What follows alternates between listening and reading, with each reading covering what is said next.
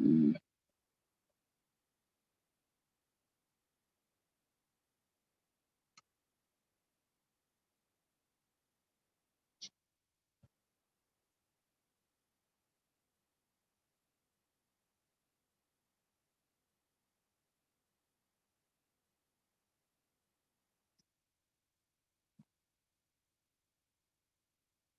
Okay, I'm getting the information put in the chat here. So if anybody wants to come and talk. So my screen will light up after I get this pasted into the chat. There we go. Okay. Yeah. Boom. There we go. That's in there. Now I go back to Zoom. There we go. We're live. Look at that background. Ain't that cool? Yeah, Noah's Ark over here. We're warm high waters halt. The beginning of Exodus. There's Moses parting the sea, and all this other stuff here is in the parted sea. Got the hand of God up there, and I got there's this Horus on his boat to the afterlife up there. You know, there's Forrest Fenn fishing. There's a surfer. Uh, there's an elephant here in the treasure chest there, and oh, there's a golden rabbit sitting on this stump right here, right where my finger should be pointing. You see the treasure chest there. So, but I could do some graphics. You might notice I've got to go get my monitoring screen on so I can see chat. There. Um, I see. Go to my home, my channel, and I've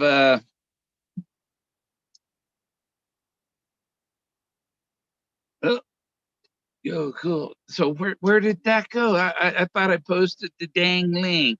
Dang it. Dang it.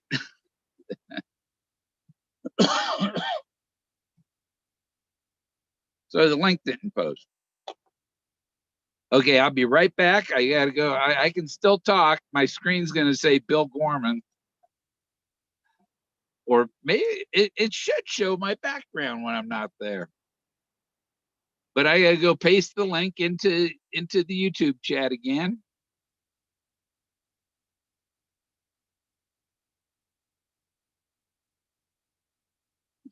Stop that.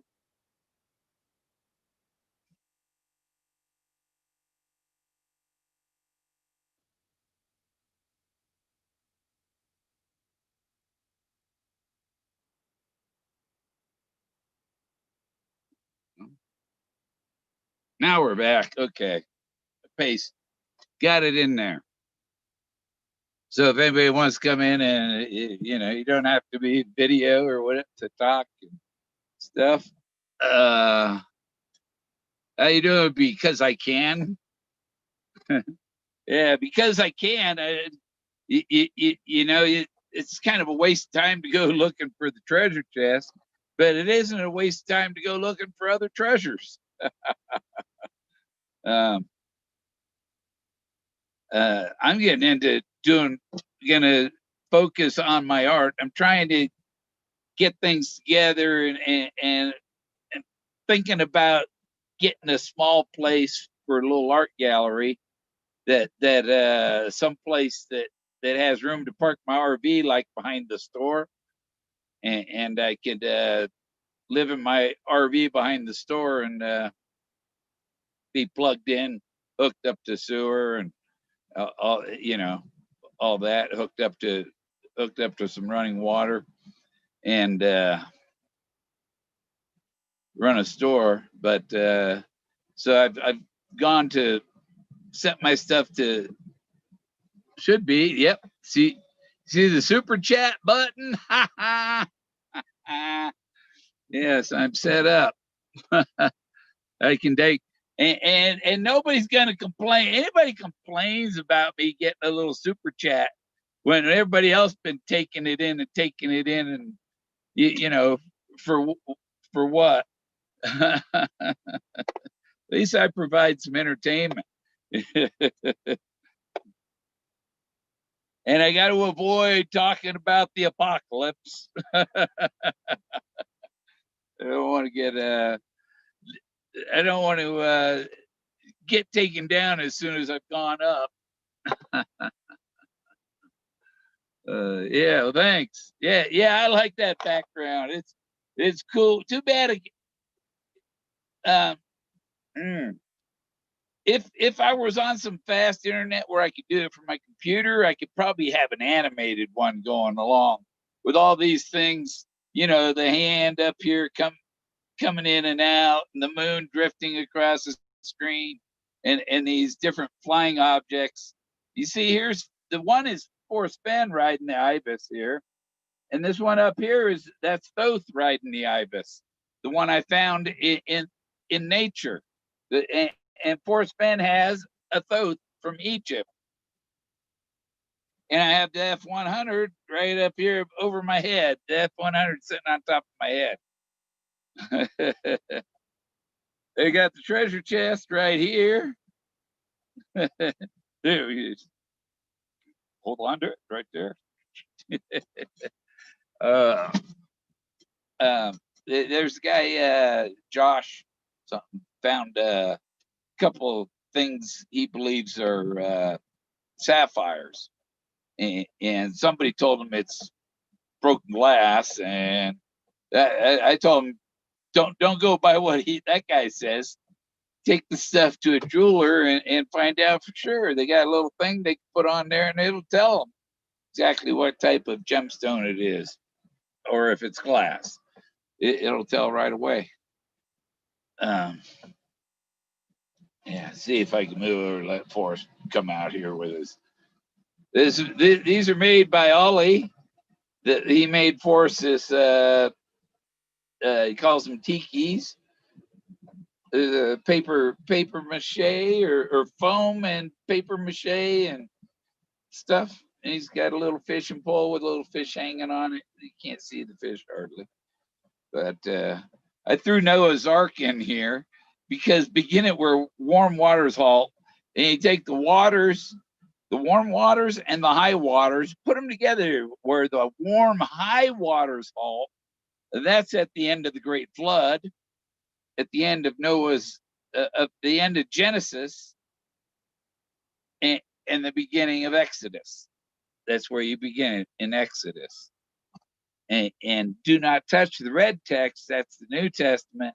So we're talking about the Old Testament and Moses. God even told Moses to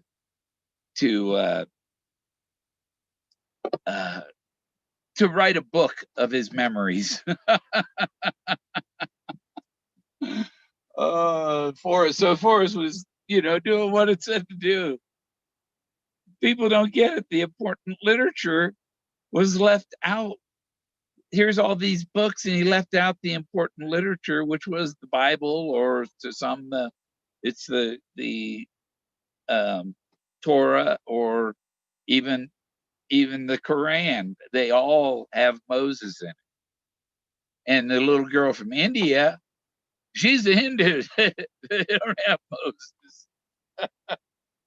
They got the Great Flood, but they don't have Moses. But I'm sure there's somebody in the Hindu religion, culture, or whatever that has a story similar to Moses. It's like the story of Moses is the story of Thoth, and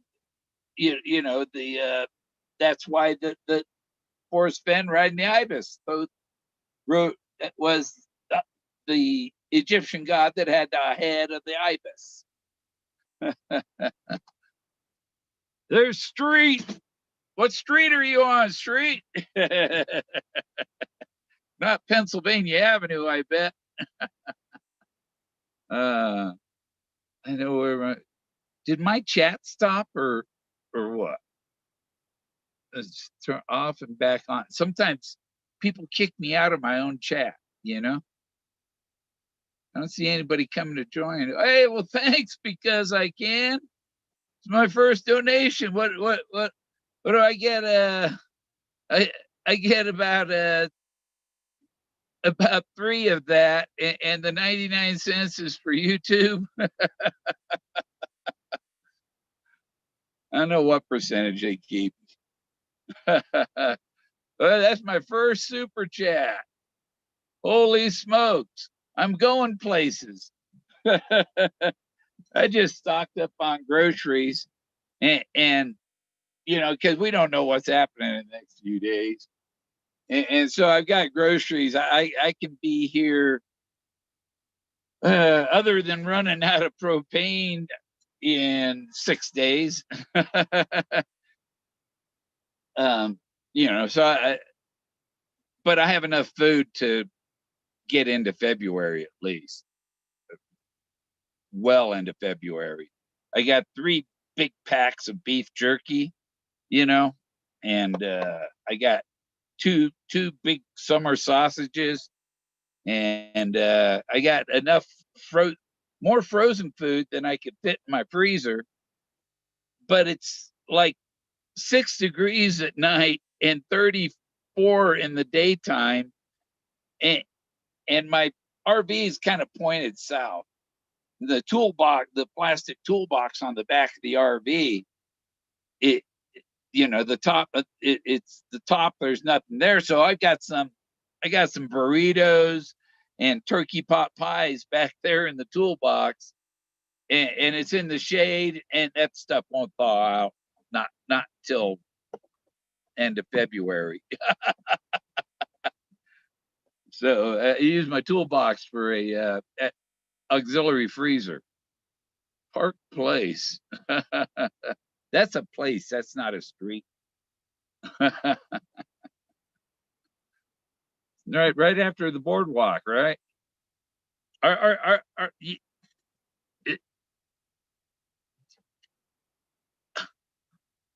You mean you're in Chaseopoly, JA?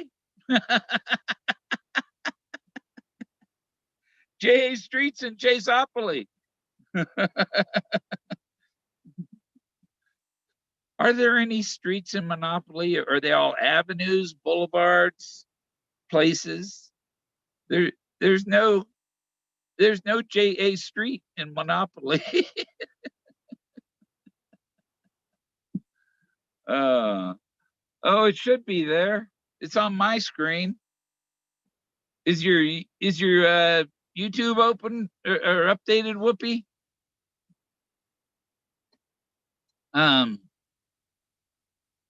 Maybe it's not. I don't know.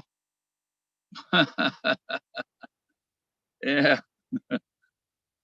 So I don't know, that chat's a little delayed, or are you stoned tonight, JA? Should I just call you Street like Barbara does? uh, I could add a couple of napalms coming off of the F-100 up here. but you see the one over here? That's the Egyptian. He's on his boat to the afterlife. That's the boat that they park underneath the pyramid. And they said both said that there was a ship under the pyramid, and they found a ship under the pyramid, like Lord Thoth said there was. That's Thoth without his legs. This bird up here, on the rock formation up in the forest, it had a pair of legs walking. It's like too far to walk. It was perfect. And I took the Noah's Ark here. It was just all it had was the boat, and it didn't have ants. So I put 2 giraffes and 2 elephants on it, and put it in there. And it's the same surfer, just mirrored on either side. One's a little smaller.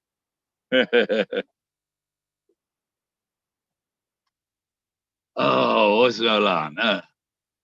Digging for what? Oh, yeah. Yeah. I told that guy if those are real sapphires, you better go back up there and look for more of them. And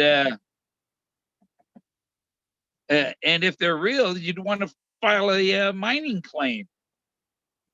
If you can find, I'd say he found a couple. If he finds any more, then yeah, it's worthwhile to go looking for it. Get a little pick thing. Oh,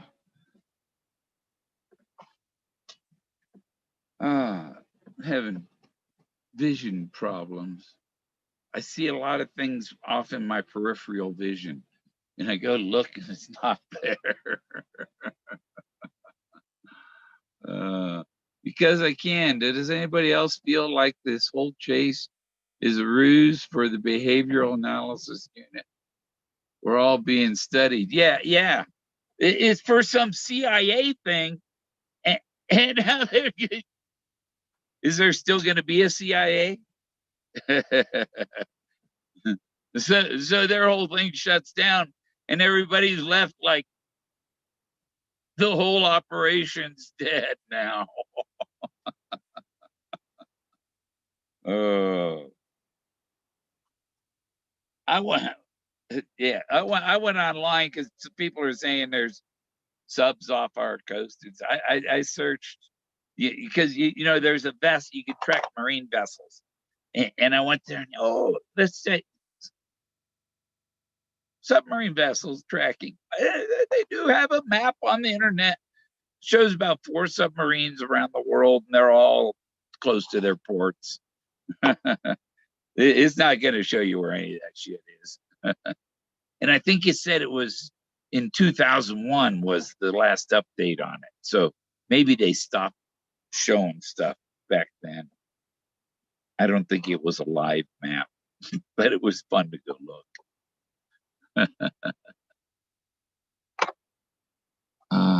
Can't, because I can't.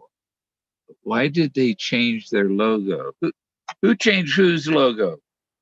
CIA changed their logo? There's an insurance company down here.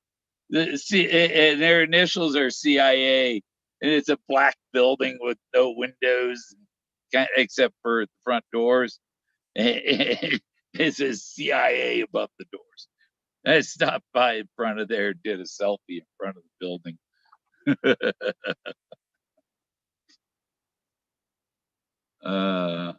Where did they change? Why, who changed their logo? Because I can. I don't know who changed their logo. Up at the top, it ain't very far. I got the link for to join in. Let me see if I can get a copy of that.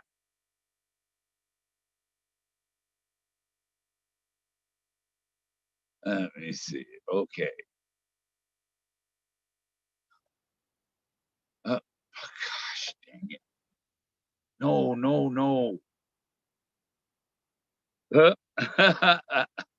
Jeez, I just joined my own. Which one is going to show me? Let me see.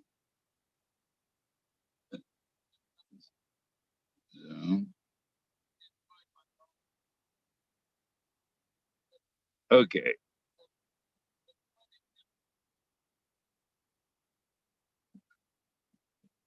Hopefully, I don't leave this one when I leave that one. I was just trying to get back to my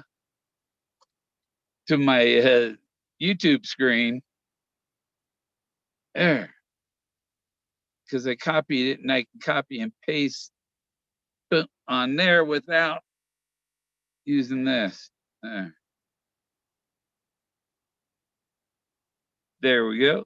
Put the link up again because I'm not talking so much. I'm moving on. Now that I'm monetized, I'm going to kind of slowly break away from it. You know, if there's Fenn stuff, I'll talk about it. But there's not a lot happening. You know, there's street. Street's coming in. And unless we got 3, it's going to do who's ever talking. But it'll probably just show mine because he's invisible.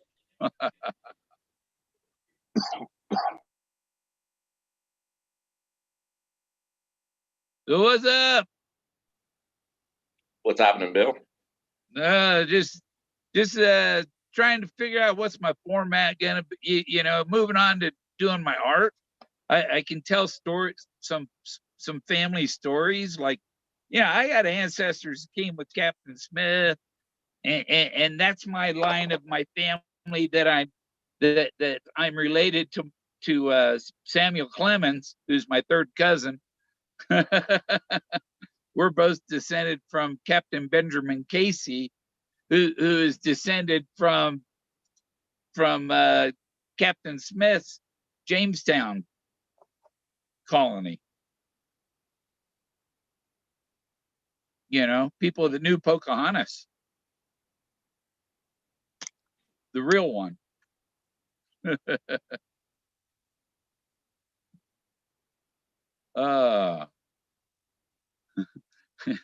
You need something so you can do yourself like that guy in Tool Time on the other side of the fence. Hey, Bill, man, I'm getting feedback. Is that from my end or your end? I have my speakers turned down. I'm not hearing any feedback. It must just be my end then. I'd have to I'll turn my volume up on the other just. Bill, man, I'm getting feedback. Is that from my end? No, I'm not hearing it on my monitoring one either. I just turned the volume up a little bit for a second there. You mean like an echo?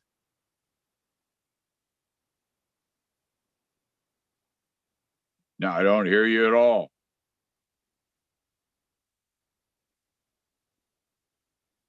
Hey, Jeff, let's see who can do the best James Earl Jones type of voice.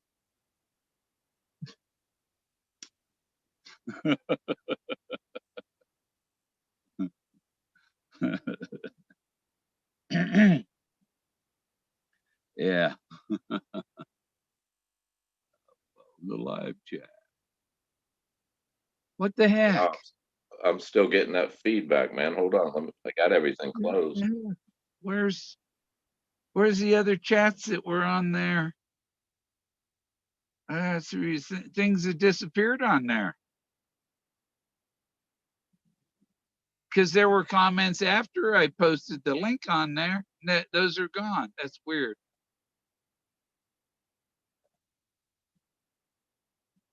It should have, if I hold on to that, it should pin it to the top or something. I don't know how this, you know, I'll figure it out one day. Or if I put it in my Zoom chat, will it stay up there?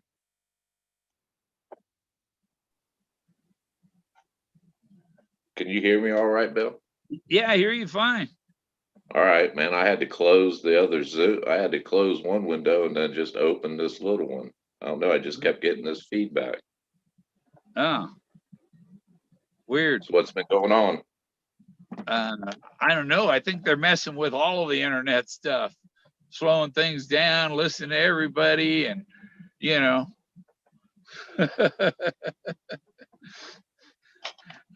Big Brother's always around, huh? They would throw us. The FBI would throw us out of there, huh?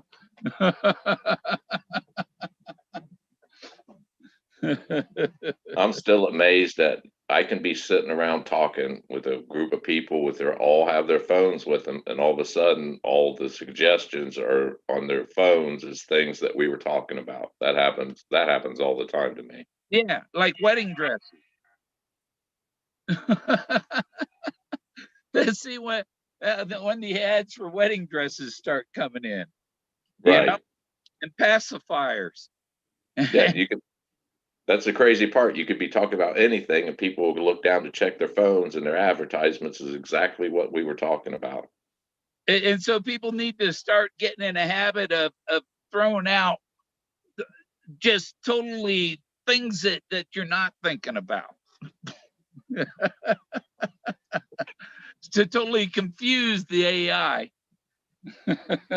So I was watching your show you did the other day, man. Barbara actually named you in her fucking lawsuit. Yeah. That is crazy, Bill.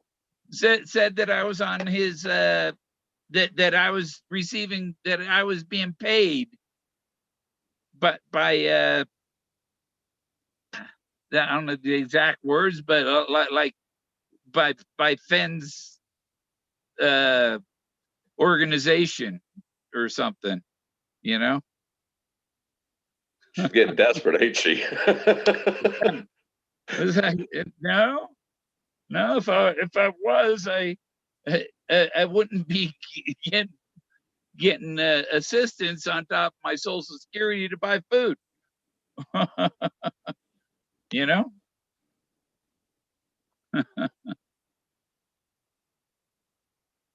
So how's the winter been out there? I think I asked you last time we were talking. Oh, Has it got 35 mile an hour wind, 24 degrees, and I think there's some snow blowing out there. Put a light out the window and see.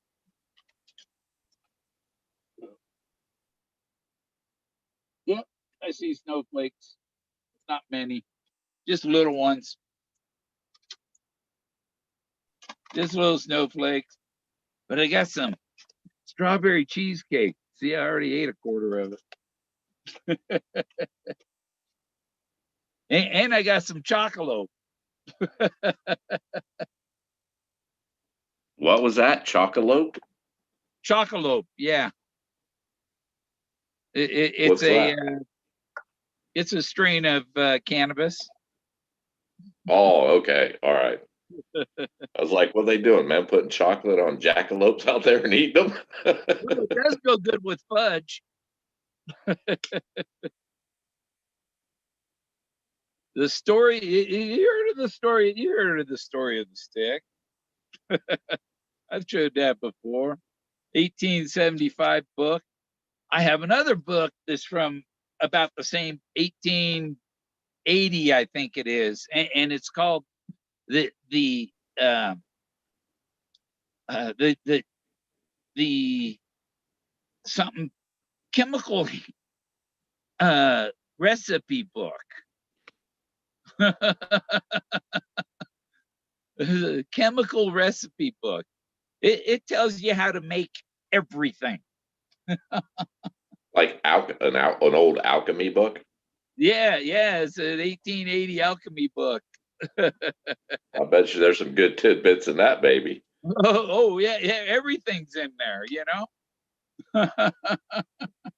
If you had some natural resources, you can make anything from that book. It's probably one of the first books, one of the books they'd like to burn. But it'll even tell you how to make imitation leather and um, you know, how to make glue and all kinds of stuff. Uh, how to make stuff, how to make paper and turn hemp pulp into paper, stuff like that.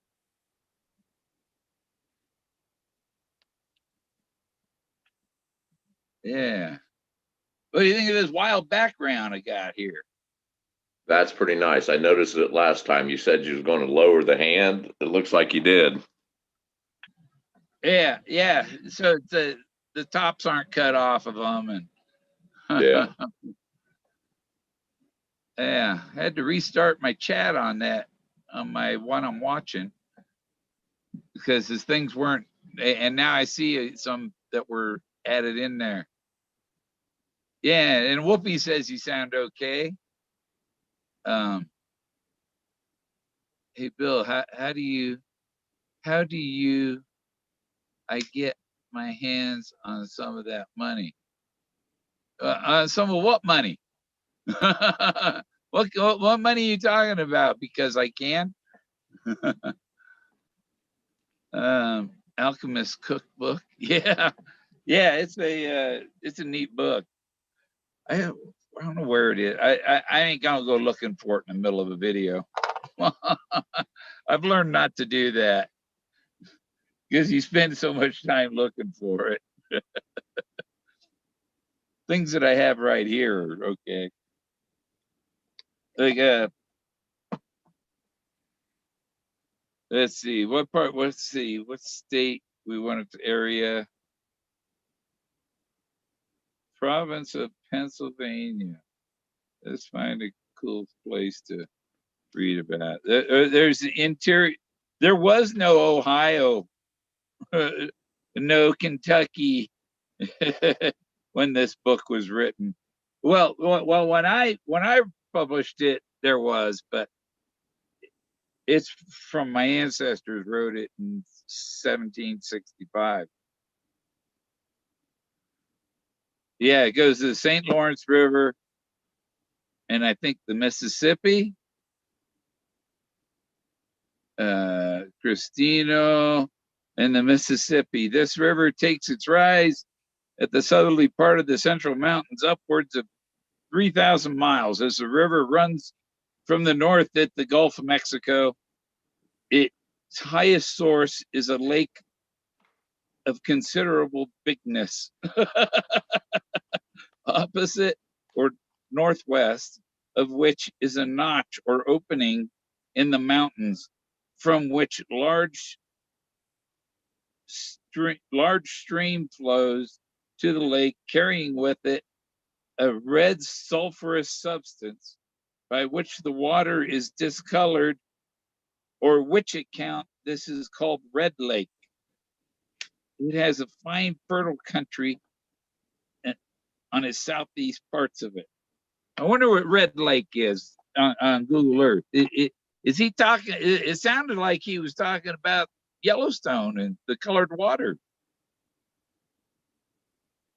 But Red Lake, it's probably up in Canada. West of the Mississippi, you said? Where the Mississippi starts. I think that's in Minnesota. Yeah, Red Lake, Minnesota. That's right. That's what Google Earth says. Yeah, I go up to Minnesota fishing every summer, and I forget the name of the town, but you can actually walk across the Mississippi. It's just like maybe 20 foot wide, man, maybe ankle deep. Yeah.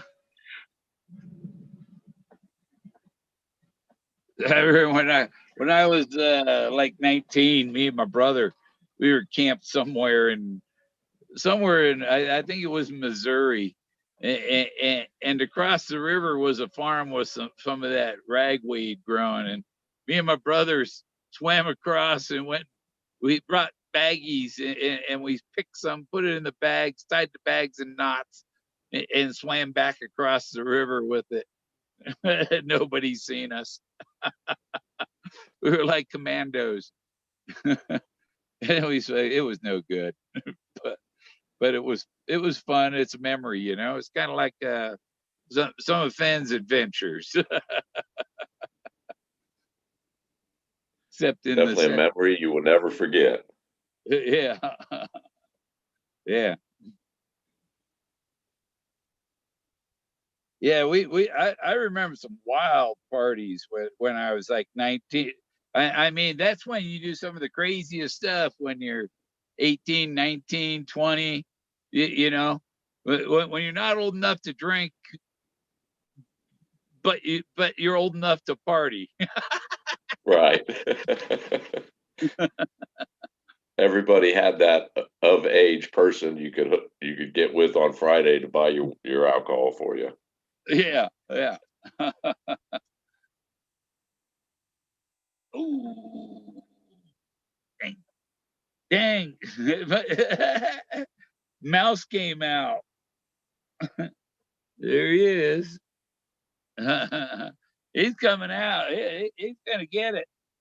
Come on out again, guys. Come on out.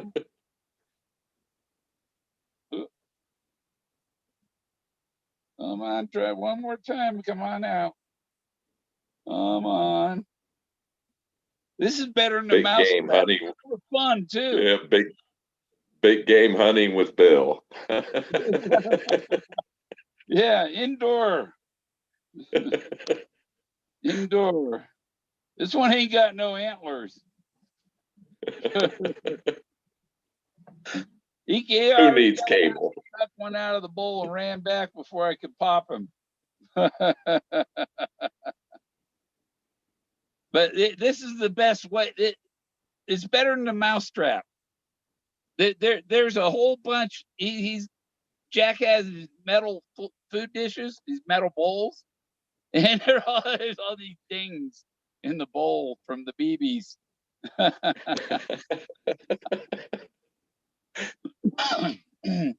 I keep some of those little glue strip things, mouse traps, little glue strip pads. I keep a lot of those in the van when I'm out in the middle of nowhere.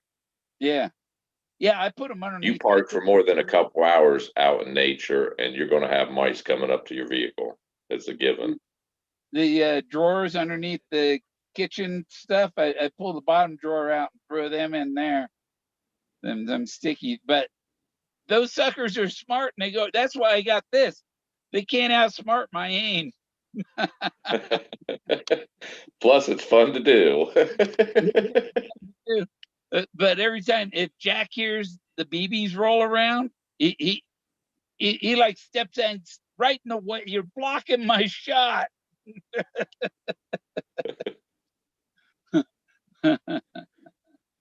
There's some reason he doesn't like, even though it's not loud or anything. I've never shot him with it, but he wasn't always my dog, and I don't know about the person who supposedly trained him. You know, there is, so I don't know if person, this is how we make you behave. Shooting him in the ass with a BB gun. Yeah, who knows? Because just the sound of the BBs rolling around, like he knows that sound. You know. There's some sick people out there, Bill. Yeah, yeah, yeah. Who knows? Can you put a camera on your dog when you drop him off for training? Or even just a microphone in the collar would do it, because you would hear it, maybe. Right. Yeah. Yeah. Well, I think he got his meal already out of there, and I missed the shot. He could be stashing it somewhere. Yeah. Yeah, I got me a bunch of goodies at the store. Because I found out I got on the programs where I get my propane assistance. So I can keep it as warm as I want in here now. I don't have to worry about not having enough for propane to heat. That would suck, especially you get caught in a big snowstorm, man, when you can't get out to get it. Yeah. Yeah, maybe I'll get a fourth tank because I need two at a time. And sometimes they both go empty at the same time. And I always got one backup always filled up. Got to have one to run the refrigerator and the stove, and the other one to run my heater here. You have the smaller, like what, 20-pound, 15-pound propane tanks? No, I got 30 pounds, 30 three pounds. 30-pounders. But the RV has a 100-pound tank, but I have to drive it. I have to bring it into town, the whole RV into town to fill that. So I just fill up our auxiliary bottle and hook it up on a hose. Yeah, those 100-pound ones are nice, but man, they're a bitch to manhandle, to move them Yeah. around and stuff. They get heavy. Yeah, yeah. The 30-pound, At my age of 30 pounds enough, I'm getting arthritis. My arthritis is getting bad in my right elbow. And I got a trigger finger. My middle finger, I get trigger finger.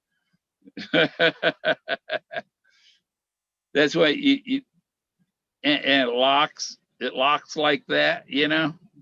Yeah. The beauty of growing old, man. Yeah, the double blazes finger. It'll put a splint on it, keep it straight. uh,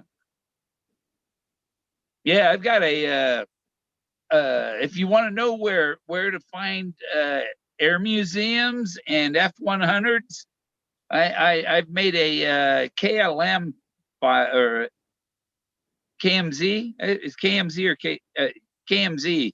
Google Earth KMZ that shows you where all the air museums in the United States are and all the F-100s. Is there a lot of them? F-100 it'll say F-100 and Air Museum, but I have other ones that just say Air Museum, and there could be F-100s inside the museums. I just don't know.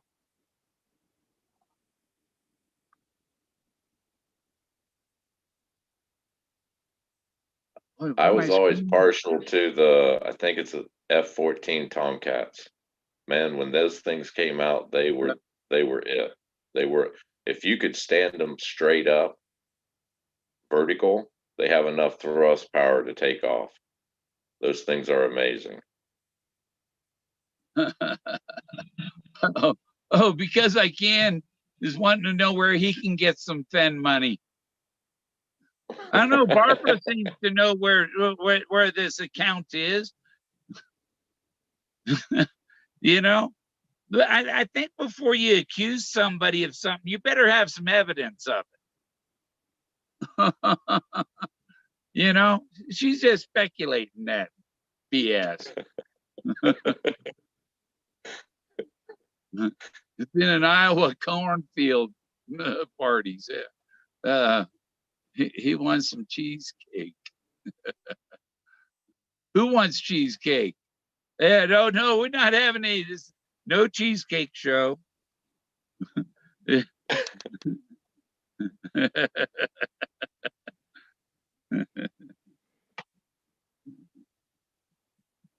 Yeah.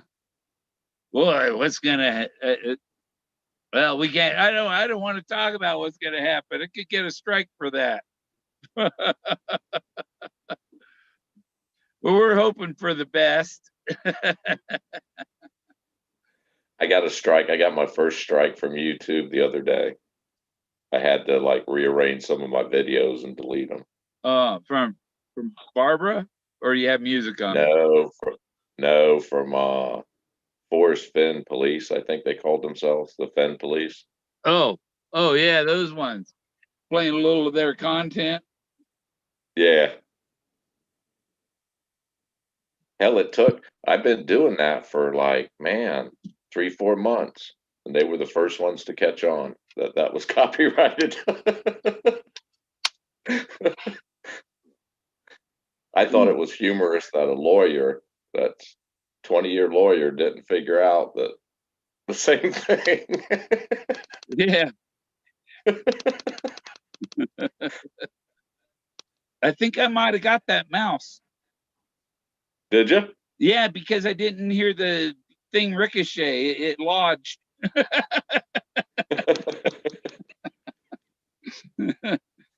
It didn't hit see a little white. Hit the tin food dish, and it didn't ricochet.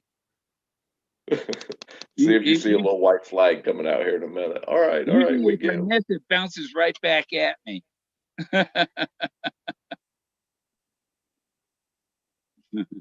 Yeah, he come out. I got that thing up. I scare him away on the first time he comes out, keep him from getting a snack, and then I know he's going to make another attempt. I bought me a little pump Daisy BB gun for like when I'm out camping out in the middle of nowhere. It's fun to shoot around. Yeah, this one's a Daisy Winchester. Yeah, you got one of those nice ones, man. Came with the scope and all that. I went for the one above the Red Rider. Yeah, I went for the cheapy one. Yeah. Yeah, that's why I put pellets in it or the BBs. Hell, a And lot when of you people shoot use them. inside, you got the BBs to put back in it. It's just too bad they A don't have lot, a a lot little of people. iron in them so you could pick them up with magnet.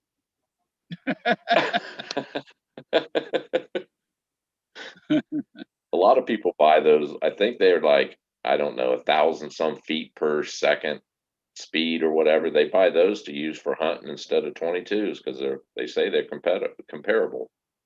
Yeah, yeah. I've got pellets, and I got a thing of BBs and pellets. The nice thing about BBs, you can fill the chamber up and just, Yeah. quick load.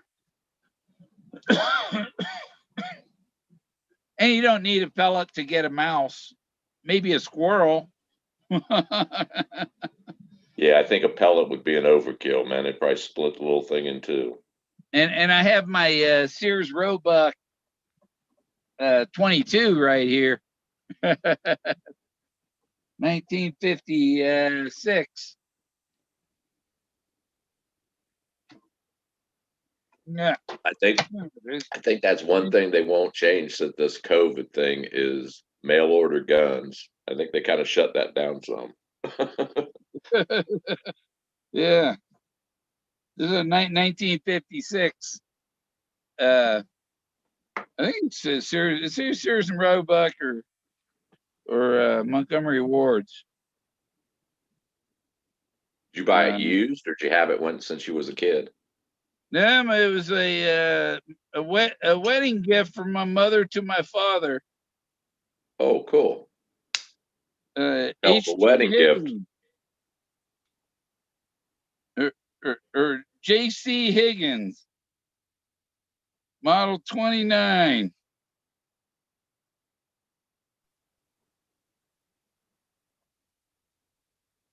And then it says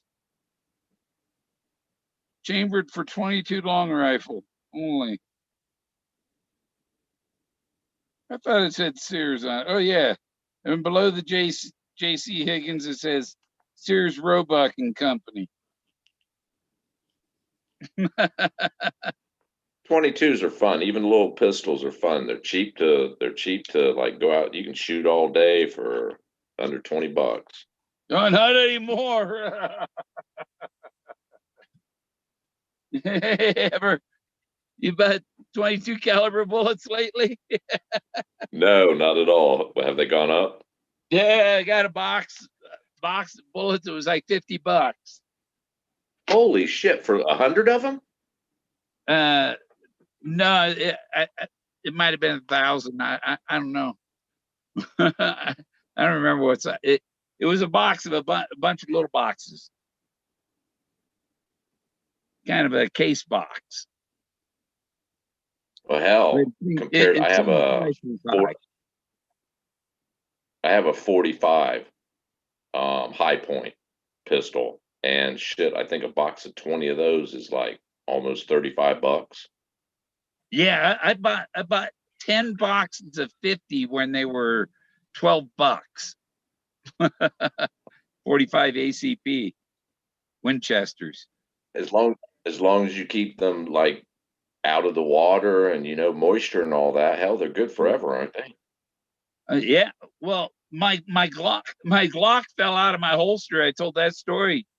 It fell in the river, and I found it the next. It was the end of the day, and I realized it fallen out of my holster, and so I came back where I was searching, looking for it, tracing my steps, and I found it in the river. And it still fired. Yeah, and I figured, well, those were wet, so I better fire them. And they all fired. So I tell you, the Winchester ammo is pretty good if it can stay in the water that long. That's the type you buy, Winchesters? That's what I had, yeah. But I bought them in 2000. They're 20-year-old bullets. They still work. That's the Glock that you, or the gun that 9mm is what you shot that tablet with, wasn't it? No, it's a 45 caliber Glock. It's Glock Is 21. that what you use? Is that what you used when you shot that little notebook tablet thing? Yeah, yeah. I shot the notebook with a 45 ACP. And I bought it to stop bears. It can't even stop a tablet. Yeah, yeah. It's supposed to stop a bear. It can't stop a cell phone. No, but it's telling you if you got a phone, you can make a vest full of pockets for old cell phones, and he got body armor. And they can locate you with GPS if they need to. Now that'd be fun to do, to make a vest like this, and then get one of them ballistic gel dummies and test it. Cell Besides phone some body. sore ribs, he survived. Yeah, yeah, and the other thing, yeah, if you were going to do that, you could also, yeah, you put ketchup behind the vest. um, you could make the vest out of it. You could have a Kevlar fabric with these phones, just for a little extra protection. With all the pockets to, you could have them on your shoulders, even shoulder flap phones. uh, There's definitely enough empty or old phones lying around you could do it with. yeah, well, if it's not just the Gorilla Glass they use in the phone, but there's the PC board is fiber. It's a fiberglass, or maybe there's a little graphite or something Kevlarish in the PC boards. I don't know, man, but when you showed that tablet afterwards, they weren't ricochet shots. I mean, a couple of them up in the, like towards the corner, I think it looked like it hit solid and square, man, and all it did is just like knocked out a little bit of the glass. It bounced off, yeah. That was amazing. I still have that tablet. I keep my I keep my fired electronics. You're fired. I had a video. I had an HP, one of them 17-inch HP laptops that had Windows Vista on it or whatever, and it quit working. and I tried new hard drives. It still didn't work. And I took it out, put it on a stool, and shot from the hip with my shotgun from like 30 feet, right through the middle of the screen. So those old laptops, they're not bulletproof. But was that a Samsung, or I don't know. It was an L. No, I don't know if it was. Maybe it was L. Yeah, I think it was a Samsung. I don't know. Oh no, that was a Lenovo tablet, wasn't it? I think, yeah, it was one of those off. Yeah, I think it Or was. no, it was a Verizon Ellipsis 8. That's what it was, because that thing was crap. I've never liked Horizon. I had it on my first cell phone years ago, and I just never cared for them, man. It just seems like they kept jacking prices up, and I didn't like Verizon. Yeah, I want to get the Starlink. I can't wait to get on Starlink. Get rid of this Verizon, and then I can stream from my laptop. I was looking into well, speaking of Verizon, I was looking into a way to like have Wi-Fi and not get one of those Verizon little hotspot things that you got to pay like $100. They have a thing called they use it for like online schools now. It's a global modem that you buy off Verizon and clip it into your, what is it, USB ports on the side, and it'll give you like a hotspot internet anywhere on the planet. Yeah. But the price you got to buy the little thing for, and it's the little thing for like $250, and then it's outrageous price every month for an individual. Well, they say that this Starlink is you'll have a dish. You can be on the North Pole and use it, and because they just approved some polar orbiting Starlink satellites. I think 8 of them are going to be polar orbiting, and there's going to be like 20,000 of them otherwise. What company is that? Starlink. 200 megabytes. Yeah, SpaceX, Elon Musk. Musk is doing it. They put look, just search for the videos on YouTube. You see the Starlink launches, and they have 60 Starlink satellites on one rocket. And they'll go up there, and you see a trail of satellites coming across the horizon just until they spread out, you know. But it's really neat right after they launch them, and you see this trail of satellites coming over. I think that's crazy how he developed that, or was responsible for developing how the booster rockets and all that land on these little platforms, man, remotely. That is crazy to watch. I think he should be science secretary.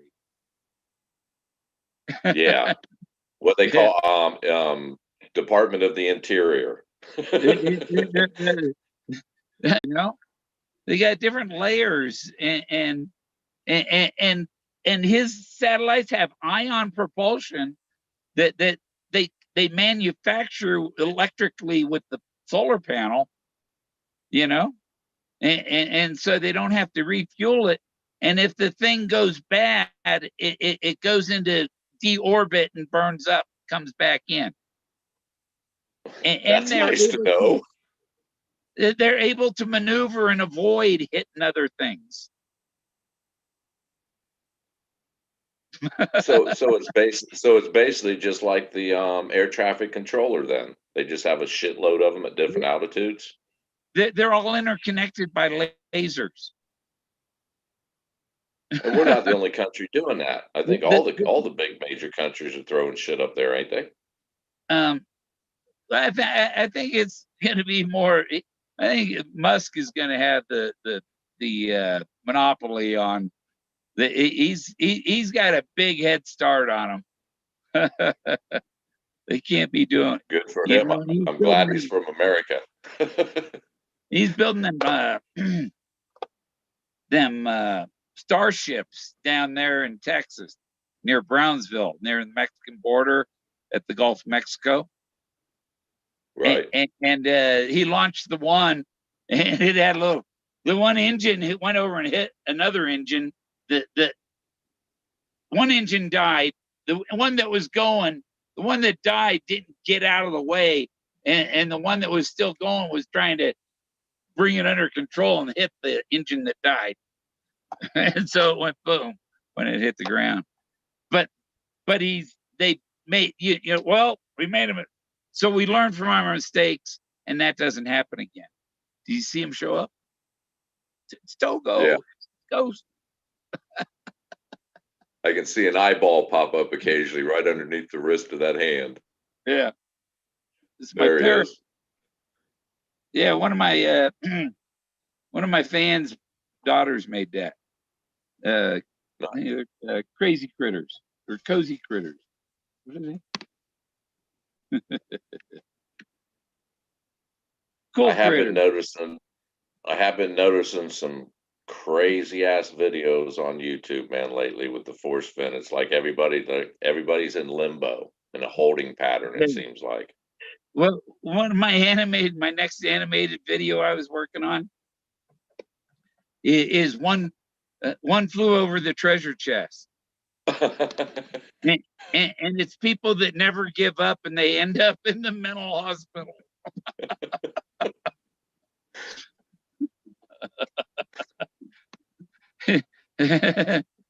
I think a lot of us started out, we were already there anyhow, Bill. I have it with the I have Greg in a straitjacket in it, behind bars in a padded cell. And so Jack Nicholson is the Dr. Jack Nicholson, right? Right. Leave Jack Stoof in the cell with Greg. And Greg's in a straitjacket, Stoof isn't. That'll be a good conversation to listen to. Yeah, I'll be back tomorrow. You guys just get comfortable.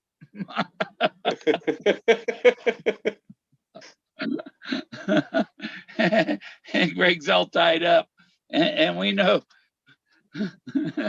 he left in there with Jack Stoof.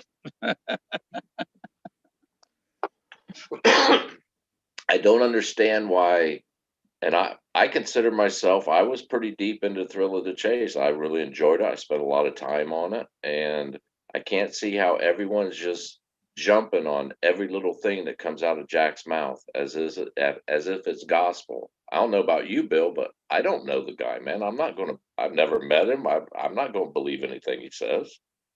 Yeah. He's never, he doesn't have any solution. It's all, oh, is that called conjecture? Yeah, speculation, conjecture. Speculating. Yeah, just well, or a little why, nothing more than Toby offered. Who's that? I've never heard of that. Who is he, like new to the YouTube family? No, I think he's gone. um, I think they already picked him up. Now, how about I heard one of the people they arrested and that went in. He didn't go in D.C. He didn't go into the Capitol, but he had people showing up, coming there, telling him to do things. But he was a councilman from somewhere in New Mexico. Well, hell, I've seen they've advertised that like retired lieutenant colonel or something. Yeah, In like the Air Force or something, and he had his battle gear on. And an Olympic swimmer. That's crazy. What the hell?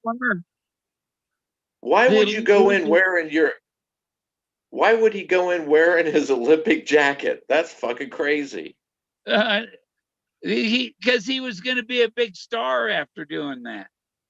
He was. Yeah, he is. This is going to be the best movie I ever made. And they were being escorted in by the police. It appeared that way, didn't it? And he was. We can't talk about that. He was organizing for them people that sound like land management.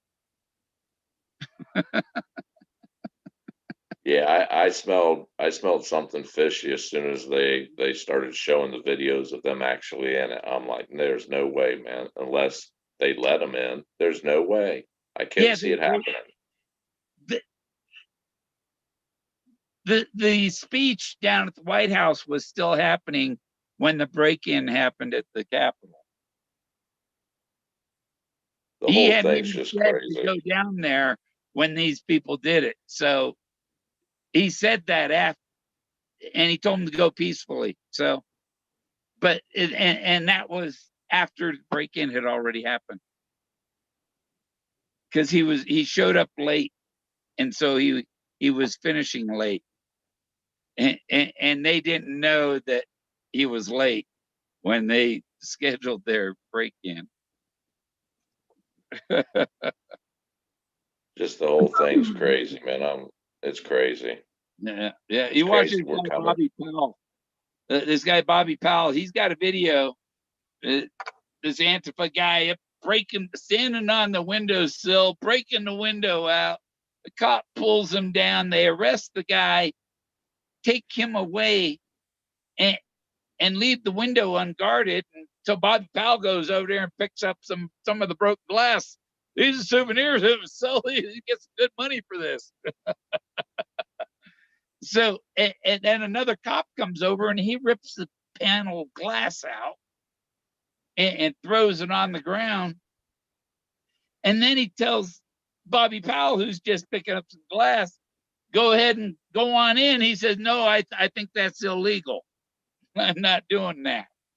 And he offers this other guy with a flag comes up, grabs a cop and pulls him out of the way and goes like he's going to jump in. And then the cop grabs him as, not for trying to go in, but for assaulting the cop. But he was telling him, go ahead, go on in. It just didn't seem right. It just didn't seem right. Yeah. Yeah, it was.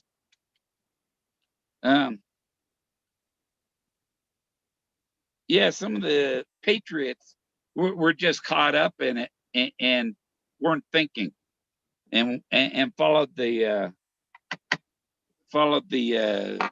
paid aggravators.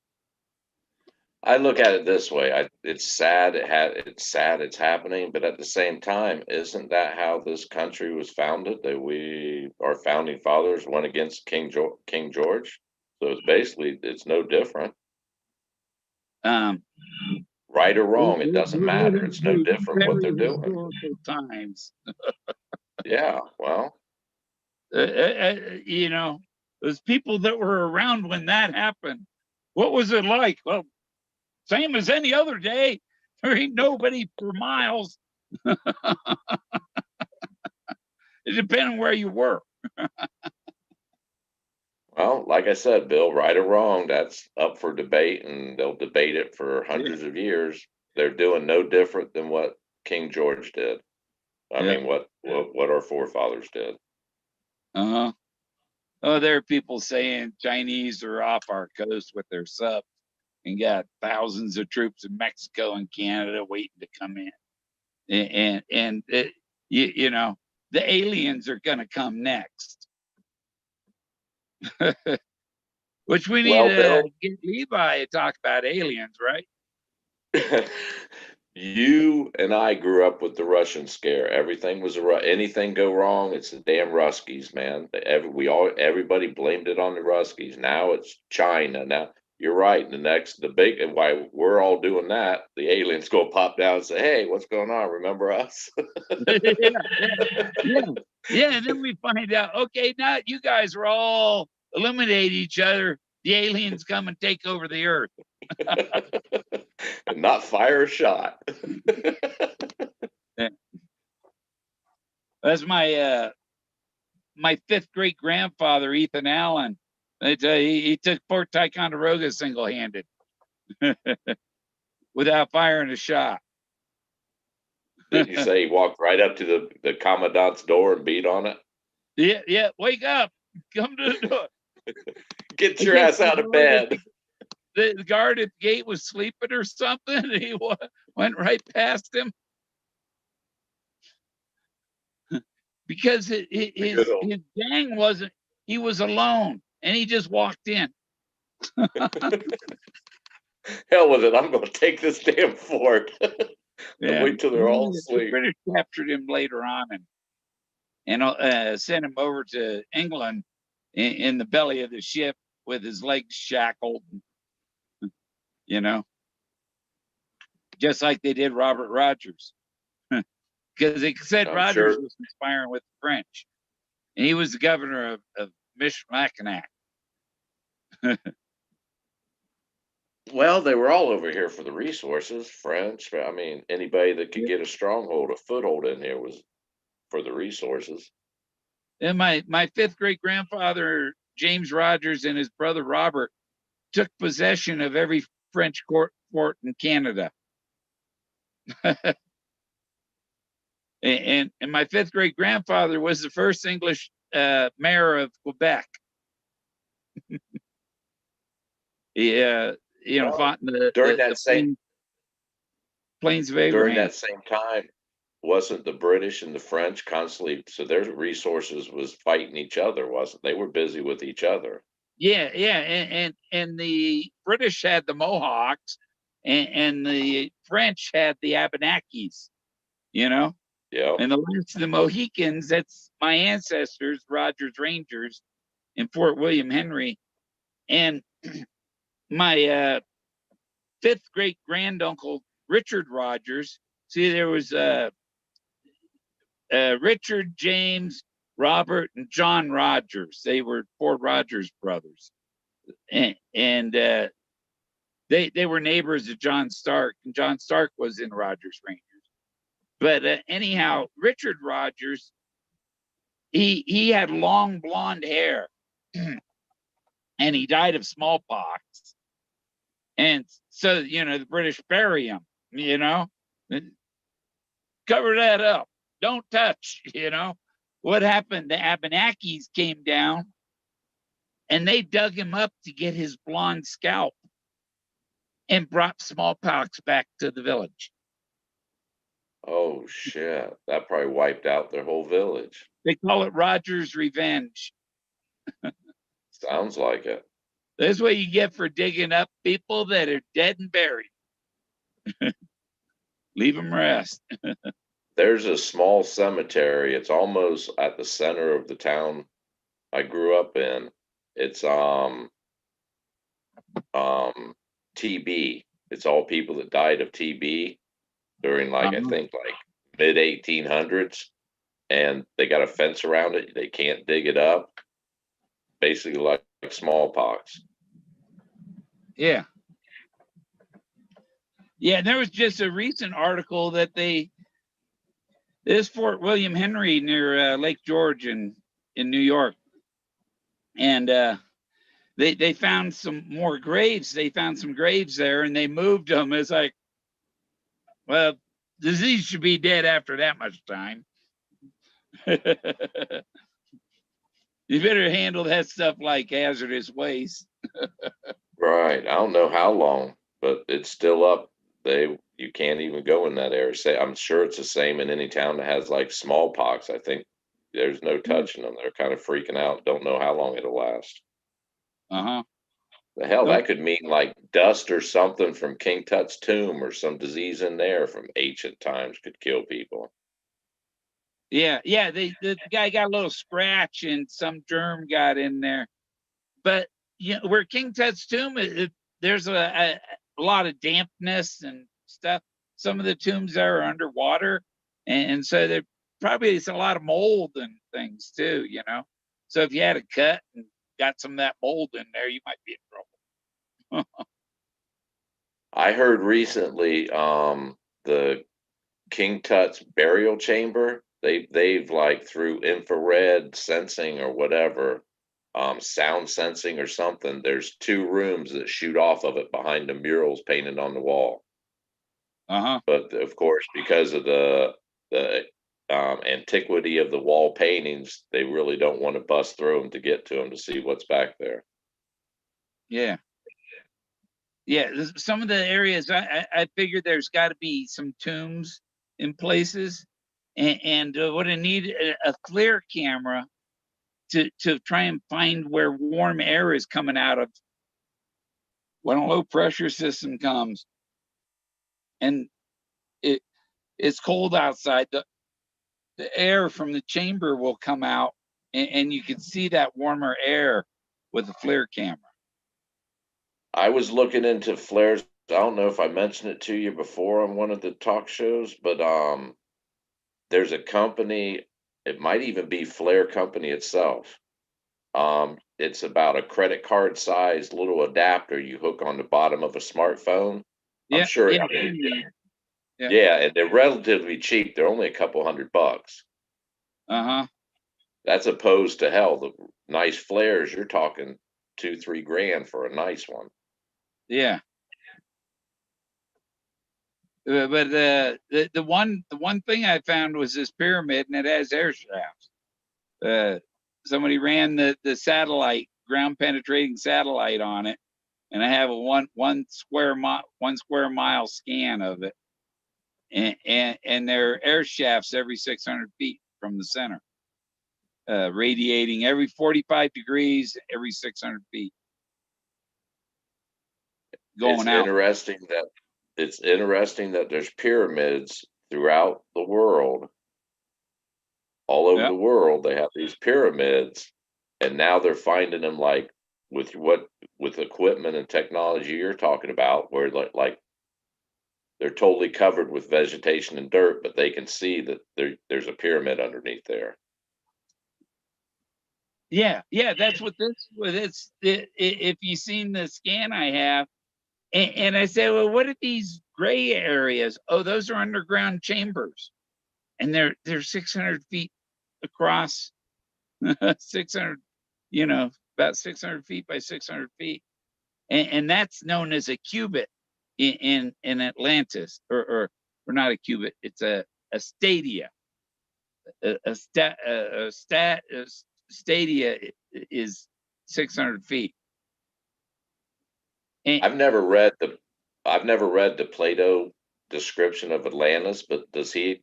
I'm sure you have researched it. Is there depictions of pyramids in Atlantis in Plato's writings? no, but there's a depiction of this valley. I don't know if the city, and I don't think, maybe they didn't know what to call them. And they're buildings, maybe. There were megaliths here, but he said that Atlantis had a large rectangular valley surrounded by high mountains covered with crystals, and that's this San Luis Valley. The Hopi consider it Well, if you sacred. find crystals, you find gold too, don't you? Don't they go hand in hand? Yeah, there's gold here, and but you have to go down pretty deep to get the, it'd be something to buy, maybe if you had like the treasure chest, with enough to buy the whole block, 50 acres, and dig down to the water table. Put a swimming pool, uh, uh, dig down, and so you can walk down to and have a little pond down there at the bottom, in the water Right. table. That'd be neat. But down there should be lots more gold. It's just how deep you got to dig. But I guess even processing the water, run a wash plant and stuff, as long as you weren't using cyanide and stuff. There's just so many damn. Huh? I said there's just so many damn regulations anymore. They regulate anything and everything. Yeah. Well, the Mount Blanca over here is a extinct volcano, and so all of this is an old mud flow, but it's not mud flow; it's a crystal rock flow, because the whole mountain's covered with crystals. It's look up the La Garita caldera. It was like 4 times the size of the Yellowstone caldera. And that's the area you're talking about? Yeah, that's where the pyramid and all that is. Over near the La Garita caldera. They even have a thing called the Elephant Rock, and it's like, it's not even my Mammoth Parade. It's a different place, and there's all kinds, everything around here is sculpted. A lot of them, you got to take a picture of it, and if you look at it, holy shit. and the thing, I think that some of these rocks were made, like they said Adam and Eve were made from mud. They took the rocks and sand and made these rocks. I've watched a lot of shows, documentaries, scholared learners, and they were saying a lot of these buildings and structures throughout history are, it looks like, and their culture talked about liquefying rock. They could actually liquefy Yeah. rock. Yeah.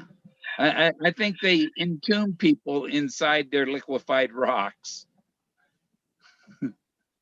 And I'm not saying mud fossils where some figure turned into the no, they had you know, maybe a dead mammoth that they loved and had all their you know, for 60 years, and the mammoth died, you know, and they entomb it inside a rock.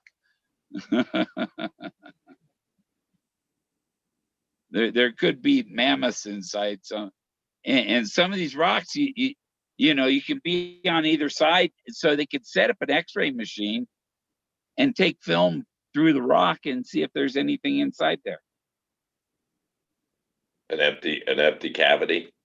Yeah, see if there's empty cavity or bones or, you know.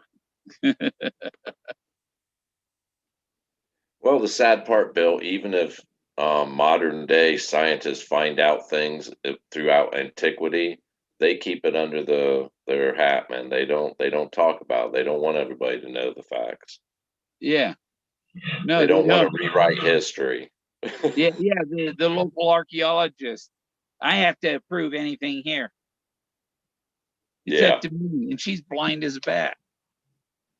I think they pick them that way and train them that way, honestly. Yeah, yeah. Well, the deep state, they're going away. Fenn money. Oh, what am I? Man, it's like comments are missing.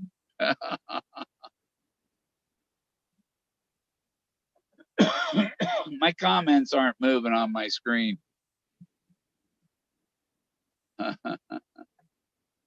Yeah, yeah. One guy thought he found them sapphires. Thinks he found some sapphires. You know, there's one. You know, you're out there looking for Finn's treasure, but you might find something more valuable than that. There's always a chance. There's 30 million in gold hidden around here. Probably a better chance of finding that than Finn's treasure. So what, is this something new that just came out? Someone saying they found a bunch of sapphires out there? Yeah, somebody on the treasure seekers group. Joshua. Uh, my throat's getting dry. Hit mute and cough in a minute here. Oh, gotta find the right tab. Oh, this should be in my easy to get there. Where'd he go? No, no, no.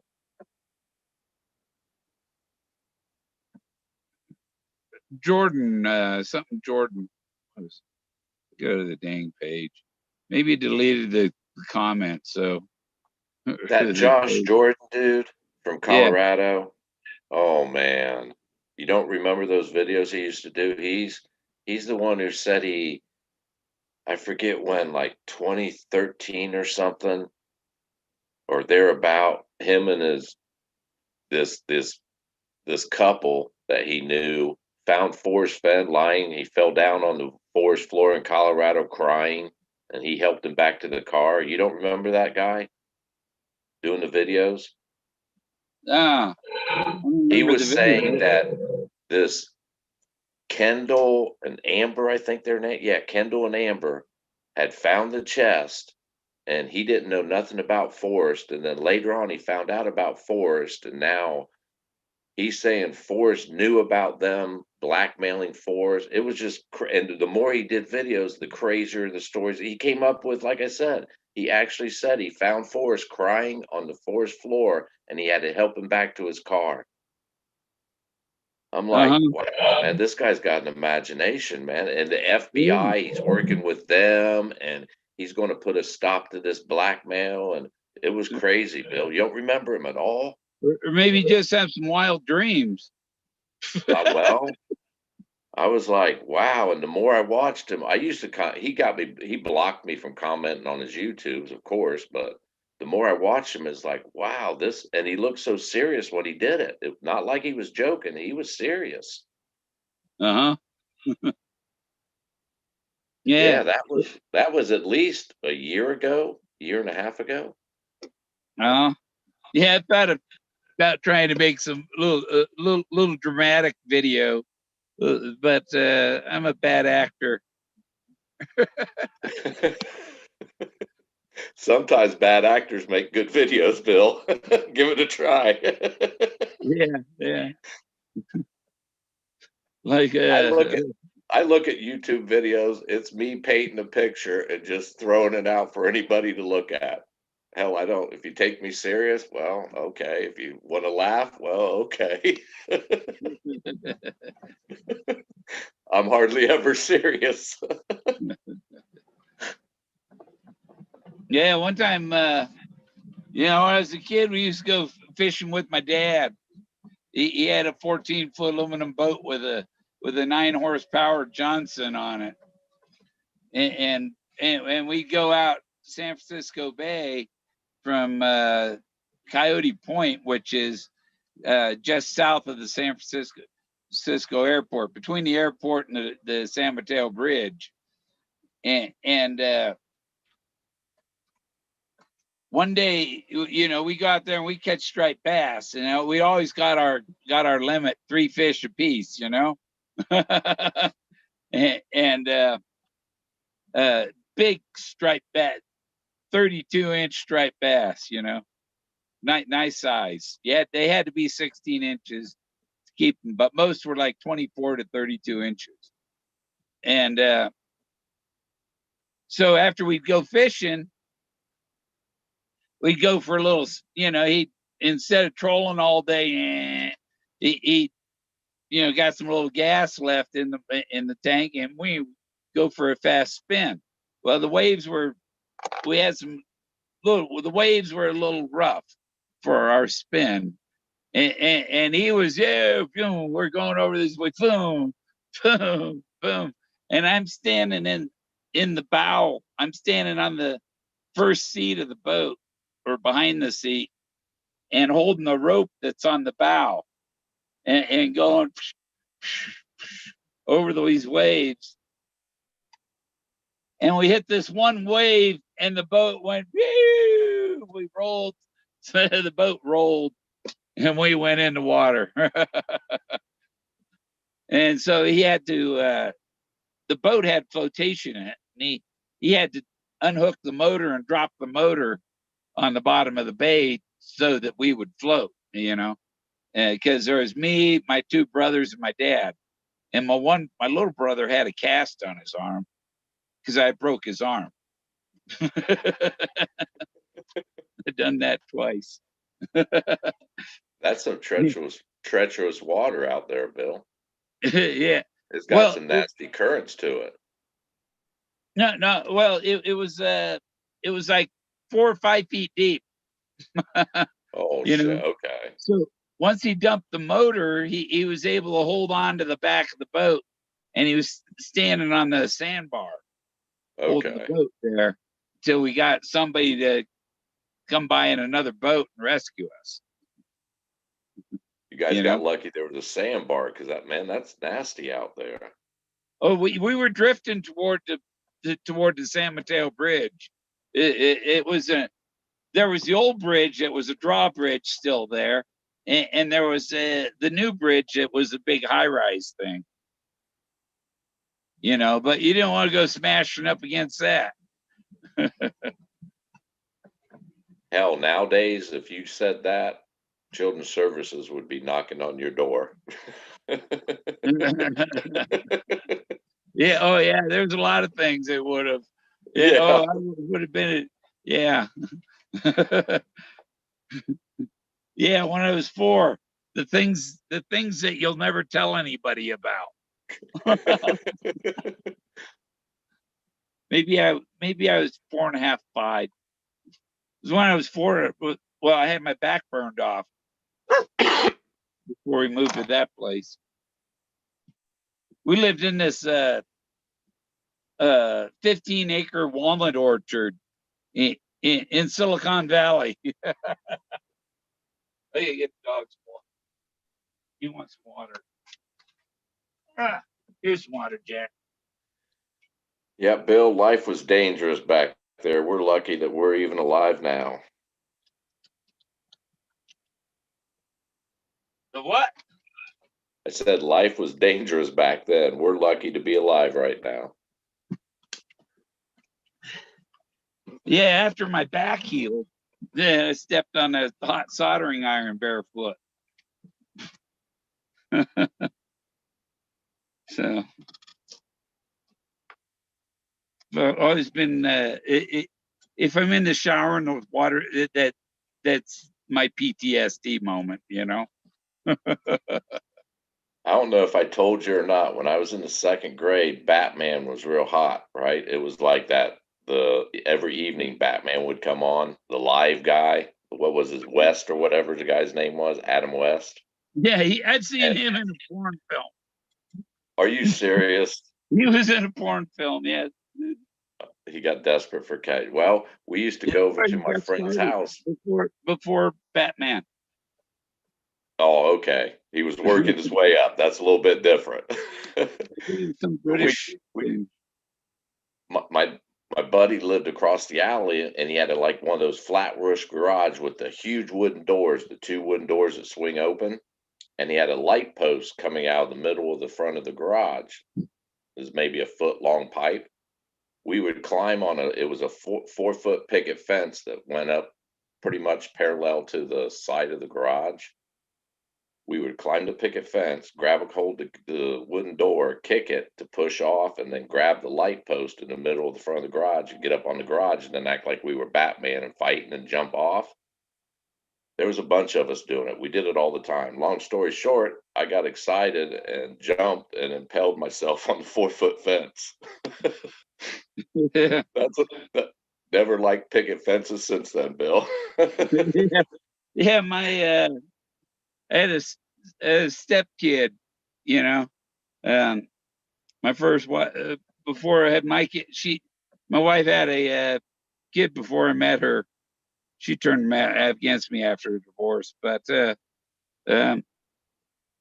anyhow, him and his brother were out goofing off, and see, one was about 4 and the other was 7.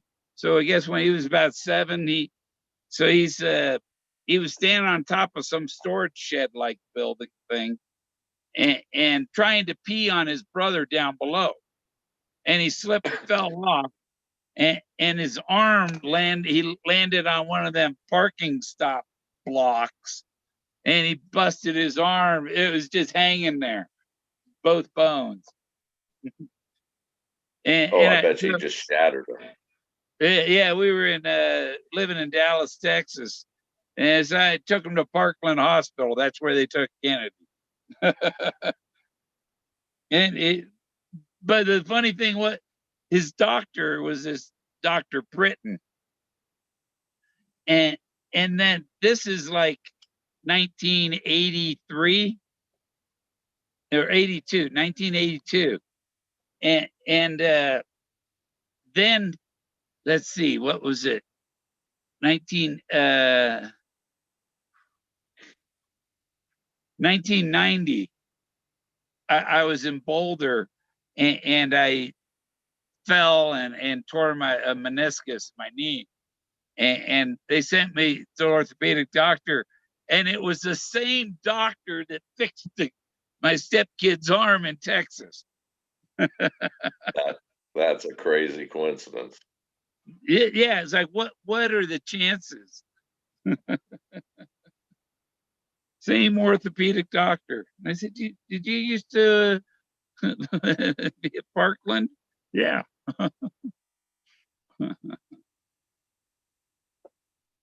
Weird. But then he underrated my knee and stuff, and you feel betrayed. I've had 3 orthoscopic surgeries on my right knee. I'm looking at a knee replacement, but man, they don't even guarantee them for 10. Best case scenario, you have them for 10 years, you got to redo them. I'm going to walk until it falls off and I can't walk and then do the knee. Yeah, People say it's cool. People say it's no big. Yeah, that's a big deal because what if something goes wrong, my bone shatters or whatever? Now I don't have hell. I mean, they're not that good, and those bionic or whatever add-ons are so damn expensive. I'm just kind of scared to do it, man. yeah. I've had the shoulder done twice, 2013 and last year.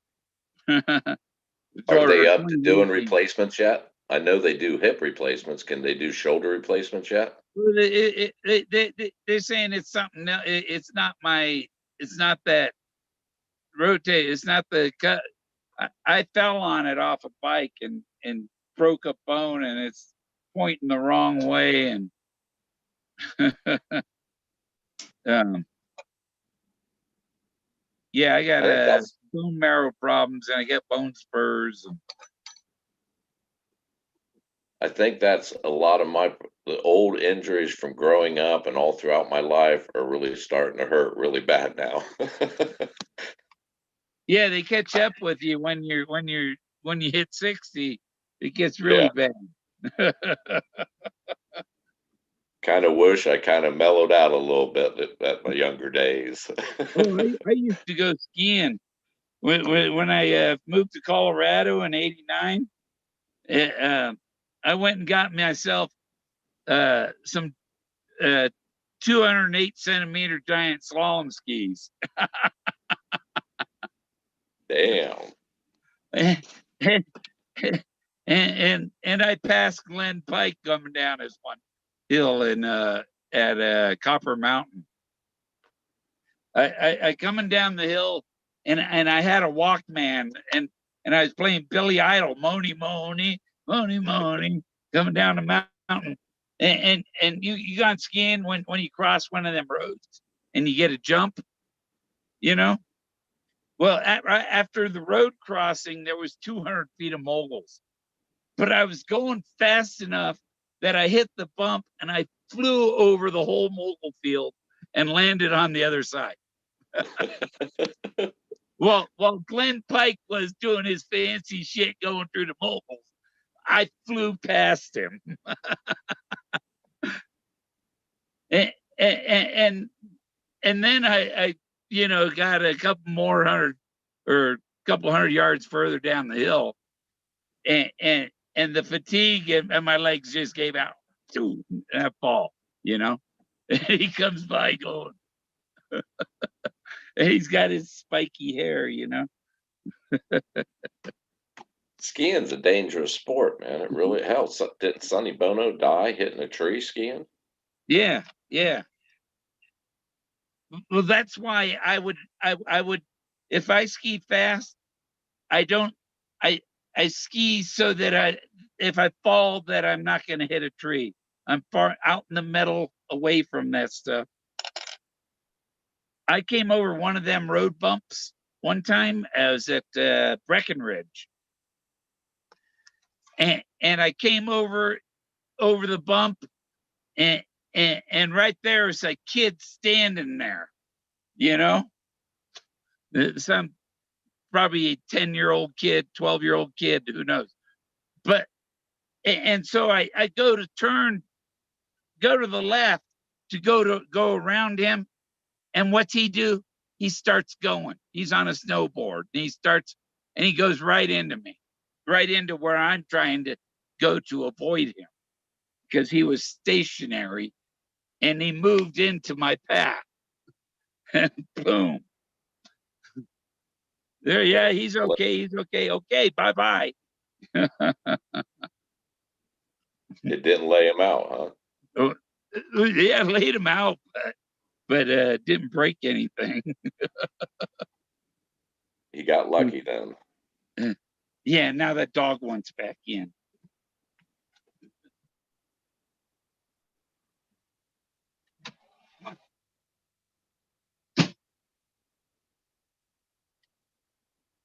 least he came in quick.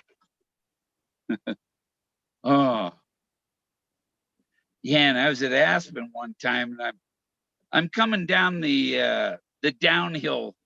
I wanted to go down the downhill course that they were using for the Olympics, or what? It wasn't the Olymp. It was some competition or whatever. And so I was going down pretty, because I had these fast skis, and it's a slope that's not for beginners, and there are people with their kids on there that are getting in the way, they don't know about blind, like where those roads are. You don't want to stand stationary below where somebody's going to come and hit, and they can't see you coming down the hill. You want to stop off to the side in the open where people got a good view of you before they get there. I think they did the Winter Olympics in Aspen. Yeah, I think I don't know what it was. This was like 80s, 90s. Yeah, yeah. I think that time was that might have been about 299 or 2000. I'm not sure. Oh, they definitely had it. They definitely had the Winter Olympics. And that same day I was there at Aspen. Or I don't know, maybe it was a different day at Aspen, but everybody's up there on the slope, lighting them up. A lot of people and stuff, and so we've stopped with this group of people, having some smoke and whatever, and this one guy stops, a guy in a red coat stops and is just watching us, and he's just watching and waiting for me, waiting for us so he could follow us down the hill, right? So I tried to cut across over to another trail through the trees, but he was waiting for me when I got down where the trails come back together, and then and so I figured he was waiting to catch me at the bottom of the hill, and so I see him standing at the crest of this one hill where you take a break and then you off down the hill again. And I came up and I skied and I stopped right behind this guy. I'm standing right behind him and he's looking for me. and then I waited. I waited for him to, and when he turned around and seen me, and then he looked the other way. When he looked the other way, I took off behind his back where he couldn't see me. And I went down and then I cut clear across the hill into these moguls, and I laid down and hid in the moguls, right? And I watch and I see him come down the hill, and he's looking all over the place, looking and looking and looking, and he's, yeah. Oh, that was a cop. Somebody trying to bust me, right? Right. So I turned my jacket inside out and come down in a black instead of green. Back when you used to run and hide when you got high. Yeah. Why do people have to worry? Oh, I've got to bust. Freaking troll freaks. Now it's an everyday thing up there on the slope, I'm sure. Oh yeah. Hell, those little vape pens, man, are easy to carry and they're convenient. Yeah. Yeah. I think the last time I went skiing was 96 or 97. Maybe it was 96. And we went with a radio station out in California, went to Kirkland. And I'm up there skiing. I come around the cliff, and I'm coming around this mountain, kind of coming level across a road, like a roadway thing to get over to a part where you can ski down. It was kind of rocky and steep, too steep and rocky below there. But anyhow, I'm coming along this trail and I hear this, this noise. And I turn and look, the F-18 just right about level with me, right past me. Wow. Badass. But I was thinking, what about that cornice over there?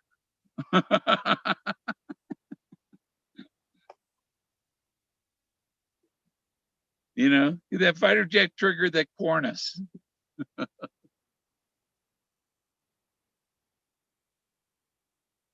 You're talking about that Blue Rock, that guy. That's because I canned the Blue Rock. Someone said it was glass. We don't know. I told him take it to a jeweler to find out. You can't tell. You can't tell anything looking on the internet. You need the test stuff. What's that? That Josh Jordan guy? Yeah, because I can was asking, saying that the Blue Rock guy. Yeah, Josh Jordan. He did a video. Probably it wasn't a long one. Maybe a minute, 2-minute video. Probably 8 months, 9 months ago, almost a year, where he was sitting in this chair and the backdrop, he's supposedly in Colorado, but the backdrop, you could tell he was out in the middle of nowhere, man, mountains in the back. And he was sitting in his old raggedy wooden chair and he had his arm over his head, holding the phone with the other one. And he kept playing with this. It looked like two round jades, like not polished, stuck together. And they were about the size of golf balls. Yeah. And he was hinting that, this came out, and he showed a picture of the chest on the desk with Forrest's picture once it was found. And he says, right here they are, and tried to say he was holding that same piece that was pictured in the chest. Yeah, that was like 6-8 months ago. Now he's trying to pass off some other rocks. I saw the one that looked like grapes, and I put a GIF of the kid swinging some grapes. Yeah. Yeah. Yeah, those ones. Yeah, they still with those. But no, you would have had to. It would have been with the whole chest. Right. Well, I've been paying attention to the YouTube and all that for 5 years, and man, there's been some crazy shit out there, real crazy. You look up the meaning of the jade ring and stuff. What with the metal detector? The ring is the top prize, and Jack didn't get the top prize. You're talking about the one he always says it was found with a metal detector on a beach? No, Forrest, when Forrest did the inventory with Stu, the emerald ring was missing. It wasn't there. It was supposed to be. He couldn't find the emerald ring. He didn't know where it was. And he got part of it out of his vault. Yeah, that's the ring that Forrest always said was in the chest, and it was found by a metal detector, right? That little emerald ring. When he explains the emerald ring, he's like, even in the book, where I think it's in Goldenmore, when he explaining the different things in the chest, he says an emerald ring, gold emerald ring that was found by a metal detector. So whoever found it initially, before Forrest got it, found it with a metal detector.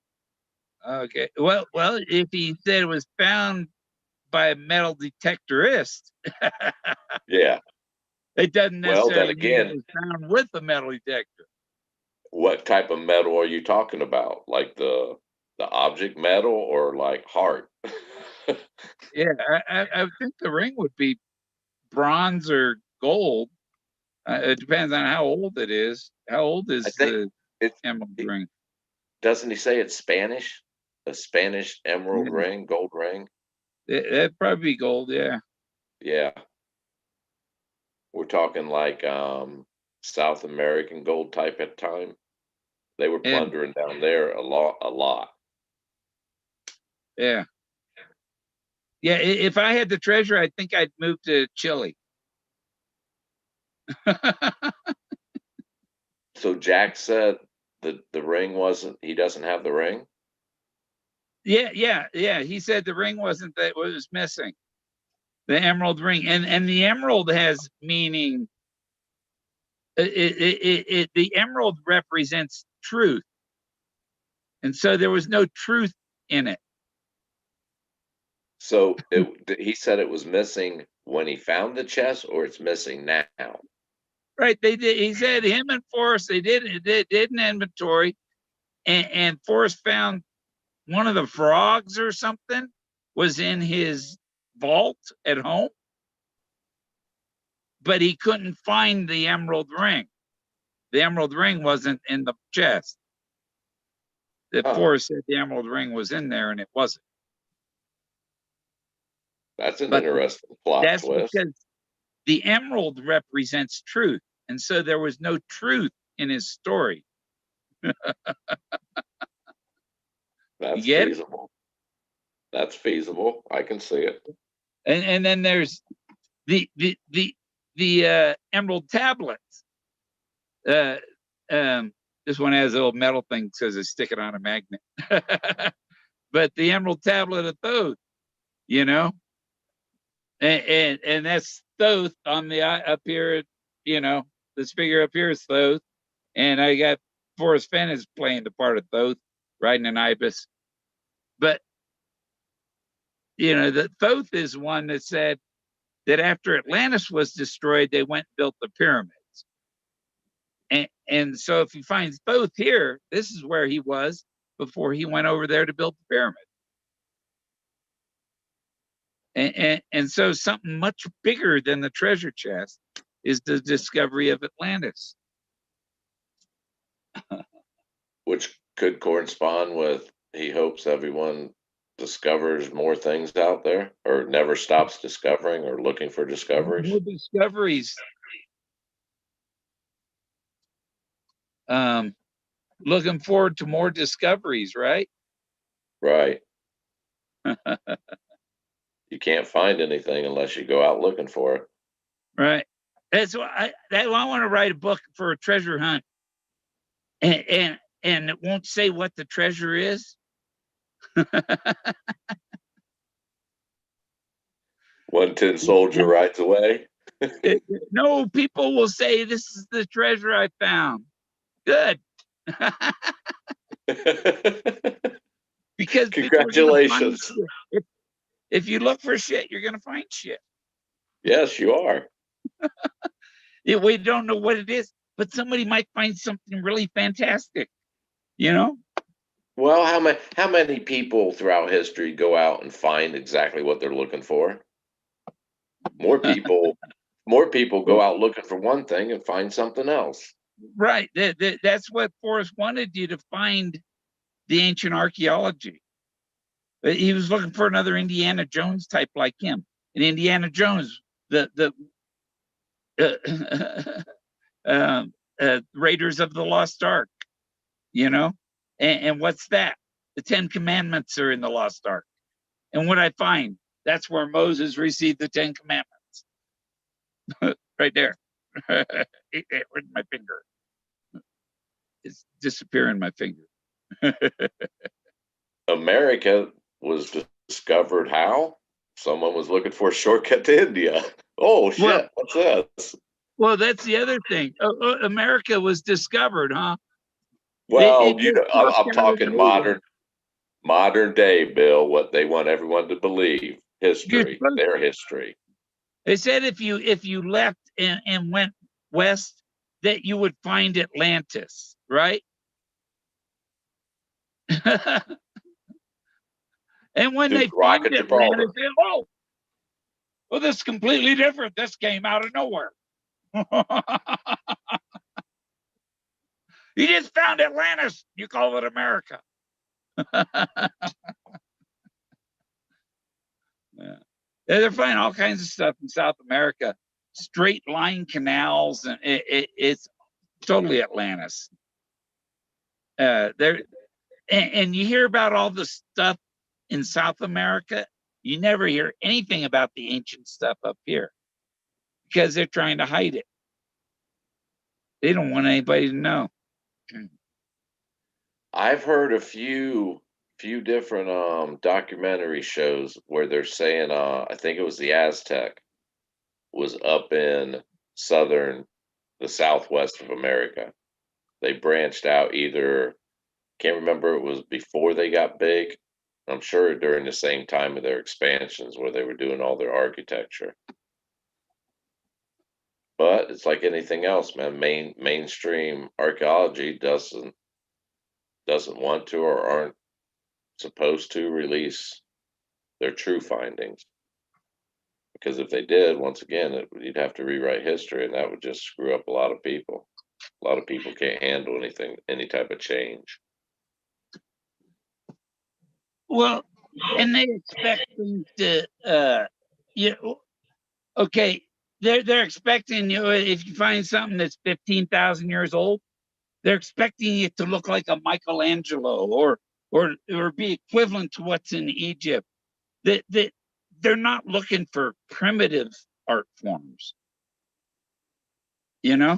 primitive ways of doing things.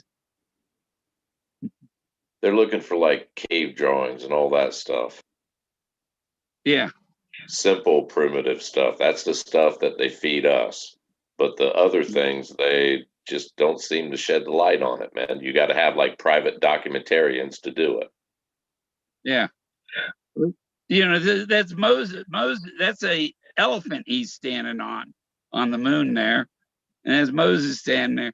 And it only comes out at winter solstice is the only time you can get a picture of him like that. What's in between? Huh? Oh, sorry. What's in between the moon and the ibis? What's up above? Like right even with your head. That brown thing? Yeah. That's another ibis with a man laying on top of it, laying flat on top. Oh, okay. And his wings are going forward to get like lift. Yeah, his wings are down. Okay. Just like the other one. Got it. Yeah. I see. And I the see beak, it now. and the beak is coming down. It's 3 a.m. here, man. I see it now. Yeah. Yeah, and he's flying through the Rio Grande National Forest. It's amazing. I saw it. I said, Forrest, Fenn, is that you fly fishing? To be honest, Bill, the ending of this, the ending of this chase and all, I don't know what to think, man. I just don't know what to think of it all. The whole thing, it just seems it was fun and everything, and this all of a sudden it's like, wow. And then all this, and nothing's adding up. I mean, I'm not like with Greg and like, oh, tell us the truth. It just something don't seem right, man. It really don't. Something's off. Yeah. I don't know what it is, but something's fun. Is it Jack or whoever? Something's off here. Yeah. One thing that gets me about Greg, he asks you a question, you get 3 words of your answer out, and he's interrupting you. Because they're not giving him the answer he wanted. If you know what the answer you want is, say it. Don't ask for an answer and complain when you get it. Well, when it comes to YouTube, I mean, to each their own. We're all free to do whatever we want.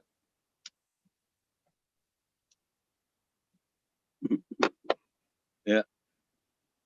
As I was watching, like I said, I was watching that Alex Jones thing. And the guy he was interviewing had answers, but he didn't like the answers he was getting. And so he'd interrupt him and wouldn't let him finish. Or oh, I don't want you to say that. I don't want you to let everybody know that that's happening. you know? uh, Judy Some of Nudie them was sent me a message. Huh? I didn't watch it, but I got an email on it. Barbara was on one of the recent Yeah, Zooms. yeah, I was on there too. I got to go back and look at. That's on Greg's channel. Yeah, I got to go back I and don't check think that she out. was on early in it, but she can't. I don't know what time she comes on in that. Oh yeah, never mind. I was in that chat. Never mind. Mm. I was in that chat.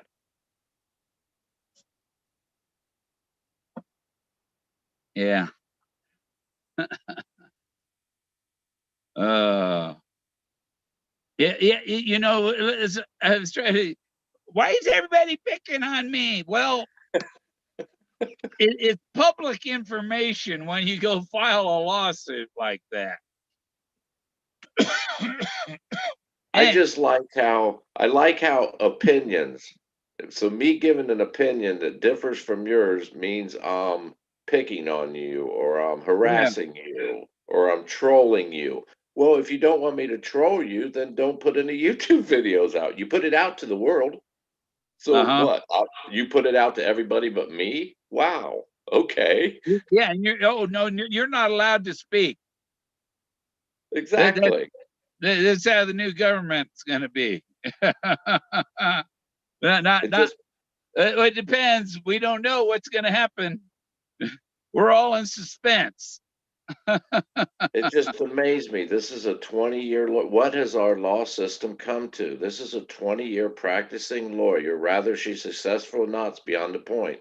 20 Yeah. years she's been doing this job, and you come up with, oh, how dare they? Well, stop putting stuff out there. I I would think if I would find a different lawyer if I was a Oh, client beyond a shadow of a doubt. because you're wasting your time on your own personal stuff and not my. You're not even thinking about my case. You Well, know, once again, Bill, in my opinion, that Josh you got, Jordan, you got a when he personal started. vendetta you're working on.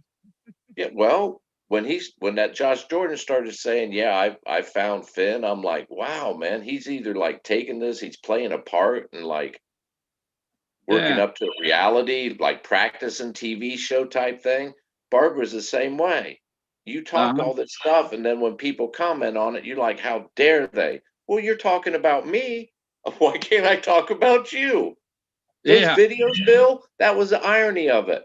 I did a video and I would mention something. Well, she did a video on me. I looked at it. Well, I'm going to comment to your video that you talked about me. She looked at it. Well, he talked about me first. Like, what the hell? Who the hell counts? If you mention my name in a video, I'm going to make a video talking about you. Yeah. What's so hard to understand about that? Yeah. Yeah. Has she ever read the First Amendment? Exactly. I'm not threatening physical harm to her. I'm not threatening her job. I'm not threatening her family. I'm just commenting what you said about me and my opinion of you. But I'm going according to to a film 20-year producer, lawyer, movie I'm not critic. allowed to do that. It's crazy, man. It's like, what the hell? Where do these people come from, man? I thought I was crazy, but where do these people Well, come from? well, you know, look at Chicago. What came from there? Gangsters. Capone Hey, and deep dish pizza. yeah, yeah. I own you. You know, you work for me now.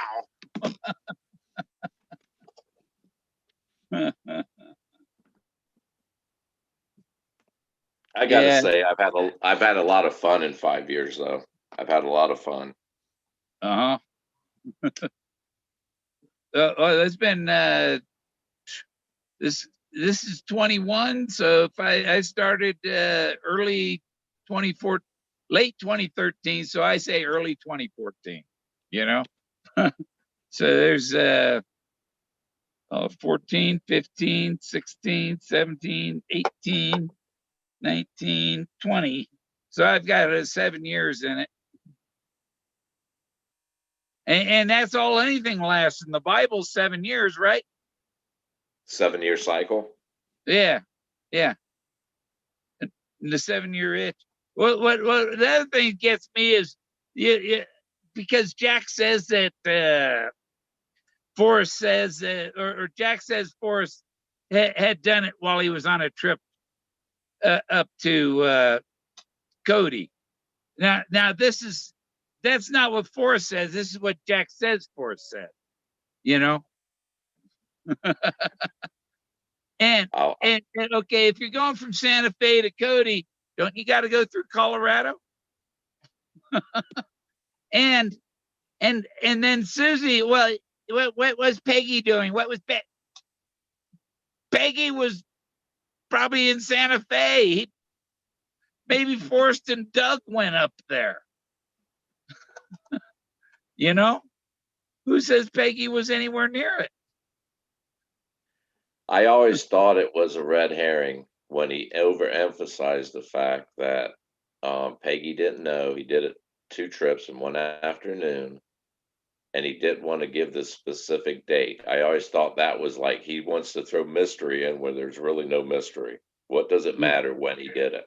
Seriously, is that Yeah, if you no difference.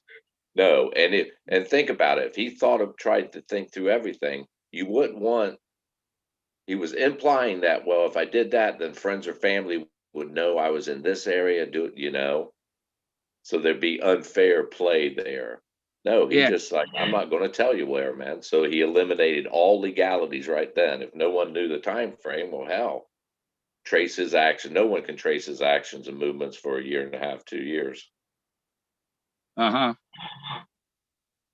I just thought, man, he's throwing people off the chase right there, making it seem like it was this epic journey, that it was a secret, and that was just Yeah. my opinion. I'm like, yeah, that Yeah, tricky old guy. I think all that Yellowstone and Cody's a big distraction. Yeah, me too. I don't think, no, it wouldn't be a safe place to put it. It really wouldn't. There's Yeah, too much traffic. and then I decided to search Cody, Wyoming, Moses. What comes up is um what was her name? Grandma Annie Moses? Oakley was Oh, and born Phoebe Ann Moses. wasn't she from Ohio? Yeah, I, yeah, I, I, I'm almost positive she was from Ohio. Something about her family. I don't know if her father had like died or disappeared or whatever. It was a yeah. big He died family. And when she was young. Yeah, yeah, and she would go out with the gun, and she was the best shot and like fed him, man. That's how she got so good, by yeah, necessity, basically by a need and a necessity. She wanted to provide, and boom, became a great shot. uh-huh, And then you were talking about it the other day. I watched one of your videos, man. yeah, She married. When I was watching the video, it's like, oh shit, I watched a show about that. She married some guy, like a traveling. Back then, they had like traveling sharpshooters, and they put up money for every town they go to, see if you can outshoot them. She married uh-huh, one of the famous ones, man. It was like that was her husband. yeah. That's a cool And she was story. on Buffalo Bill's Wild West show. Yeah, hell, she was an icon, man. Especially being a woman. Holy shit, men look Yeah, up to her, women looked up to her. and she was good looking. Yeah, Because most and women back then were. like you said on your show, man, hell, she wore her hair down. I don't give a shit if you like it or not. I like it. They didn't have any Maybelline back then. No, pure beauty. Yeah, yeah. Yeah, she let her hair down. We got eight. How long have been on? That one don't tell me. They need a clock on the Zoom.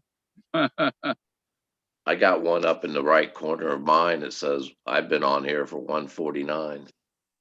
Ah, I yeah, think I hopped on right when you first started.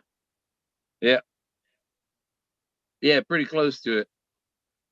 A lot of times Mhm. notifications don't come through for live shows. I'll get them like 15 minutes into the show, man, and then all of a sudden I'll get a notification. Yeah, I don't know what the I better look and see what the title is on.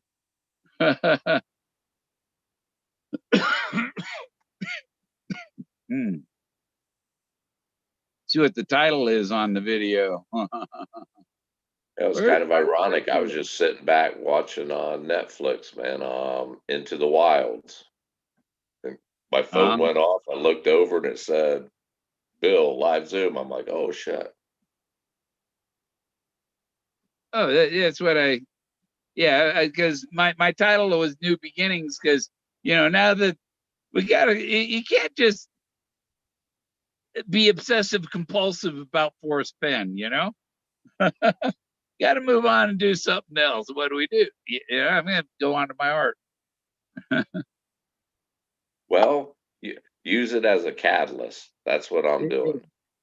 The fun and the drive I had for the thrill of the chase and Forrest, I'm just using it as a catalyst to like apply it to other places like you're doing it, you're taking that enthusiasm and energy and putting it into art. Well, the It's art always is something that I found it doing the chase. exactly Forrest said that the thrill of the chase is the thrill of that breathtaking discovery, and that's why I made a breathtaking discovery. The just the Thoth figure up here, you know, right. and the Moses figure is the one that Leo Salazar showed him before. Leo was like coffee in the Green Mile, because Forrest had cancer when he showed Forrest Moses. He said that's where Moses received the Ten Commandments. Forrest had cancer. Leo was healthy. They don't know why Leo died suddenly in 1991, and Forrest miraculously recovered because Leo Salazar took that evil cancer out of Forrest and went for him.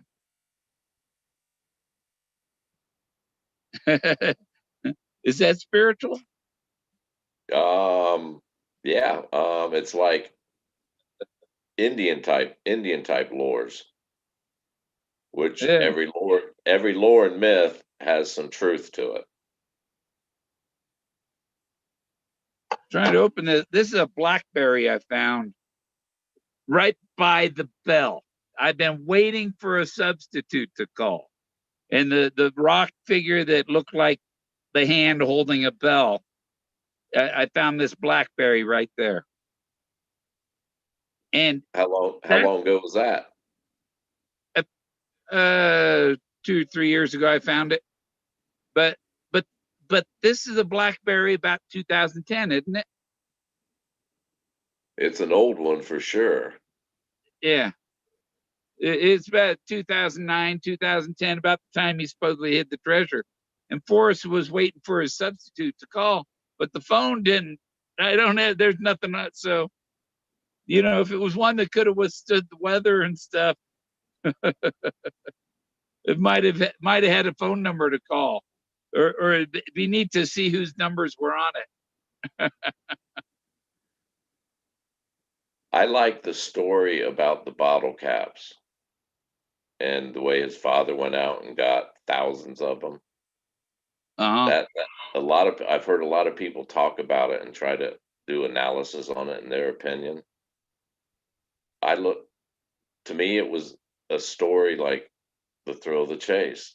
If you don't earn it, you're not going to respect it and enjoy it. You have to Right. earn what you're collecting, what you're going after. You have to earn it because if someone hands it to you, you ain't going to appreciate it. It's just like inherited money.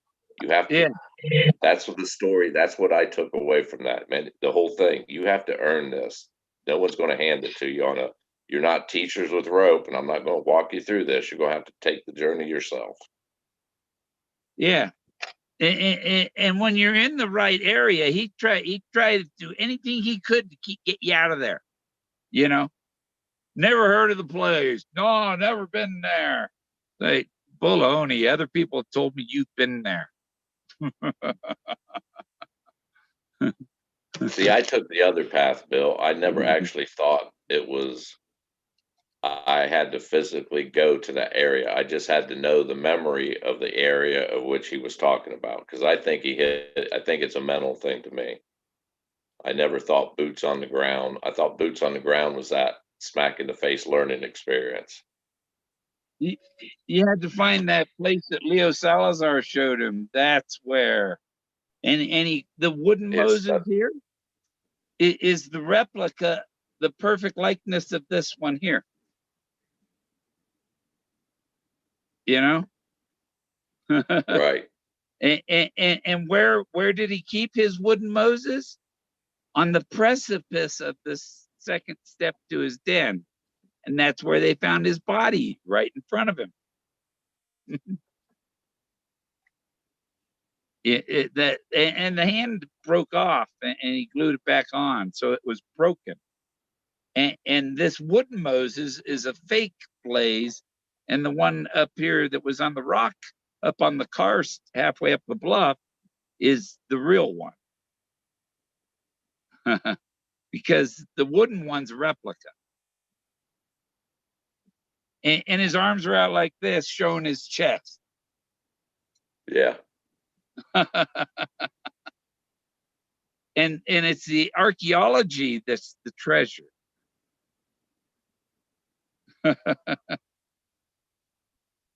But like I say, they ain't told me yet because Barbara's in the way. They want the lawsuits to go away. Jack's a tool, a distraction to end the lawsuits and protect the real finder. Well, it was quoted that he went to far means to protect the finder, and it was all up to the finder. Once they found it, it was out of his hands. Yeah. But yet he has enough pull and influence that he can pick whatever direction it goes at that point. Basically, I took it like, you tell me what you want to do. Isn't that what Forrest was saying in the end? The finder's telling me what he wants to do. It's not me anymore. It's him. Uh-huh. Yeah, I don't. Those lawsuits are sad, man, but it is what it is. Barbara's not going to go away until the court like throws it off or dismisses it, whatever. That Erskine's, I don't think a company is going to, unless Barbara makes leeway, which I don't think she will. That Erskine out of Arizona, I don't think he'll move anywhere forward because he's still representing himself, isn't he? Yeah, people say he can't afford to keep doing that. Well, not only afford it, I don't think he has the time and research and friends that is going to group together and give him a strong platform to stand on. Hell, he's dancing in the dark, man. He's talking federal court. That's the big leagues. Yeah. Trying to open up this BlackBerry, can't open it up, but maybe there's a message inside under the battery, you know? Who knows? Did they have SIM cards back in those days inside the phones? Yeah, I think so. There should be a way to get in it. It's Yeah, just if it has a SIM card, what the hell? Try putting it in another phone you have. Yeah. An unlocked Ooh, phone. the number might come up, huh? Maybe a recorded message and video. Oh, it didn't have memory cards like this. No.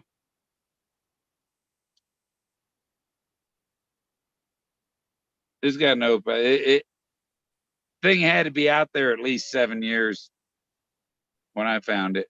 And it's a spot where there's no coverage. So I'm thinking somebody was at the parking space across the road and threw it up there. Because it's not down, it's up on there's a ledge about 20 feet higher. This is about 20 feet higher than the road.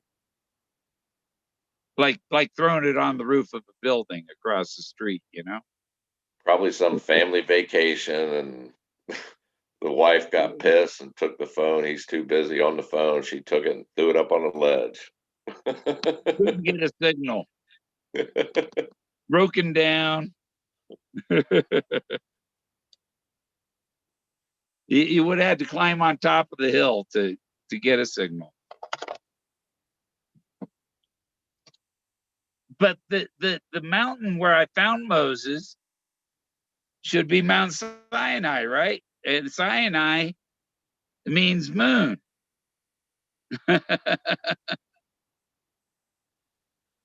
What mountain range did they say years ago that they found Noah's Ark? Oh, that Mount Ararat. Ararat.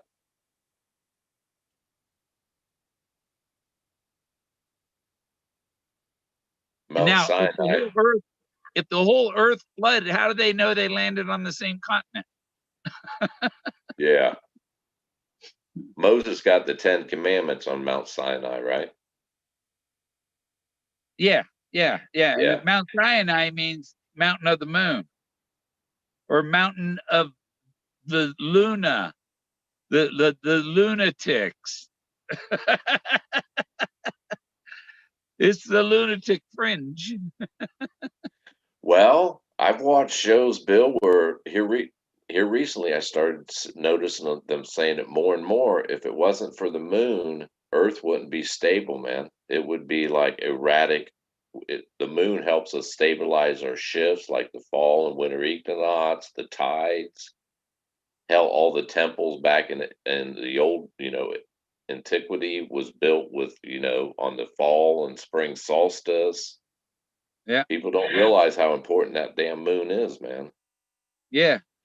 And then Moses, it only comes out at winter solstice. Yeah, And yeah, they say Moses and Thoth are the same figure. They're both scribes. yeah. And there's that one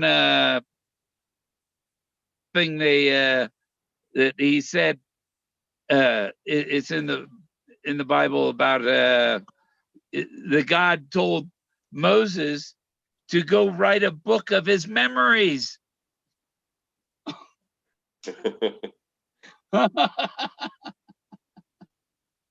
Well, it's an interesting point you brought up earlier when you first started. You can trace, I think that's these stories that you were talking about, they're traced throughout all major religions, man. They just have different names for the players. Yeah. And then, Moses walked for 40 years.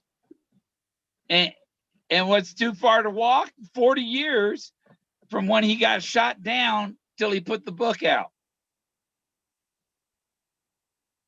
That was 40 years too far to. He didn't expect to still be walking that long. I was thinking when I first got into reading a poem, I took the birth and life, and yeah, 40 years, life is long, man. It's too far to walk. Yeah. And he put it out when he was 80. And he says, by the time I'm 90, I'm done with this. If I make it to 90, I'm done with it. And then he died on Grandma Moses' birthday. In the year 2022. That's pretty iconic. The year 2020. Perfect vision. Yeah.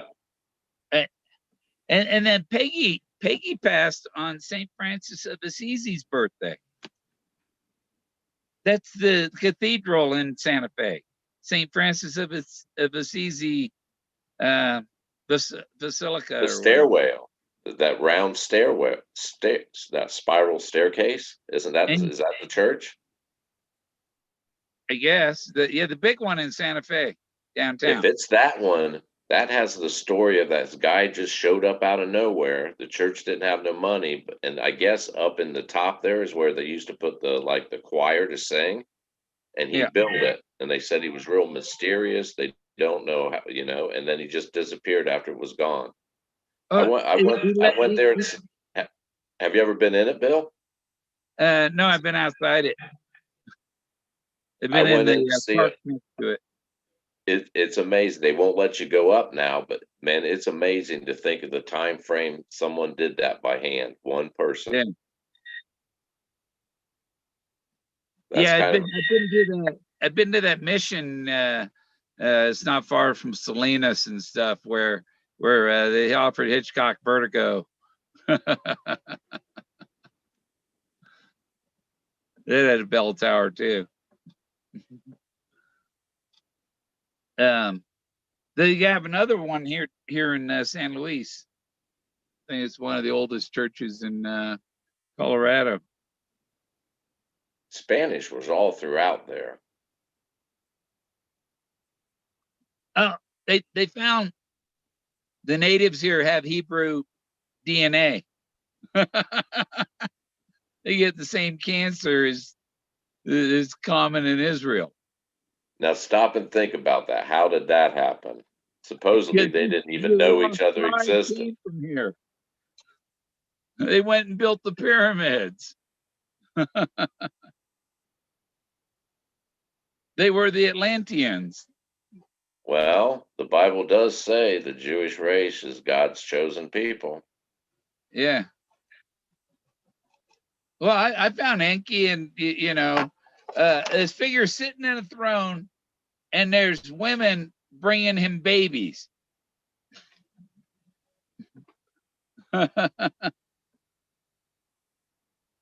You know, the first, oh, that's Jesus, and oh no, that's Enki. That's way back. And the Well, Hopi say this is the cradle of civilization, where man came out of the mountain. yeah, yep. I like the Hopi lore, the Hopi philosophies and all. I like it a Yeah. lot. The more I read, I'd heard about them, but until the thrill of the chase and I got into it and researched them, I was like, the more I read about them, I was like, damn, these people are amazing, man. The stories they're telling. The Forrest has a story about Quanah Parker went to the Peyote Church, right? Right. Well, the Peyote Church is linked with the Mormons. It's a cross between Latter-day Saints and Indian culture, peyote culture.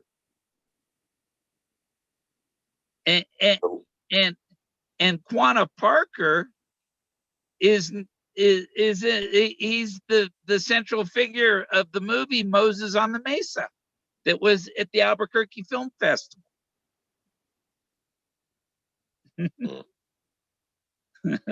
And so, because Quanah Parker was the Moses of the Comanches. medicine men. Huh? Weren't they peyotes was used in medicine men to see the They, futures? they use it religiously. Yeah. Yeah. And there's a place Well, down in Arizona you pay to go down there and have some. it's no different than what the quote used. His church is in the mountains and streams and valleys where Yeah. fantasies and dreams go to play or something. Oh, that's what takes me to one of the stops is Cathedral Campground, where John C. Fremont got stranded and they ended up cannibalizing 10 of the men. You sent me some screenshots of that a while back. Yeah, and it's a Last good. summer. Yeah, it's a neat because the rocks look like a cathedral.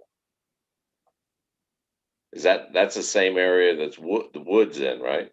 Yeah, Yeah. they knew where Fremont camped because of the trees they cut down to stay warm. They Right. found the tree stumps that they had cut down because there was like 10 feet of snow. So I'm sure, there's this field with 8-foot stumps. They didn't dig down. But they made a mistake when they left the place where the 200 mules had died, because that would have been enough meat for all winter.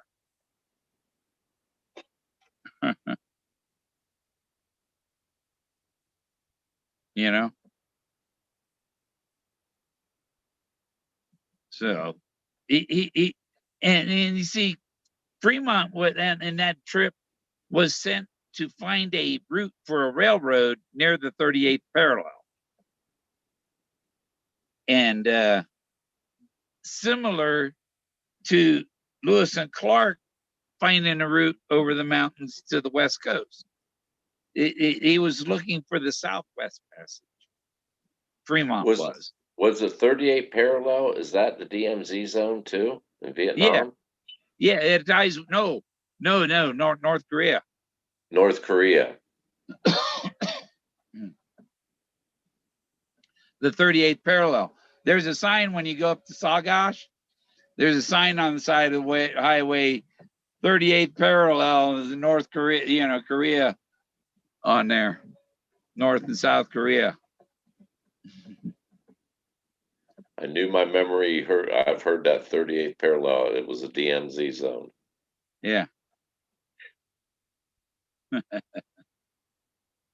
Well, that's just another useless war that they put the country in back in the day.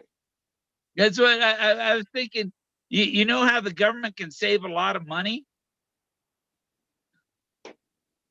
when they capture the traitors, send them over to North Korea and let Kim keep them in a jail there.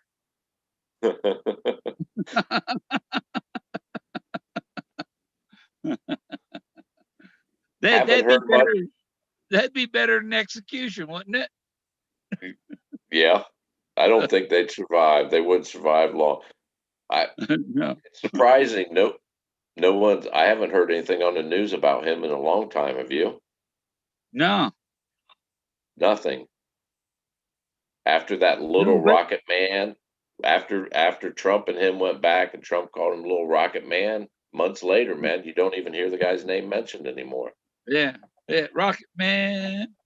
The same guy that sang Rocket Man, saying Holy Moses, we have been deceived. The I always Borders liked song. Elton That's John. by the Borders bookstore. The I always Borders liked bookstore. Elton. Huh? I always liked Elton John's music when he came out. Electric Light Orchestra, Elton John, Yeah. Supertramp. I kind of liked that music back then during the time. I still like it now. I seen him in 1974 I heard he put on a hell of a show, didn't he? at Costumes and the all, right? Coliseum. Yeah. Well, I think the one show was canceled and we had to come back another day or something. But yeah, he showed up and he had all these little fluorescent colored balls on wires coming out of his head. And, yeah, big glasses and a black suit with colored fluorescent balls all over him. Alice Cooper was another one that did a crazy live show. Yeah, I He got was pictures. great to watch live. I met Alice at Cooperstown in Denver right around 9/11, 2001. Hell, you got a picture of him on behind you, don't you? Yeah. I got a few pictures, but I got the one of him. He's holding up showing a woman his wedding ring. Yeah. Yeah, I went to one of his concerts. He had a guillotine out, man, and did this whole theatrical. It was a pretty good show. Yeah. Yeah, send Hillary to his show. It'd probably get sell a lot of tickets. Well, at the end of the song, I can't remember what the song. I don't know. It was "Billion Dollar Baby" or whatever song he was playing when he guillotined it. He actually chopped his head off, and like someone come out and picked it up from the bucket, and it was. I mean, I was in the audience and drinking and high, but it looked pretty real, man. Of course, he got a standing ovation. Yeah. uh, I went to a reggae fest once. I was drinking 151 and Jolt Cola. Holy shit! That's like a goofball, huh? I didn't last. And Peter Tosh and stuff were playing. It was a reggae fest in Berkeley, and I told my friend I don't feel good. And we went up there in my car, and I went out to my car, and I'm in the passenger seat, throwing up out the window in the parking lot, waiting for him to come out of the concert. And you drive, I'm no good. 151 is a 2-3 day hangover too. If you Oh tie on a good one, it beats you down like a bus hits you. yeah, I rarely drink anymore. Once you say, I can't do that anymore.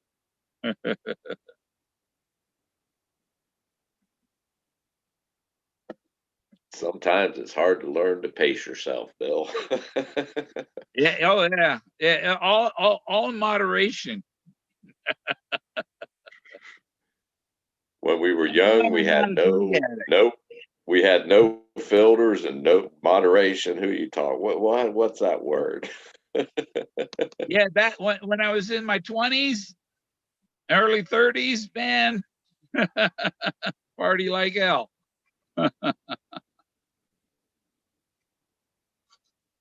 Yeah, before my first wife, I was at this party in Danville, California. It was in or Livermore, I don't know, somewhere out there. But it was like on a farm, and to get the party was like in the corral, and you had to go through the barn to get to the party in the corral. And in the barn was a couple tractors, and I was sitting on one of the tractors, and I had a bottle of tequila and a bottle of whiskey. and, and people had to squeeze past the tractor, you know, and I was just sitting on it. But every girl that came by, I was trading a shot. I give you a shot for a kiss. And I had to kiss 100 girls that night. Pre-COVID, man, back when it was easy to pick up women. And one girl said, sure. And I gave her a shot, got a kiss. And then her boyfriend says, can I have a shot for a handshake? I said, sure. He just kissed my girlfriend. Can I have a shot for a handshake? Well, it's the least you could do, Bill. You just kissed his woman. Yeah, I just kissed his girlfriend. Better, or he might punch me, ring my bell. That's why Forrest says, ring my bell. He talks about the cowboy punching him, ringing his bell, waking him to his senses.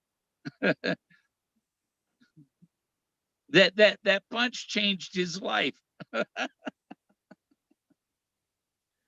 just always found it interesting that he did this to begin with. Amazing story, wrote his life, blah, blah, blah. But yet he gave his email, and the first editions, he used to put his phone number. That's unheard of, man. Authors don't do that. You got to go through their publicists and shit to get a hold of them. Which instantly I'm like, shit, this guy wants to play, man. He's having fun with this. Yeah. Well, I'll tell you, I utilized it. I utilized that email. I bombarded him with songs like every day for years, man. I was looking at my chat. Last one was a freaking hour ago. Chat died. I don't. How do you bring up chat? I've tried it before. I hit the chat button on my Zoom screen. How the hell do I bring up the chat on the screen I'm looking at? I've got I got another one up here with the it's still showing the background. I have my tablet has the YouTube on it. Okay, so you're And using it's a showing me different the device. I've tried before on this same screen, the Zoom screen. I hit the chat on the bottom. It's like private chat. It doesn't show the live chat. yeah. So So there isn't a way to bring up the live chat on this screen, chat, on the Zoom screen. live chat. Let's see. Well, live chat. Still not Well, showing me. if you're getting chat on the live stream on YouTube, it should be on this Zoom meeting too, someplace, right? On my screen. Uh-huh. I Oh, just don't know if I go to the chat, my picture goes away. yeah, I don't know how I bring it up so I can see it on here. Yeah. The hell? Oh, the button used to be there. My sleeve. Well, everything blanks out. This is a green corduroy. Corduroy's, it's always been in style. Yeah. I used to have brown Levi corduroys with bell bottoms, man, back in the 70s. Uh-huh. I think everybody did. I've been lazy about doing laundry. You know, when you live alone, how long can a pair of jeans last you? Right? How many days can you make a pair of jeans last? You know? Just don't wipe your hands on your pants when you're eating and shit, man. Yeah. They'll last a week or two. The worst thing's the bumper on the car when you put the propane bottle in the trunk. Oh, wintertime, man, they get destroyed, don't they? Yeah. Yeah, just covered with dirt. Yeah. Uh, you can buy a pair of jeans at Walmart for $11 and something. Yeah. You know? So it's like, nah, get a pair of jeans. I'm good for a couple of weeks. It's like big lighters, man. Throw them away when you're done. And then next time I do laundry, I got that much more time between doing laundry.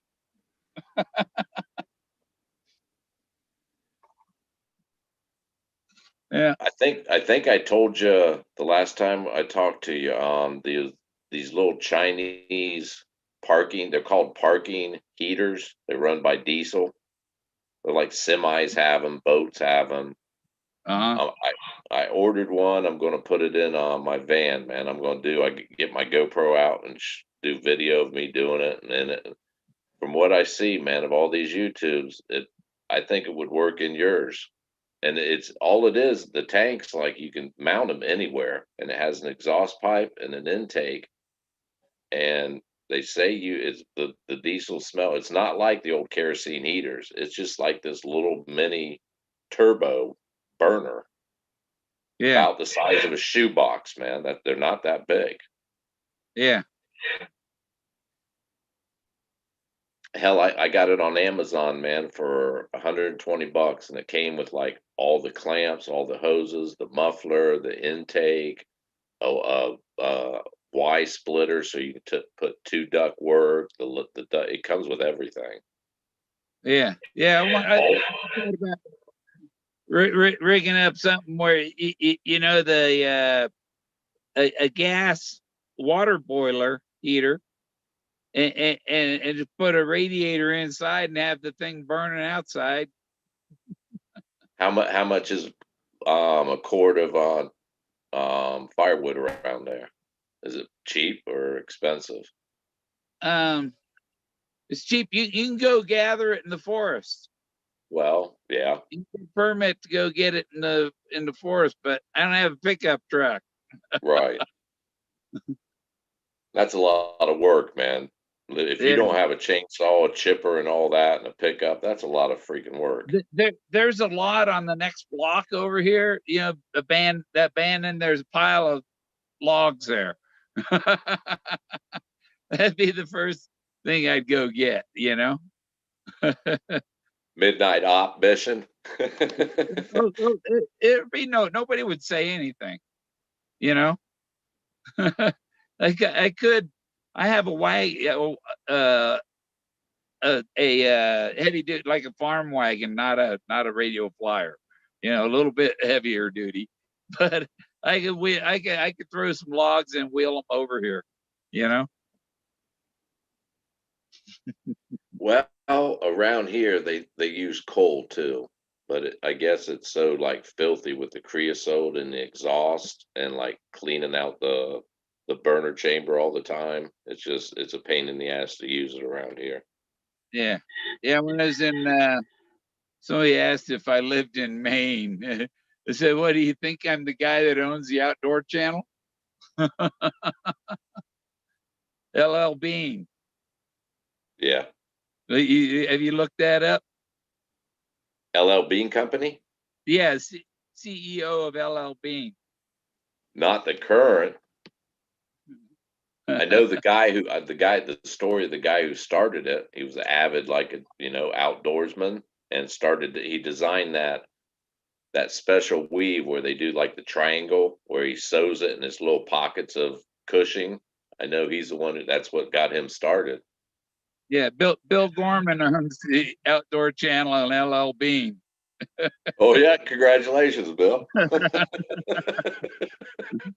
No, I never lived in Maine. I lived in New Hampshire.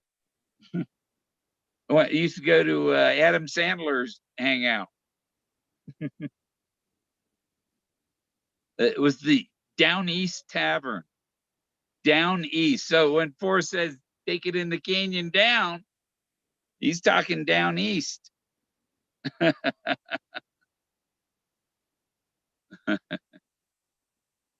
And it's the valley of death. Take it in the canyon. Oh, I go through the valley of death. I shall fear no evil because I'm the meanest son of a bitch in the valley. That's the direction I took it for a long time, using begin it when more waters halt as birth.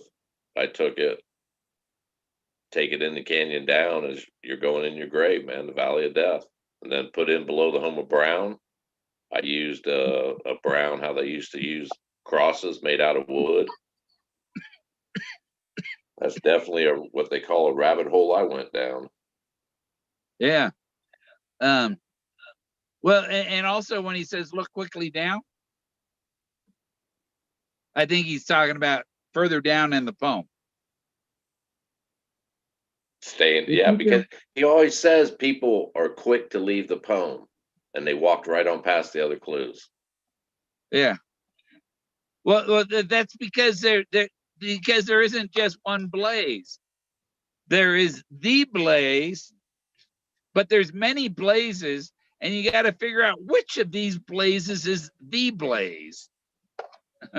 And that's where I came to the conclusion it was Moses, because the entire poem is about Moses. That was the exciting part to me. I could wake up and be like, go to bed convinced I'm on the right path. Okay, this means this, and wake up and like hear a song or hear something on. I'm like, whoa, shit, and change the whole thing. At the end of the day, I was convinced I was on the right path again. I did that a lot, Bill. Like that poem could fit freaking anything. Like the word, just the simple thing. If you've been wise and found a blaze, man, that could mean billions and billions of things. I think that's one of the major things besides the treasure chest itself. But that was a major thing that was fun at it, coming up with all these. And man, I'd be like 100% convinced. And of course, my family was like, "Man, we've heard enough. Shut up. We don't want to hear it no more. Go back to your room, man. Shut up." Well, one of my other solutions up near Salida and Browns Canyon, what was Dorothy Hill. Because okay, Dorothy had collected works, right? So Dorothy, and there was Ruby Mountain, and everything was like Wizard of Oz, Right. I Yeah, think it still is. It always carried that way. He was 9 years old when that movie came out. It had to make an impact on him. It had, if he watched it, it yeah. made an impact on me in the '60s. And then the Mhm. gold coins at the bottom of the dust cover underneath the three passes, the transition through his life. I always associated it with the Wizard of Oz. Yeah. Oh, I used to send him that Elton John song all the time. But he had his childhood, the military, and then the art, and then after the art gallery, post cancer, you know, and then the thrill of the chase, because he had 15-year periods to get to 90. And when he Yeah. hit 90, he didn't want to do another 15 years or 10 years. I always found those three covers. I was always trying to, in the back of my mind, I tried to group them in to the solve. But the special spot, the answer, because they're like three pivotal moments in his life. You know, he's holding the fish, he's young, he's hanging out with the big boys, and you know, you can tell he feels accomplished, serious face. Then he goes to 16, where he's like following the footsteps out in the wilderness of Lewis and Clark, and then he goes to his happy spot, learning to fly. Uh-huh. But little did he know, learning to fly took him into the war, and it would plague him. In my opinion, it weighed on him. It had to weigh on everybody. Yeah. Anybody that And says then they when would, he, I've heard a lot of Vietnam veterans, you know, in chat rooms say, no, man, you just got to shut it off. I don't think you go to sleep at night. You have no control. It has to haunt them. It has to. yeah. It has to weigh heavy, man. Uh-huh. Knowing what they did. And then they get back, and you turn on the TV and see these kids running down the street with burns on them. And being And chastised and, you know, being, you know, they weren't proud of themselves. This yeah, country wasn't proud of yeah, them, man. They abused them. yeah. That's It like had to. my biggest fuck up in life was when I was probably 4 years old, and I don't ever talk about that. You know, at least it was when I was young and didn't know any better. Yeah. Well, those three pictures on the dust cover, the little thing saying "I dare you's" on the dust cover. You turn it over, and if the book's lying in your lap, that freaking chest is in your lap, man. I could never get past that, Bill. As soon as I Yeah. first got the book and opened it and was sitting there the first day after I read it, I sat down on my lap, and when I turned it, I'm like, holy shit, I got the treasure in my lap right now. Yeah. Just can't see it because it's turned over in your lap. And when he says to bring a flashlight, he's talking about the light in your heart. Yeah, I mean, the light. Go to the light, man. The Yeah, the light light. will set you free. He was taking it with him, so you had to go past the light at the end of the tunnel. So, does your solution have a tunnel in it? Tunnel or tunnel vision? No, a tunnel, a physical tunnel. You drive your car through it. See, once again, Bill, you're in the camp of physically out there. I was in the camp of Yeah. all mental recollection and memories. Well, this tunnel you can drive around. You can drive around it, or you can go through it. And he Well, was saying, "Don't go in the tunnel." And so I was wondering, is it over there beside the tunnel? But they get rock slides, rocks fall off there. That's why there's a tunnel. And so the road around, there's always crews can be over there, you know? I just Yeah. always went with my first intuition, my first feeling of it was there is no, once I learned about him and what he did, and I'm like, there is no way I couldn't buy the fact that I could not picture him walking out into the middle of nowhere and setting that literal chest down and walking away. I just Uh-huh. couldn't picture it. Yeah. Well, my spot below Moses, you got to huff it up probably 400 feet higher than where you park at a 45-degree angle, you know? So my question always was, okay, in that situation, my question always was then, is it the same thing of him sitting in his rocking chair on his front porch, remembering this special spot? Is that the same as actually physically going there? I mean, he physically went there in his how he got the memory, but him recanting it, is that I always considered that's the catch 22. These are his memories. It's a memory of a place that's very special to him. I wish I could have lived long enough to hide the treasure I was attributed to. Exactly. Exactly. That's where I got it every time I would run off in one direction, I'd go right back to no, man, it can't be because of that. This is a memory. This is I don't. It, well, And it's not if you look at it, Bill, it's not lying. Him saying, "Yeah, I did it," you know, 2 trips in one afternoon. That if he did that in he's talking about a memory of a place. He's not lying. He actually maybe, did go there. maybe he took 2 LSD trips to do it.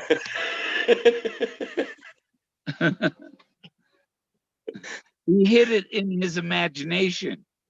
There's where I messed up, Bill. I didn't do any LSD when I was looking for it. Yeah.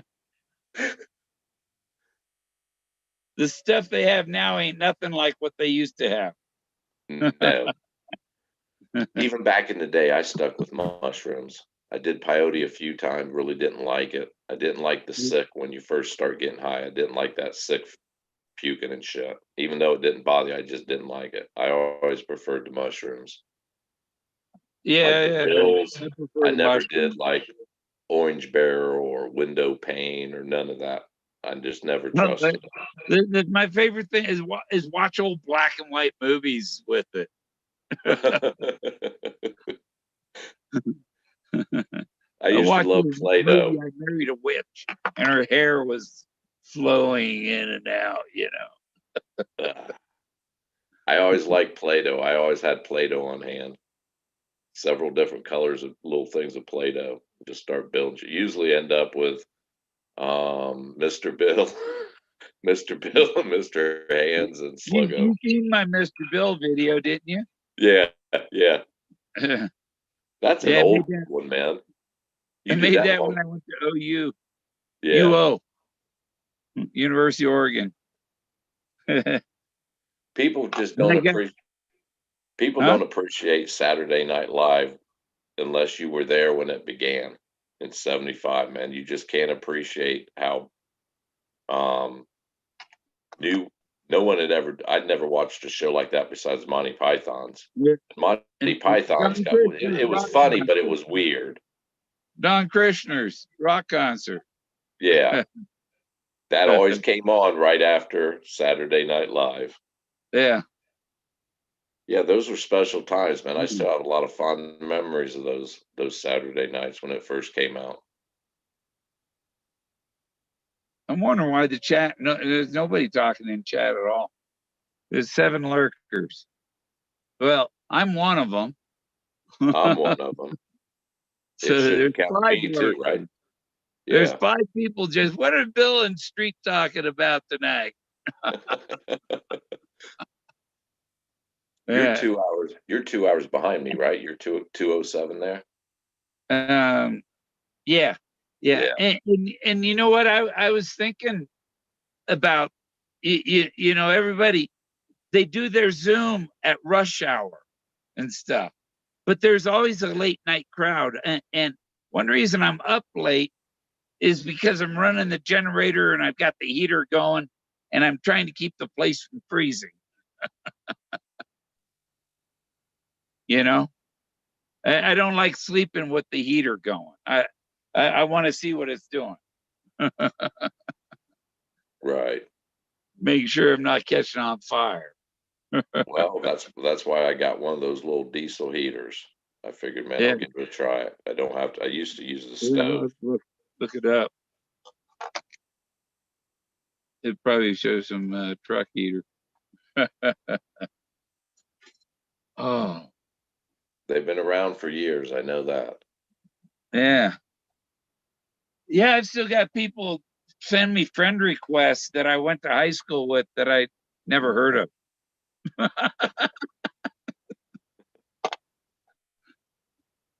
You know? I don't unless I build a rapport with someone on. You don't know who you're talking to on chat, man. Some Yeah, people act like they've never met each other and they act like they're best friends. I'm like, you don't even know who this is.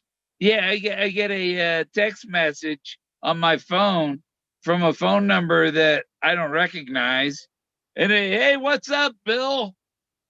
It's like, who the hell are you? Right. Don't just say I don't know who you are. You know who I am, obviously, but I don't know who you are. And I ain't gonna talk to you until you tell me who you are. That's one of the reasons I don't like my face being out. I don't show it. The thought of being out in public and someone walk up and know who I am and I don't know who they are, that just terrifies the shit out of me, man. That someone could know who I am and watch me and come up to me that I have no clue who you are. Oh, I've been spotted before. Well, I picked you out of Fenn sitting there, man. I picked you out from watching your YouTubes. But well, that's you'd expect to find somebody like somebody who follows Fenn. You'd expect to find him at the Thembury. But Well, I was there and no one had a clue who I was. Hell, I talked to Jason for a half hour. He don't even remember it. I was on NBC and I was at work and the guy from another office, hey, you're Bill Gorman. I saw you on TV.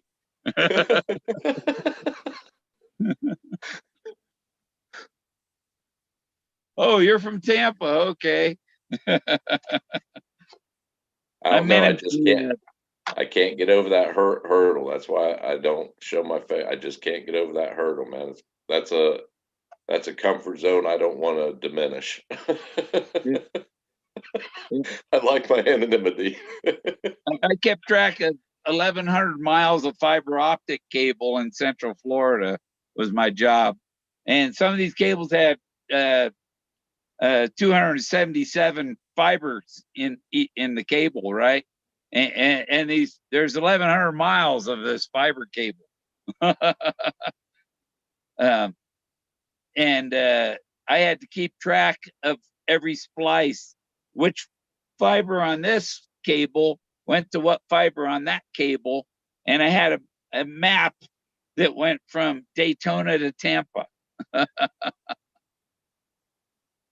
You know, all the fiber and it's and when it get cut, I could go on my computer.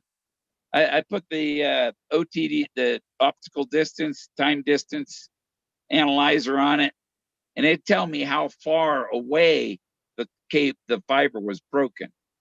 And I would take that distance, I go on my map and I follow that fiber out on the system. In 5 minutes, I knew where to send the truck to make the repair. Yeah, around here, it's all underground. You see those Uh, they're weird looking little machines, man, little cat things that like bore through and push all the fiber optic. They're laying it all around here, and it's all underground. well, I'm sure there's some. It's the lower wire, the lower cables on the telephone poles, and they usually have loops, horseshoe loops on them because you can't bend the fiber cable. You have to has to have a certain radius. You know. I have noticed a lot of those. It looks like a figure eight. Yeah, it's a figure eight, and that's a slack loop, so that when somebody's backhoe and they dig it up, they got extra cable to pull through there and fuse them back together. Got it. And it takes 256 cable takes about 8 hours for them to put it back together because they have to do each one fiber at a time. Prep it and then fuse them. Those guys make a lot of money fixing fiber cables. Yeah, you can tell by their equipment. They drive up in little shacks they have. Every time they do a dig, even if they're going to be there a day, they always have this little mobile air conditioned heated little shack that goes with them on the back of the truck. In winter. Well, Or, even in summer, well, man, you can hear the little air conditioner going.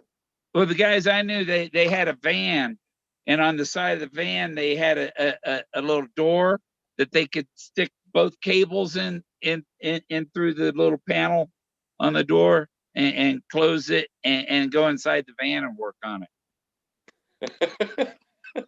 You know, That's and do comfort, the man. and the splice case will come out that slot that they have in the side of the van to get the cable in there. And they got a workbench in there, and so they say That's go to working in work. comfort. Well, and that was in Florida, so it didn't really get that cold. and we go riding on the beach, bicycles. There's the pier in Cocoa Beach, and there's Coconuts Bar. It's 2 miles or so down the beach, and so there's a bar at the pier and a bar down there, and we would have a drink at the one bar, and then ride our bikes up the beach to the other bar, and have a drink there and ride back. On the 4th of July, people are launching fireworks, and you're coming down the beach, and you don't know if you're going to cross the path of somebody launching a choop, choop, choop, choop, choop, bunch of bottle rockets or something. It was fun. I had there was a little box fireworks that had maybe 16 little things in it. It was just a little box, and I taped it on the handlebars. And while I'm riding down the beach, firing these things off my handlebars.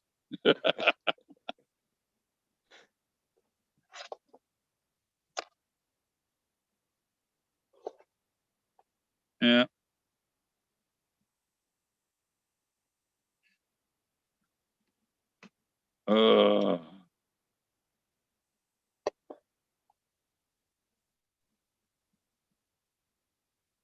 Any broken bones? Me? Yeah. Yeah, I've had lots of broken bones. And now I got arthritis in them. Yeah. Yeah, I got to call my doctor. They said, well, we referred you to this doctor, but they won't let you go see him. You want us to refer you to this one? It's like, why are you asking me? I don't know these doctors. Just whichever one. I get frustrated and pissed off when I have to go to I know what's wrong. I need to see a bone like that. I need to see a bone doctor, man. And you have Yeah. to go to your primary care to get permission and a referral because you can't call the bone doctor yourself. I'm like, come on, man. Yeah. That's where I'm going to end up. So now it's going to take me 2, 3, 4 weeks to get in where it could have been a week or 2 at the most. Yeah. That's frustrating, man. That pisses me off. Hell, I might But not be alive in 2 weeks, man. Get me in today. they're saying this plan, with the new administration, not the communist one, but the new administration, that you'll be able to have telehealth, where you don't have to pay the doctor much. You do it over the phone, and they order your prescription. You don't even have to go in. So how are they going to do? Send you to a lab? Yeah, I guess they'd send you to a lab. Um, and like in England, some of the stuff, I have a hematocrit tester that's just like a blood glucose. It does glucose, but it counts hematocrit too. But they don't have one approved here, so I got one from England and use it. It's like a tester. What the hell? If my tester says this, then I go to the doctor and they test it again to make sure. And they're all worried about it. Oh no, you can't have that. It amazes me too when no matter I'm 57. I've been in this body for 57 years. If I call the doctor and say, "Hey man, I think this is happening," and they say, "Well, you're going to have to come in," and then they I've had doctors want to argue with me. Nope, it's not that. It's like bullshit. I've been in this body longer than you. I don't give a shit if you do have a degree. If I'm telling you my knee's blown, there's no cartilage, you don't have to take x-rays. I can feel it. Bone to Yeah. bone. Take my word for this. You ain't here. Yeah. And a lot of times the x-ray doesn't show everything. No, then you got to make an appointment at another specialist where they give you a CAT scan or MRI. It's like, and this whole time, this is 2 months worth of pain where it could have been fixed in a week or two, man. Yeah. Yeah, I had I set a record at the VA in Roseburg, Oregon. I, I think I had 7 MRIs in one day. Ah, in the same area or different areas? um, it was different areas. Holy They did the shit. whole body. Did you glow like a nightlight that night? No, an MRI is magnets. It's not X-ray. The CAT scan is X-ray. The MRI is Okay. magnetic. Okay. But yeah, I just go to sleep in there. You know, the Every one time they I've taken one, they give you a headset and ask you what music you like. did. No, they didn't do that one. I ain't done the one where they, you know, where they're looking at brain waves either. They looked at my pituitary. Which one is the MRI? The one that circles around you and clanks and clutters and makes noises, or is Gang, that a gang, CAT gang, scan? gang, gang, gang, gang, gang, gang, gang, Yeah, gang, gang, gang. Yeah, that's MRI. yeah. Yeah, I've had a few of those. That drive me nuts. That's where every time I got them, they gave earphones and asked you what type of music, what channel do you listen to. Yeah. Same thing. You just doze off after 15 minutes, man. They don't give you music at the VA. No. Fucking government, man. You can't even afford a pair of earplugs. Well, I had to do one on my wrist because the fluid was coming out of my wrist and stuff, making big bulge, and and I had to lay there with my hand up over the top of my head in a certain position and don't move, you know. And and you can only lay in that tube like that for so long. It's kind of claustrophobic if you think about it. I just close my eyes and try not to think about it. Yeah. Well, I think I was trying to get to talking about. I might do some late night videos since I'm up late. Right. You know, why not? The insomnia hour. How many people? Dreamland. How many people did you say was here? 7? Oh, there's no, it's 10 now. Damn. On the Yeah. East Coast, it's Y- 420. Yeah, It's 8 locals. 422 here. Schultz K9's in. How you doing, Schultz? Schatz K9. Greetings. I've heard I of was them watching before. one of the recent tweets from the Orange Man. It was something to Nancy, and he had a smiley face at the end of it. He did something in parentheses, but he had the colon before the parentheses. So Or what the platform semicolon. is he what platform is he talking on now?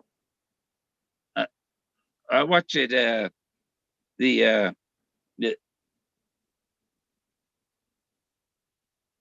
report. Oh, okay.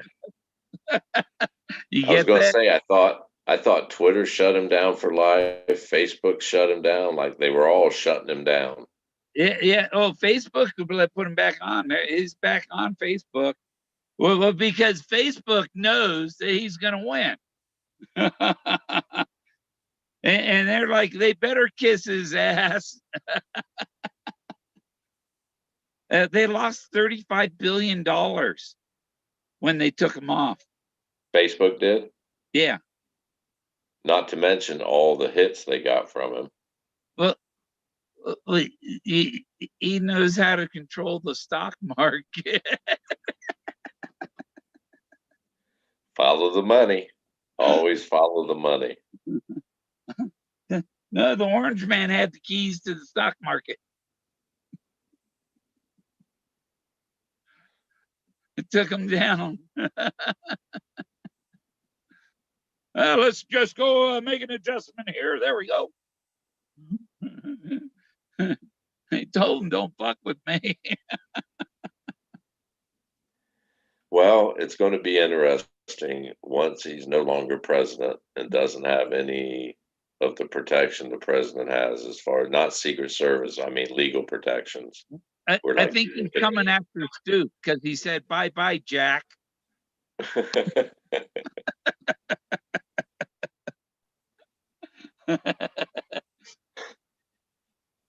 I wonder if I'm wondering if Stu is he still politically the way he was 10 years ago?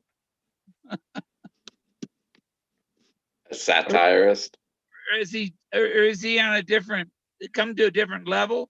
Did he find Jesus in the meantime or anything like that?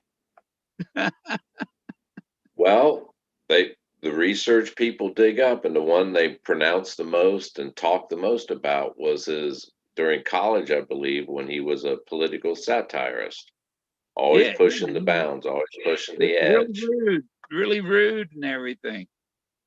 Right. So who's to say? I don't care. Granted, we mature through age, but we're still, even though we change the older we get, we're still the same. That person's still inside us someplace. Our thoughts just changed a different way. And he wouldn't Why answer is my everybody? email because I was being satirical. I find it if and I've heard you mention it, him and his brother are into, and I've heard what you were saying and the path you were thinking. Yeah, I could see that happening, that they're playing a game here. So why is everybody so damn quick to, at the drop of a pen, everything he does and analyze what he says? No one can prove him wrong because he can say any damn thing he wants. Forrest isn't around anymore. So why is everybody just following him like that? Shows the desperation of people have to get an ending that they're comfortable with, Bill. I think. Yeah. He's into his brother's into psychologically seeing what makes people do what they do. Exactly. It, Now, uh, isn't that a hell of a coincidence for the it, finder and his brother to be like that? yeah, it's something the CIA sets up. Well, I just find it highly unlikely that it played out that in that way. However way they're portraying it, yeah. I've always said people underestimate him. Like, oh, he's a good old boy from Texas. Never underestimate a good old boy from Texas. Right when Uh you're not looking, he'll smack you upside the head with wisdom, man. huh. I think that's what he's doing. He's getting the last laugh. He's still But here laughing. you know that fugitive guy named Moses that they caught in Wyoming. The FBI caught him in Wyoming in his underwear. He was cold and tired. Doesn't that sound like worth the cold and tired and weak? But he had a truck with Texas plates. He was from Texas. Lost his job and got into making meth. and then the FBI was searching for him in the forest in Wyoming. He was captured in Wyoming. Went in Yeah, peace. I find it awfully all these coincidences, but not just me seeing, but a lot of people are seeing and talking about it. It just seems like it doesn't fit. It doesn't fit. Oh no, it's perfect. The Matrix is perfect. Yeah, it's like the old Cinderella story, man. The glass slipper just ain't fitting his foot. I'm sorry. I ain't buying it. I ain't buying It none of it. it's like Preston's book, The Codex, and you have to decode the Matrix. Yeah. Yeah, and that's where I got all these things from. We got 6 degrees of separation going on here. I'm happy that I'm older and I've learned patience throughout the years, and I'll be patient to hear like dribbles of information come. Eventually something will break. something eventually. I just have a feeling it will. Oh, it's amazing to be living through this historical period of time. Worldwide, yeah, you're right. 2020, man. It's historical. Yeah. Crazy stuff happening. Beyond belief stuff. I would have never dreamed in my 1,000 years, million years, that something like a pandemic, COVID. I would never suspected it would like shut down the world and put it to a halt, a virus. Oh, they've got they intercepted the Chinese communication that about making it and all that. See, and you always have that aspect, biological warfare. Hell, that's another thing you and I grew up with the Russians and all. It's biological warfare too. Yeah. I remember having to get under my desk when during the Cuban Missile Crisis. Yeah, well, when you got older, Bill, did you stop and think? I thought in my brain, I thought, you sons of bitches, man, a nuclear bomb comes off and you want me to stay on the second floor of a building under a wood desk. Are you freaking insane? How Ain't is gonna that? do anything for you. What the hell is that going to do for me? You ain't helping me. Yeah, I'm gonna go out there and climb down the storm drain. I'm going to a basement, man, at least. Yeah, I'm going under that manhole. I'll pop a manhole open and go down there. Yeah, I could see COVID being, and I've heard other people talking about, of course, the Bible thumpers was like, well, the meek shall inherit the world. Are That's you what talking like virus? Like you're calling the virus meek?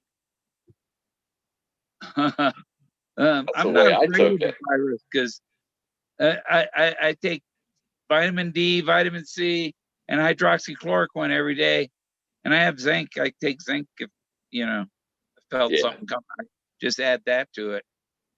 You don't want the zinc tablets that they sell. It's like you only need like a quarter of that a day.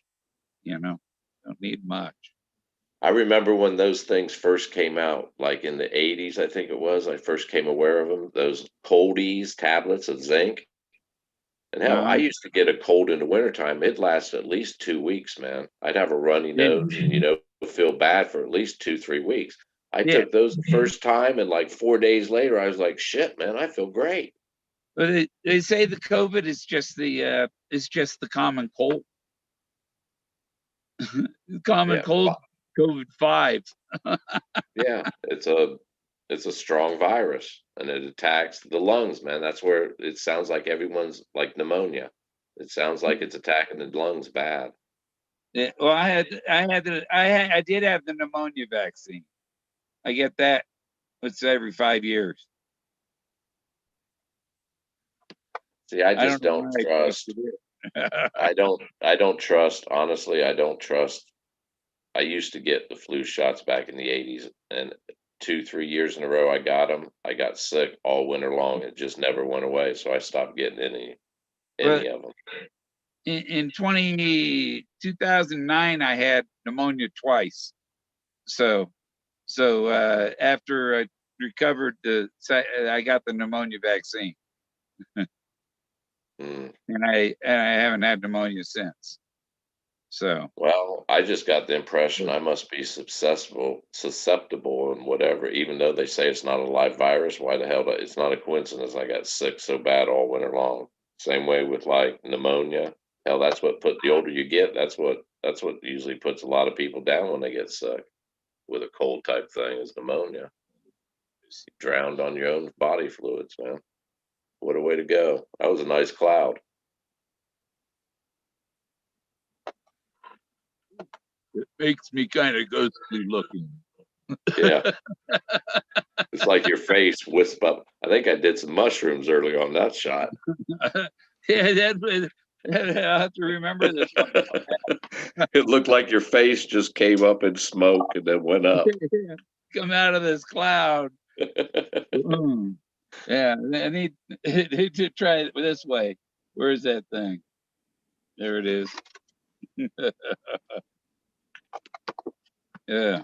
I don't know if that came out on the, because it's switching between me and you, you know? I saw a big cloud. Yeah, the cloud came out, covered pretty much your whole body, and then your face came out of it, and it seemed like the smoke just went straight up to your face and above your head. There we go, like that. Yeah. Out of the fog. Yeah, I'm using this bright light. Look at that thing, man. Boom. Oh, it doesn't work. Yeah. This thing's like a freaking headlight. It is one bright dang light. And it charges with a 5-volt USB, charges it. And it's one killer light for treasure hunting. And like and you know, if you ran into some wildlife at night, that thing blind the hell out of them. They won't be able to see you. You know, it scared the hell out of them. I like equipment that's USB chargeable. I got Yeah. fans and stuff, and I like that. It's convenient. Well, my phone is that C-type charger. Those are good. What kind is it? Where you just set it down C-type. on something? It's not the mini micro USB. It's a C-type, and you can plug it in either direction. It's not, you know, you don't Okay. have to, huh? Okay, that what they call a cow tail or something? You hook it with a cow tail? This thing, C-type.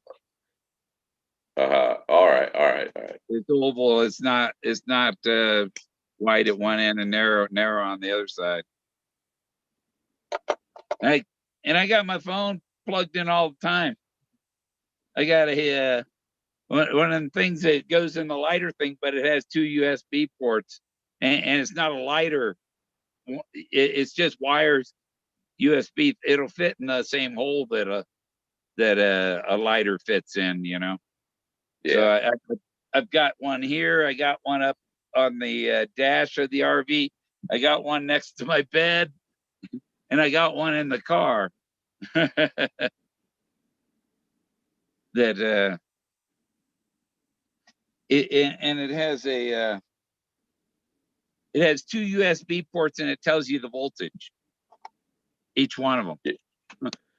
I bought one off Amazon, had 3 of the, what is it, cigarette lighter 12-volt adapters, and then 2 USBs, and then it has a little digital volt regulator on it, or monitor. Oh, And yeah. I just spliced it into my solar system. I use it in the van, man. It's nice. It's real convenient. But these ones don't plug into the cigarette lighter one. That you got to drill a hole in the dash, and it flush mounts, but only it's USBs. No cigarette lighter. Oh, okay. Yeah. Well, I have my fridge. I got a 55 quart fridge, DC fridge that I have in the van, and it has a cigarette lighter adapter. Instead of cutting it off and splicing it into my fuse box, I just spliced in. I figured, shit, I got like one of these little like crock pot things that's a cigarette lighter thing too. I'm like, shit, I'll just get a 3-prong cigarette lighter and 2 USBs, and instead of throwing everything on the fuse box. Yeah. You know, when the cigarette lighter ones, they wiggle themselves out. Yeah, those little 2 pins on the side end up wearing out eventually. Well, they don't stay in you, and you're driving along, and all of a sudden your phone's dead because the thing was sliding out, right? Exactly. Well, you know how to fix that? Duct tape or electrical tape? No, you put a toothpick in the slot, and then you stuff the thing in. You put a toothpick along the side, and you cram, and the tooth it wedges. The toothpick holds it in there tight. I never thought of that. Yeah. I always took I'd push it in all the way so that little silver tip I could feel it bottom out in a cigarette lighter, and then Yeah. mark it, and then wrap a bunch of wraps of electrical tape or duct tape. So when I plugged it in, I kind of like pushed it in over top of it, so it made like a little tighter seal with the tape. Yeah. Never thought of a paper. Well, hell, you could use cardboard or paper too, couldn't you? Um, Shove it. yeah, but a toothpick is nice, you know, and you just have it on the side of the and slide your plug into the lighter thing, and it holds it, and it's nice and clean. No tape. I like duct tape. It fixes everything. Too much red green. We got more at 11. Did you just say there's 11 people Yeah. and it's 4:40 a.m. here? They must be East Coasters. It'd be like 1:40, right? Morning, guys. The West Coast is 1:40. Yeah, Not bar closing time. yeah, But nobody goes to the bar, and this is the bar. yeah. It's starting to remember those old black and white shows we'd see in elementary school and junior high about futuristic cities and remember the TV screens like Lost in Space where they talk to the Yeah. TV screen on that's basically where we're at now almost. We don't have Danger, danger, Will yeah. Robinson, danger. Well, we don't have that robot, but we got that little Honda robot. He's been Yeah. around for a while, that little white guy. Uh-huh. I was I saw something where they had these robots doing a line dance. You know, there was like 8 of them or so, you know, 8 or 9 robots, all synchronized. It's just a hop, skipping away, and we'll be visiting. What was that? Westworld with Yeah, Yul or Brynner in it. yeah, Westworld. and what was the one with Will Smith? Uh, with Will Smith and the Wild robots? Wild West. No, He no, played. no.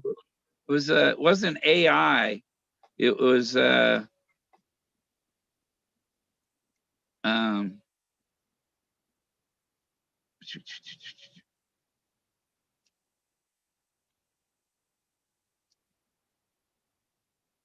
I know because it's from Alan Parsons song. The Eye in the Sky. Yeah, no, I Robot. Oh yeah, yeah. I Robot. You know, and so this line dance, it's like this is building up to the army of robots. And Elon Musk is saying nobody's gonna have to work. So that means machinery is going to take over all the duties. The machines are going to do everything, and so nobody will have to work. So it means the machines are going to serve us. Okay, my next question is: are we going to a worldwide like socialist type thing where everybody gets what they need, or how does that eliminate status I mean, where does No, that it's go? going to be like the Star Wars cantina. Well, okay, if none of us have to work, if no one has to work, Bill, how are you going to get money? You won't need it because you can have anything you want. The robots, I need the robot to bring it to you.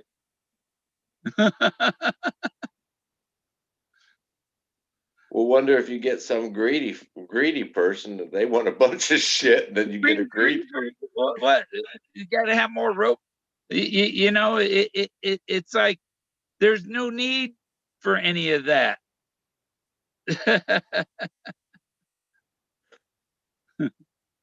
You know, That's a hell of a concept to go to. the robots will build the buildings. They already got 3D printers building houses in Africa and stuff.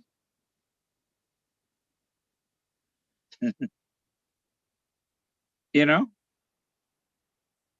I think it's, well, talking to robots, there's some, seen it on the news recently. There's some rich, whatever they call those rich Russians, not moguls. What the hell? You know what they call them. Anyhow, some rich Russian man is like a Bill Gates type rich yeah.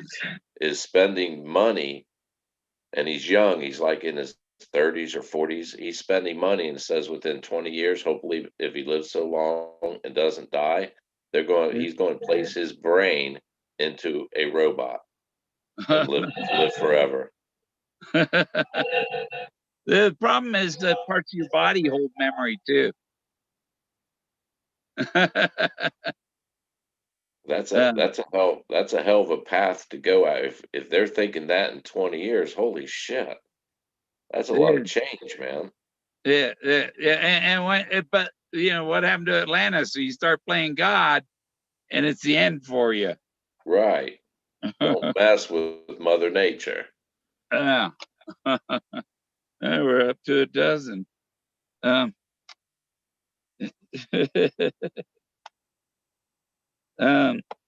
always thought, you know, they got the transporters on Star Trek. Right. And so what you do is you go through the transporter and it keeps a memory of you, a backup copy. Right? I And, could never buy into that, Bill. How could you stay alive? You have to disassemble yourself cell by right. cell. But how you'd have Yeah, to like, the material and the spirit are two different worlds. yeah, I just never, I remember Star Trek and the I'm like, there ain't Well, no way. How would you wouldn't survive? How could you keep alive by breaking down your whole well, you body cell see, by cell? if they did, if they could, if that was possible, and according to the Bible, everything's possible, so you can't knock it. So anyhow, so if it was possible, when you're like 19 years old, you go through the transporter and it saves a backup copy of your whole body. Okay.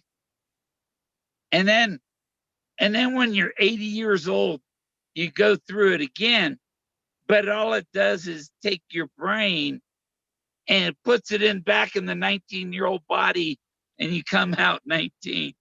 That's a Twilight Zone. Remember the old couple in the Twilight Zone episode where they're going to do it and then they don't have enough money, or Oh he yeah. goes in and does it. Remember that one? Yeah. Yep. Slightly. Well, I could see wormhole or like Stargate. I could see that as a transport, but not where you step in this beam and it breaks you apart cell by cell. I could Yeah. see you step into a beam and jump through like a wormhole or whatever they're calling it, a Yeah. Stargate. I could see that, but not disassembling you cell for cell. I don't think that's possible. Yeah. Yeah. The Stargate would have to pull the two dimensions right up to each other. Right. Like they're woven together. Yeah. It would have to create a wormhole to that place. That I can buy. That can be, I think, scientifically proved. But when you go through the wormhole, are you coming out in the same spot and you might show up inside a rock or under a lake? You'd have to. It'd be like like a telephone. You have a receiver and a transmitter. Okay, so You know. okay. So the first one you got to bring another one with you so you can get back. See, there's the dilemma. How could they? You're right, Bill. How could they create it unless they were there first? It Right? might How be could a they one create? way. So Yeah. we'd have to eliminate a Stargate. So we'll go to wormhole, which is a natural occurrence.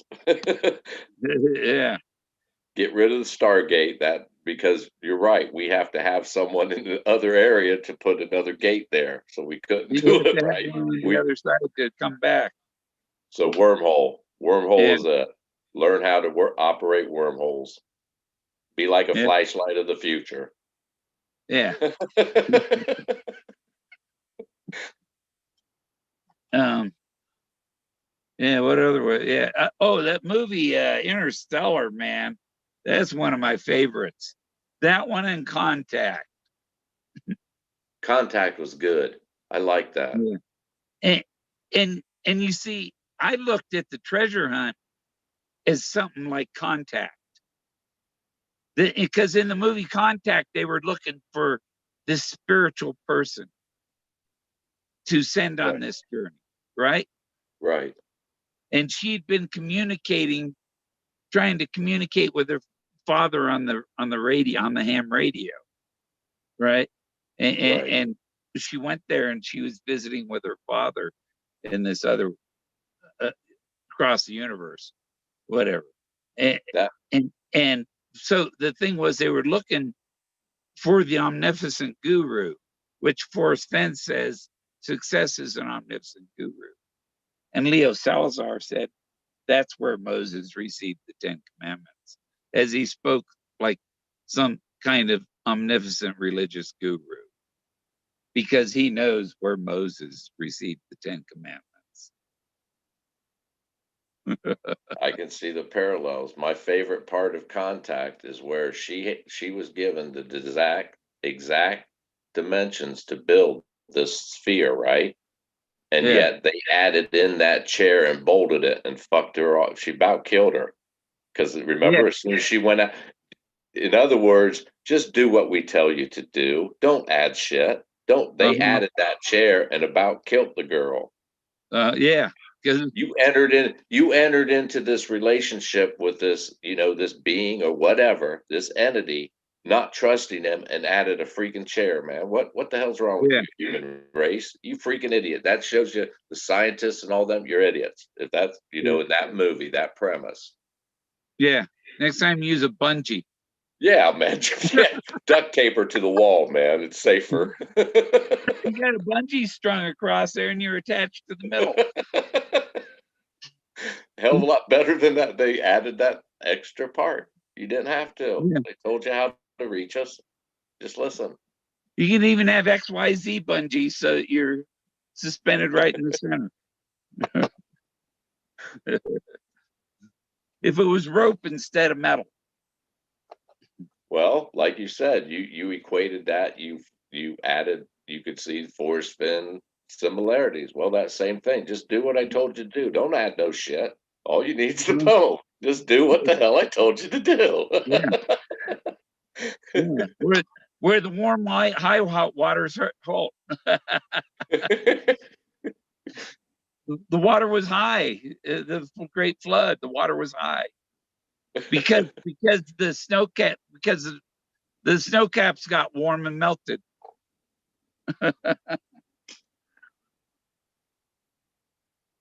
So yeah. It's telling you to end at the end of Genesis, at the beginning of Exodus, and you got to find Moses. It's pretty simple. But then the Buffalo Cowboy car is part of it too. There's been the page 64, 65 clues, and that's Buffalo Cowboy's car that I have here with the That's a hell 50 of a caliber. chapter. Huh? That's a hell of a chapter when they lasso the buffalo. And Forrest was barefoot, so was Moses was barefoot. You Take your notice, shoes off. Don't you come notice, nigh. Don't bring them with you. Leave them in the car. there's that and Shoshone when him and his brother. There was several times where like he didn't have shoes, which kind of points out, like pointing to it, like an apparition. Hey, look here! I learned a valuable lesson. I didn't have no shoes on that day. Yeah, It's like an afterthought. That here's the lesson I learned, and shit. yeah, Let me. Oh, by the way, I wasn't wearing shoes. He was grounded. That's the way I took it. He was Yeah. grounded. Every story he tells where he doesn't have shoes, it's telling you to me, he's grounded in that moment. He learned a very valuable lesson in life. Or that it was holy ground. Yeah, grounded. Yeah, he knows exactly who he is, where he's. I mean, it's a pivotal moment. Grounded. Yeah. Maybe I'll watch iRobot again. I've got I it. forgot all about it. When you said robots, I was thinking, well, Will Smith had that one bad guy had all those weird steam operated. Yeah. I forgot all about iRobot. Oh, the UK Paul's in. He's up. They're up in UK.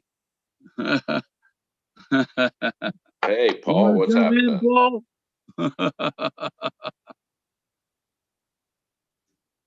No, I think it's late at night over there. It's like 11, No, 10, it's early 11 in at the night. morning there.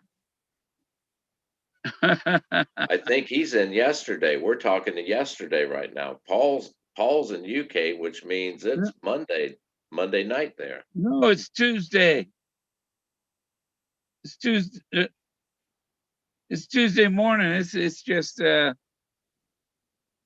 it's Oh, probably 7 hours. It's almost 10 o'clock there, right? never mind, Bill. It's 5 o'clock in the morning. After I said it, I'm like, shit, the sun rises in the east. It's daylight there before here. Yeah, yeah. It's about 10 a.m. In the UK. Never He'll mind, I said confirm that. that.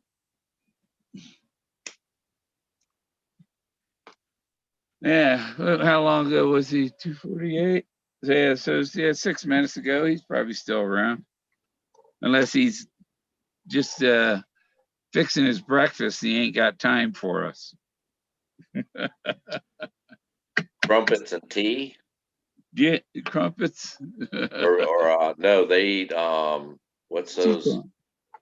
what's those muffins? English muffins and tea. The proper Uh, breakfast. yeah. What do you think about the tea with Olga and lawyers? That always you can't.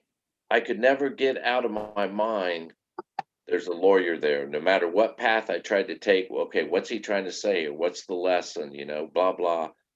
The lawyer was always like right there, like shit. It's something legal, man. It's something like to do with the establishment.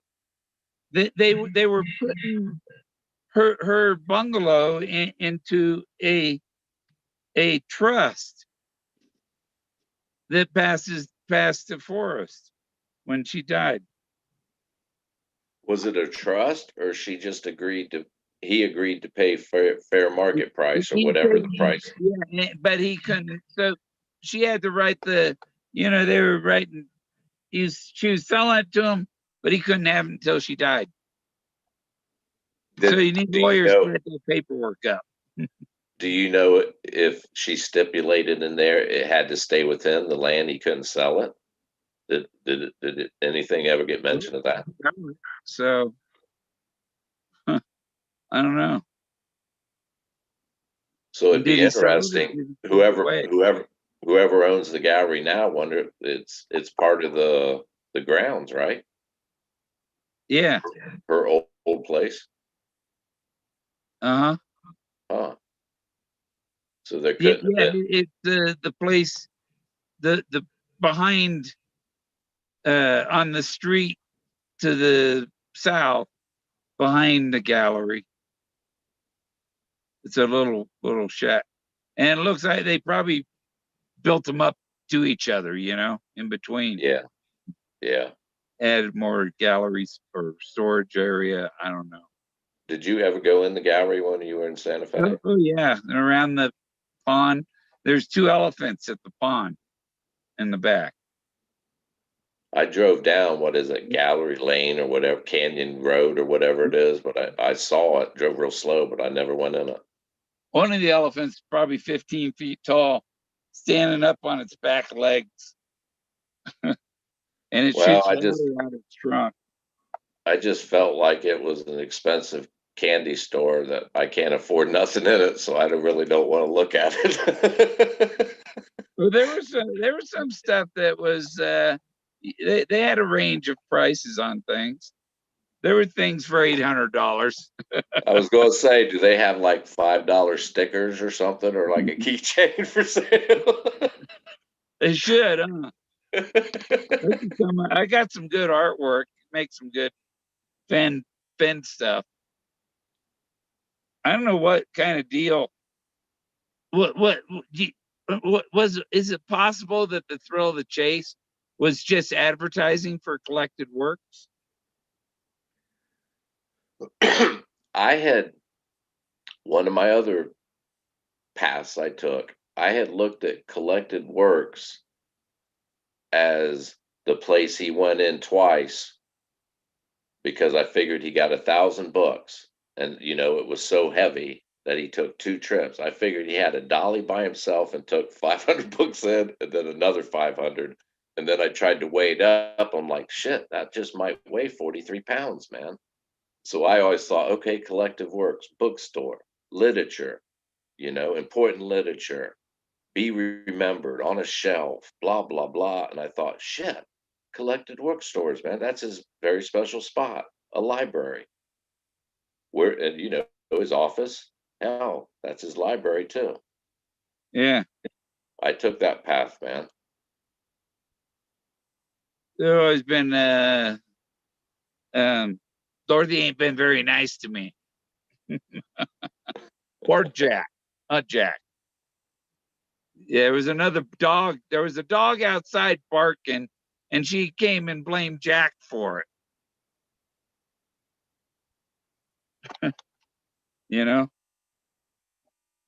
when I went to the Once Upon a While signing, I felt behind me this tap tap, finger tapping on my shoulder. It was on this shoulder. It was a tap tap, but coming from behind me. Who's that? Turn around. It was Forrest. And then what does the tap on the shoulder mean? You know? How many people did Forrest come up from behind and tap on the shoulder? Well, And as long as he didn't come up and punch you in the nose, I think you're pretty good to go, Bill. and I figure that the Once Upon a While book signing, he didn't put that book because it has Moses in there. He didn't put it out until after it was found. And it came out in 17. Is that the revisited or the first one? This is the first one, the third memoir by Forrest Fenn. And they said there's more stars on the new one. And I like that his paper. He just wanted to be a paperback writer. That's all. Yeah,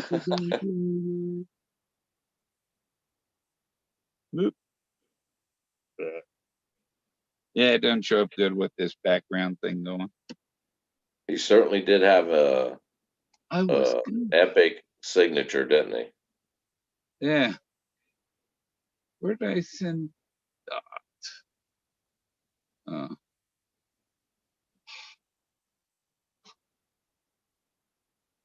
It was on here.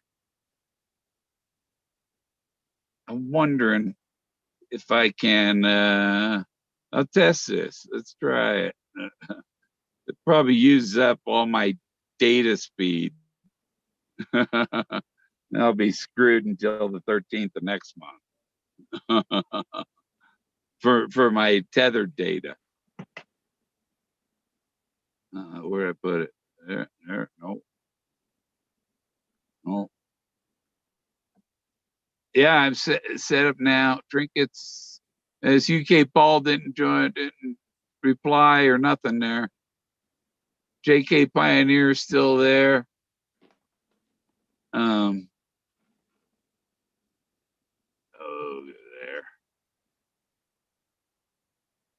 Yeah, I don't know if I got all the monetization stuff set up yet. There's a lot. But what do I look for there? Okay. Uh,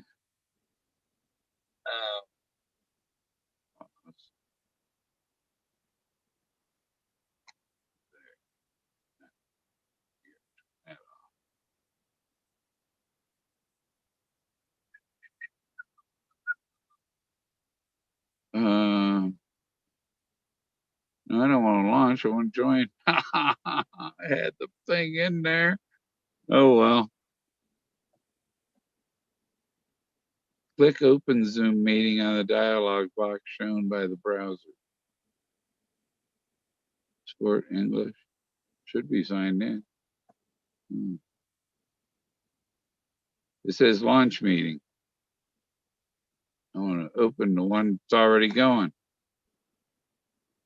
There. My first time on Zoom took me for a loop, man. I was all flustered. I couldn't get the Zoom. My cursor would work great. I could push it and operate anything I want, and then I'd go over to YouTube to like.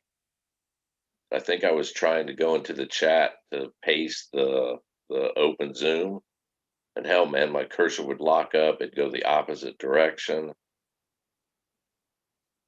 It was very frustrating. Now I'm kind of hesitant to be pushing on anything when I'm on. Click on the dialog shown by your browser. If you don't see a dialog, click launch. Will it? I don't know.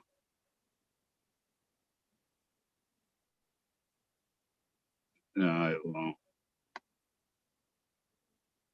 Oh well.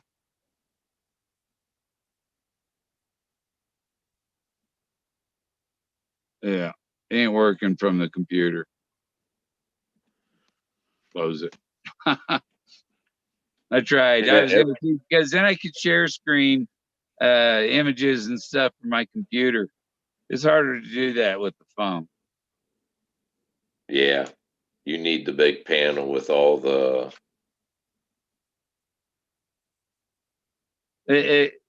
But the tethering from the phone to the computer will only get like 600K speed. Not even a megabyte of speed. You ever check out HughesNet, the dish internet? I had that in 2007, and it took 30 minutes to use my month of data. I had it probably 11, 12, 2012, maybe 2011. And if it rained, it was cloudy. If it was like overcast, and Ohio gets a lot of gray days, man, especially fall. It would knock in and out, constantly buffering. I didn't like it at all. Yeah. I wonder how Starlink. Well, the Starlink satellites are closer. The HughesNet, the satellites were geosynchronous, 23,000 miles up, and the these new ones, the Starlink are like 300 miles up, and so it's a lot faster. The ping on them is like 20 milliseconds or whatever. It's real fast. Hell, I even looked into like RVs have the mobile internet. I even looked into pricing and monthly charges on those. Man, I was going to put one up on top of my chimney. Yeah. I never thought about. I wonder what OnStar. Yeah, Is that an internet? you could do it. Put it up. I had a 2-story house at the time. You could put it up on a chimney. It's probably no better than Verizon though.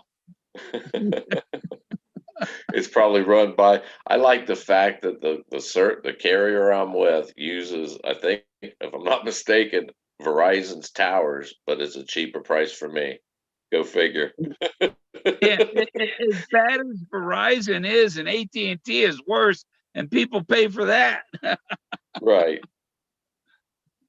Oh, AT&T is the worst. They're the worst. You're lucky to get a bar anywhere in America. Yeah. Oh. Oh yeah, that's what they said they were using directed energy weapons or what they're gonna knock communications out with. Yeah. Well, when I was in the Navy, I trained on A6 intruder engines, which is a J52, and they had a offshoot. It's called a EA6B, a Yeah. four-seater, two in the front, two in the back, and Yeah. the canopy was gold. When the sun hit it, it looked like solid gold. There was gold particles in there because they'd shoot radiation. Long story short, they're jammers. They send out a mission, and these things go EA6Bs goes first and totally shoot radiation to destroy their radar system. The blackout in New York, the famous blackout in what, 72 or whatever it was, where like Uh-huh. 9 months later, 20 billion kids were born, some shit. Supposedly that was done by a rogue EA, not a rogue, but a miscalculation from an EA6B. They accidentally shut down the whole East Coast grid. Yeah. So Oh, yeah, I they had faded to. away a little bit. I was in the 80s, and they were. I was around them, so they were operable. Who knows how long they had that technology before I saw it? Yeah. Yeah, I just watched. There was a video I watched about the Doomsday plane. It looks like Air Force One. It's a big 747, painted the same as Air Force One, and they can command all the nuclear stuff from it. And I was really surprised it it didn't look like Star Trek in there. Isn't but that the one that Isn't that the one, Bill, that there's more than one and there's one flying in the air at all time type thing? Is that one of them? yeah, yeah, yeah. I've got I was at the airport at the Dallas Love Field in Dallas, and one of them plane it was there, and I took a picture of it sitting there. It was probably getting some electronics put in. Who knows? But that was like 1984. I Well, went for a plane ride around the metro area. I'm not a politician, but I am a citizen, and I just think that's a hell of a waste of fuel and money and upkeep. And Yeah. Well, I they're mean, if keeping you an want to eye cut on some China. budget, You don't know man, what China's going to do. yeah, well, shit, that's just a lot of money being wasted, man, on fucking Yeah, yeah. flying all the time. Maybe when the robots come, they won't be all this flying and this stupid wasting of money, and that's why no one will have to work. Well, no, robots will be able to do everything, you know, except maybe clean my place. Well, that leads to Iron Man, Black Sabbath. Yeah, Leads to Iron Man that will have robots fighting our wars for us. yeah. They ain't come up with where you get to just put the two leaders together. You That's the know, best way. Go that go would have old been great. school. Yeah, get Joe and Donald in the ring together, and the winner takes office. Old school barbaric shit. Yeah, and really, Don was he taking Kennedy's place. They killed Kennedy for what he's doing.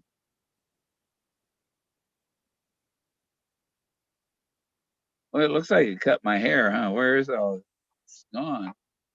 I did trim this part. It was flaring out, man. It's like there's none up there, and it goes. No, it's got to go.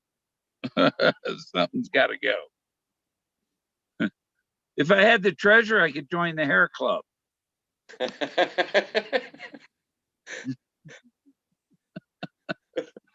You remember the old Bosley commercials that would come on like every half hour from like 2 in the morning till 5 minutes. Bosley hair remember those commercials? Yeah. Yep. I was sitting up with three of my kids. They were probably all of them under 10, and they looked over and they're like, "Dad, you should look into that." And I said, "Girls, and I don't know, it just hit me. I'm like, "Do you know what that is?" They're like, "No." I said, "They take your butt hair. You know, when you get old, all your hair goes from the top of your head down to your butt. They take it back from your butt and put it back on your scalp." And they were like, "Are you serious?" I'm like, "Yeah, I'm serious. I'm not doing that." They for years, man, they thought it was true. Yeah. Or from your armpit, right? Yep, Bosley butt hair. Every time the commercial comes on, I even tell my grandkids the commercial if it ever comes on. Yep, Bosley butt hair.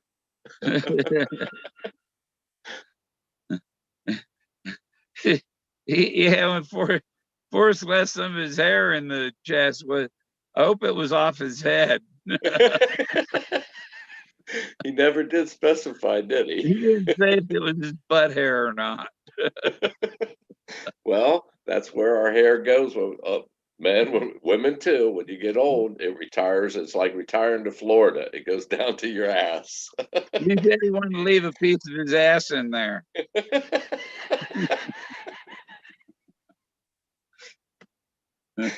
Kudos to you, Forrest. Kudos to you. Yeah. Oh, yeah. If I had it, I would I would use it to make money. Well, you wouldn't have to sell it. You could keep it and make it make more than it's worth.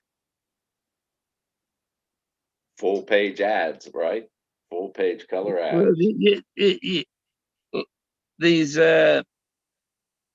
you can put it on a world tour on it, hire an exhibition company, and you hand it over to, and all they handle the security, the insurance, everything is handled by them. And so you just go enjoy the money it makes while it goes. What do they charge per ticket for these special museum exhibits that come around? You know? Oh shit, some of them's 50, 60. Hell, even back in like when was it, 80s when King Tut made the United States, whenever, Yeah. what, 70s, 80s. I remember the tickets even back then were like 50, $60, man. They were Yeah. expensive. And after you put it on the tour around the world, you lease it to a casino to get, and they have people come in it, and they give you $100,000 to $200,000 a month to have it there.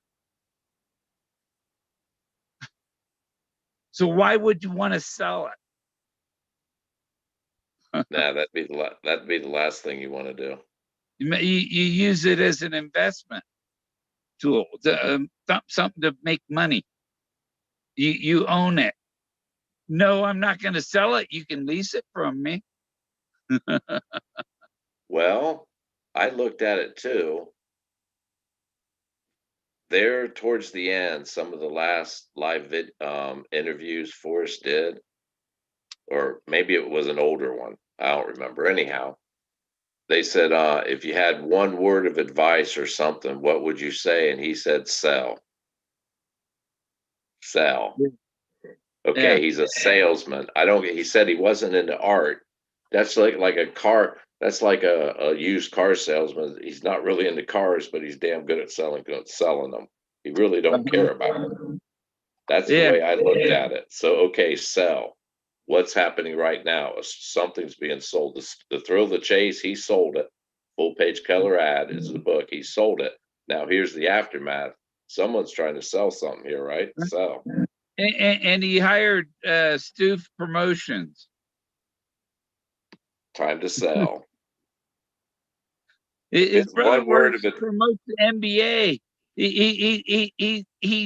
He's a Jerry Maguire. Right.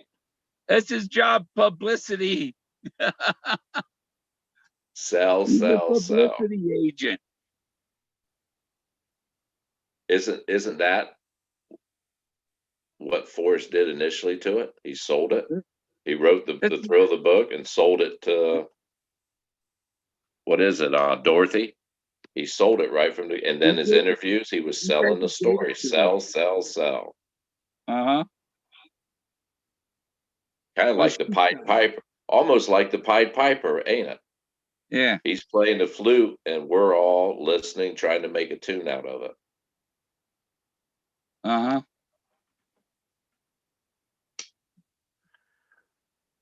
But was it advertising to get people to come in her store and buy other books too? Probably. That's sure. Important literature. It's good to read. Let your imagination. The book's always better than the movie. But at the same time, he had to sell. Remember when he kept saying all these things, and he just kept going back to the thrill of the chase? How could I mix them all in? That's like everything he's ever learned. All how can this benefit her? Literature, this, that, get people out to discover things. Old people like us feeling like kids, getting out like we're out kids looking for shit again. How could he get it all mixed together in a pot where it would sell?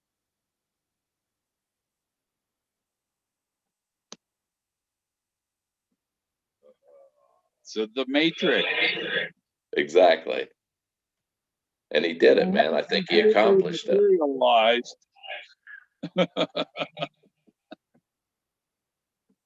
I think he accomplished his goal. And like anything, everything has its downfalls. It's sorry to hear, all the sad stories, the deaths. That's sorry Yeah. to hear. But Yeah. everything in life has downfalls, man. You going across the street, if you live in a city, walk across the street to the store, you take a chance of all kinds of things could happen to you. A wreck, someone Taking hits a you. chance going to the doctor. I take a chance driving home from my grandkids' place. Coming over the mountain in a snowstorm, and anytime you can slide off the road into a tree or a big rock, done. It's Yeah. over. But I don't Waiting fear on, that because I know that there's a life after this one. yeah, well, waiting for a light in New York. It doesn't end there. No, that's where it begins. There's the where reality splits, and maybe part of me went a different direction, never even went on the chase. There's another me running around that didn't do the chase. That would coincide with the dream. Had a dream, it startled me so much I woke up and I don't remember if I found it or not. Yeah. Yeah. Well, I the teacher I was started all over again. he was dreaming the Captain Kid when Miss Ford woke him up. That's what startled him awake was Miss Ford. Forrest, are you sleeping? I follow the train of thought. I've heard a lot of people talk about it that he had the hots for. I follow that train of thought. I think he had the hots for because it's spelled miss. That's single. MISS. There's one thing I learned about when I was on Family Search trying to look up see his family history, right? And there was a Daniel Fenn born like 20 days before Forrest, whose father was William Marvin Fenn. With a different mother, I'm assuming, on the birth certificate. Yeah, a woman in Dallas, probably a school teacher. Huh. And that's why they moved to Temple. So he has a brother named Daniel out in L.A. Huh. Yeah. That's interesting. Somebody didn't believe me. They said, I got a phone number for it. And he called the number and he said he asked the guy, do you have a brother named for it? Oh yeah, he's my brother. Sounds like you got many calls like that, huh? He probably did. And then the guy got scared and hung up. Oh shit. No, hang up, hang up. Continue the conversation. I told you he had a brother. but that's something he didn't tell us. you know? Well, that put him born in 1930s, same time. Yeah, I, I think, But or did he back the guy then might have been a month that. I think he was born. The brother was born in September. being in Texas, being the Bible Belt and all, 1930s, didn't they have like hospitals that they used to send unwed mothers to like do it in secret type thing? Yeah, maybe. But no, the guy's last name is Fenn. Oh, it's the same name. Yeah. Did Forrest's Well, dad that's why have a Forrest's parents were twin brother? divorced. Most likely why his parents were divorced. Because his His mother parents were found out about divorced. When did his parents divorce? it. I don't know, but they were divorced. And because his father was living in Texas and his mother was living up in Montana. Wow, I never heard of that before. Yeah, his parents had divorced, I'm pretty sure. I wonder how old he was, if it was like early on in his life or later. Maybe when he was in the military, I don't know. Huh. Because it had to Is that be in the bet before they died. well, childhood, it doesn't matter if it's a pleasant divorce. It's bound and determined 100%. It psychologically affects children. They take it one way or another, you know what I mean? It sets them like their core values. It shifts their core value type thing Yeah. psychologically. So if it happened early in life, that would explain a lot of unanswered details. Why he doesn't talk about his mother that much. Why he Um, praises his dad so much. Huh. I never heard that before, Bill.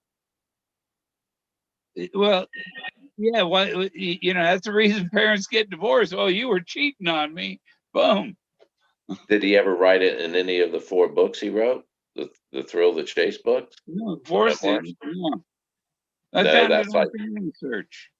okay. Okay. The birth certificate. So the fact that Father, he didn't write William him Marvin Fenn. Huh? the fact that he didn't write about the divorce and all that, it may yeah, that's kind of weird. Yeah. Well, no, somebody's no, he had said something, mentioned something somewhere. I don't know where it was. I've seen other people talk about it. Okay. Yeah, I'm And not saying it's hearsay or nothing. I'm just saying, wow, that puts a different light on the subject, man. his mother lived up there in Montana and his father lived in Texas. Hmm.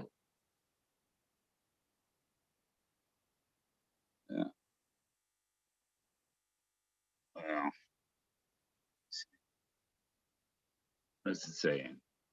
Butthead, nanobots, trinkets.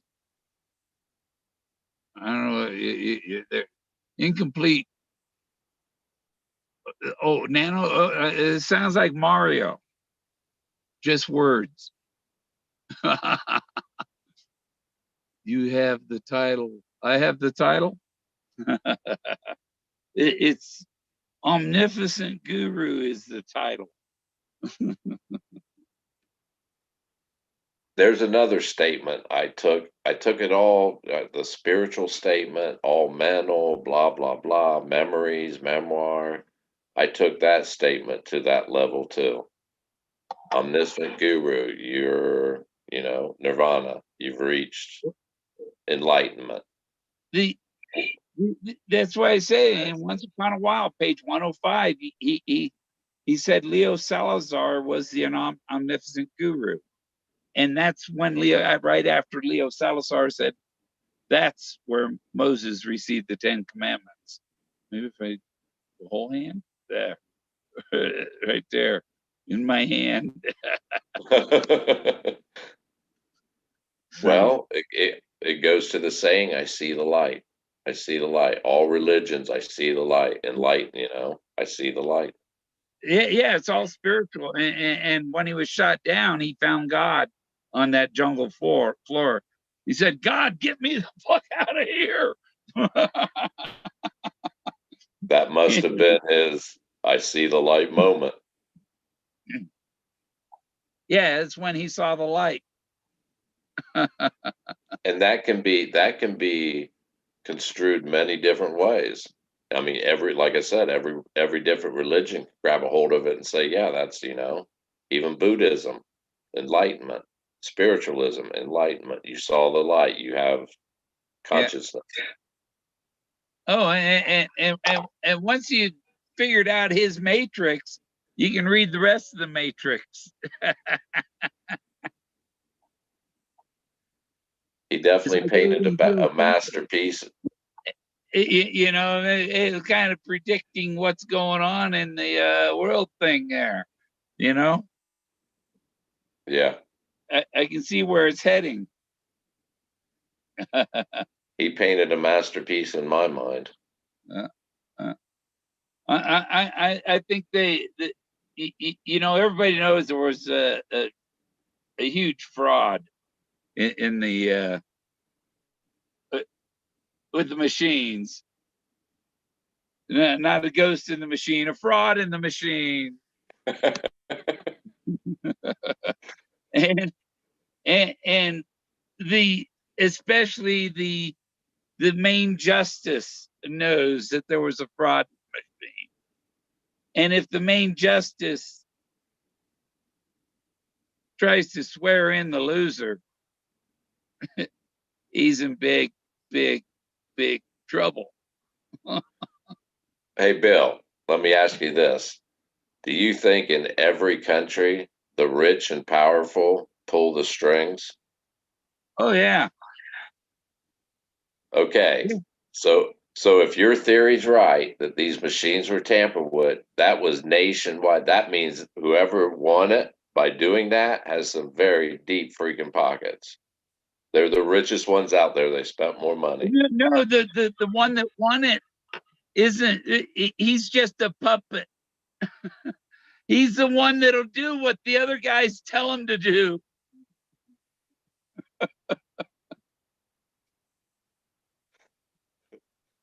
They got him. They got the pictures. With Shirley Temple. Not good. Not good. They got the Shirley Temple pictures. I'm trying not to mention. Right.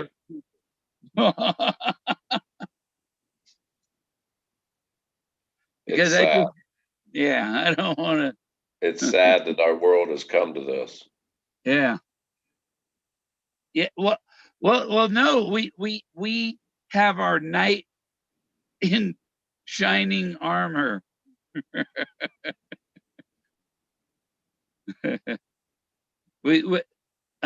And people have considered the Orange Man to Moses also. It's a parallel I'm running with them. The question is, do you? Huh? Do you? Do I what? Look at him like a Moses type. Oh yeah, he's a Moses type. He is setting the people free. He's given the country back to us. The problem is, Bill, a lot of, and I'm putting quotations up, us aren't really stable individuals, man, that really can't think for themselves, Bill. They need a little help in this life. There's not going to be somebody changing the numbers in the machines anymore. Well, my point is, even though I don't agree with they're lying if their lips move. Typical politician, just like lawyers. But the worst of two evils is better than the worst of two evils. Huh? He's in trouble for not being a politician because he's not one of the good old boys that we all get along and we all commit fraud together. he's not going along with that. You can't buy him. Then it goes to a question of, instead of the best of two evils, it's which one do you feel more comfortable your life in their hands in the direction they're going? The Army's gonna set us free. They're gonna. They said, remember, all enemies, Foreign and domestic. Yeah. Well, we both took the oath. Yeah, it's you know, and everybody knows who the enemy is. The guy who's paying their bills. Taking our freedom away. They're telling us to shut up and we're taking down your thing. Well, you know the slap in the face to me, Bill. Not only is all this happening and all this, we all know the underdealings of CIA. We know how dirty the world stage is, right? And we're part of it, the dirty dealings. You don't have a chance in life unless one of them people bless you. But at the same time, Bill, taxpayers' money, that means the shit we buy, the taxes on the work we do, blah, blah, the things we sell, the government is using it. So they're using our own money to keep us down. Yeah. We're paying for us to, and they do it with our public education, which public education is worthless. It was when I was in it, and it's even more worthless now. It's nothing but a brainwashing tool, in my opinion. Yeah. And they're using our own money. That's the irony of it. And yet everyone else is fighting among the blacks are fighting the whites, the Mexicans, the Chinese, blah, blah, blah, blah, blah, blah. Why they're just sitting back collecting all of our money and then throwing up commercials every 10 seconds. Buy this, you need this. Buy this for this. You need to go here. That's the Matrix, man. Yeah. Yeah. Welcome to the circus. But one thing, his deal, the IR service is going away.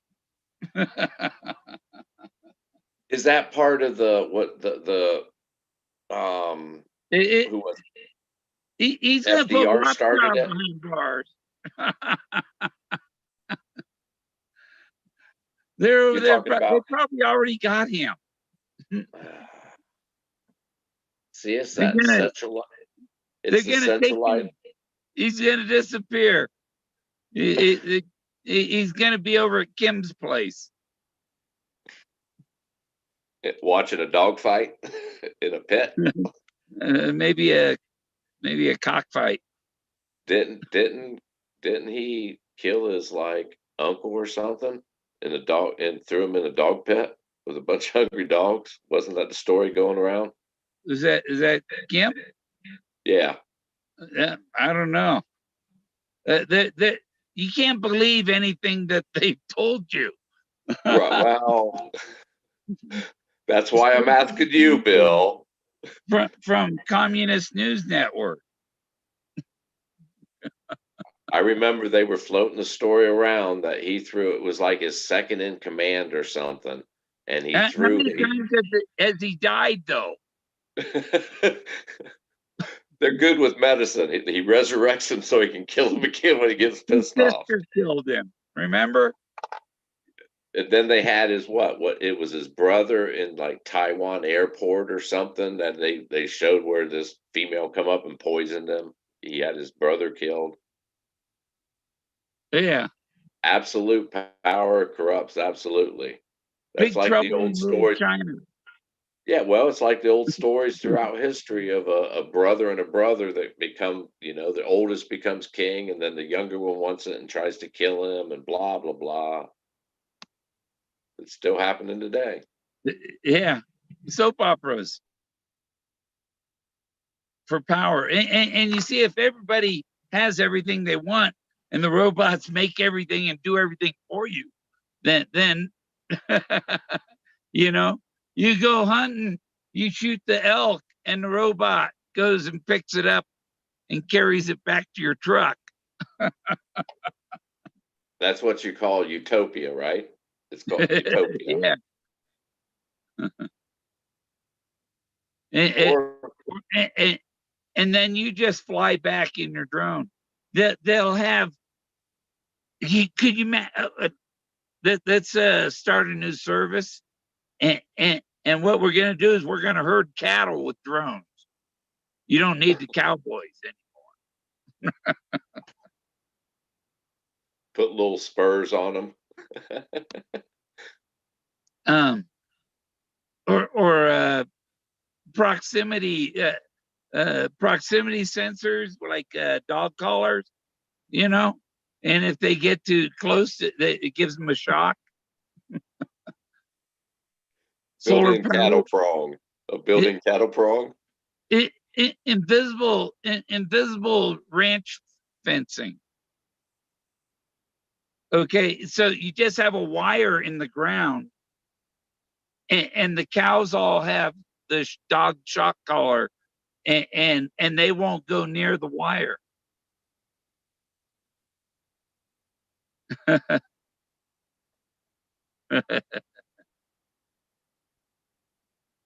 When I was wonder if up they state, tested that. Huh?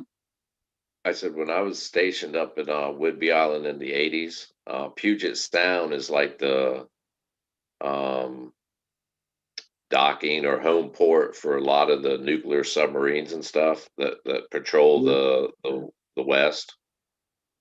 yeah. I lived in Bremerton when Russia collapsed. Yeah, and a lot of them came home, didn't they? They were all docked. But they were using back then. There was all these whale beachings and dolphin beachings, and it's usually these certain type of whales. Yeah. The Navy and everyone. I mean, it wasn't like it was top secret. There was scuttlebutt, I think they called it back then. It was rumors in the Navy. They were testing these underwater sonars so they could like same way, like a jamming system. They send it to a sub and it just totally annihilates their whole systems. I always Um, thought, well, shit, you could use that to like herd animals. Same way, cow. You just like a little flashlight thing. You hold it to the right, freak them out, hit the outer banks of them. They're gonna run. Once one of them runs, the other ones will go. All you got to do is keep it behind them. Whoever's in the back gets hits the most with that sound. They'll try to run away and herd the rest of them for you. yeah. I was watching the that thing about the doomsday plane, and they put the camera up to the window, and there was a mesh screen, wire mesh screen in the window, and so that's to stop the EMP. I was saying I gotta just cover my whole RV with the wire mesh. Farragon cages or Farragon Yeah, cages or yeah. whatever they call them. But then I probably wouldn't get a cell signal inside. Does running grounding off your trailer, would that eliminate? They'd still hit you. It's not a Faraday cage type deal, is it? I'm more worried about lightning hitting my oxygen tanks out there.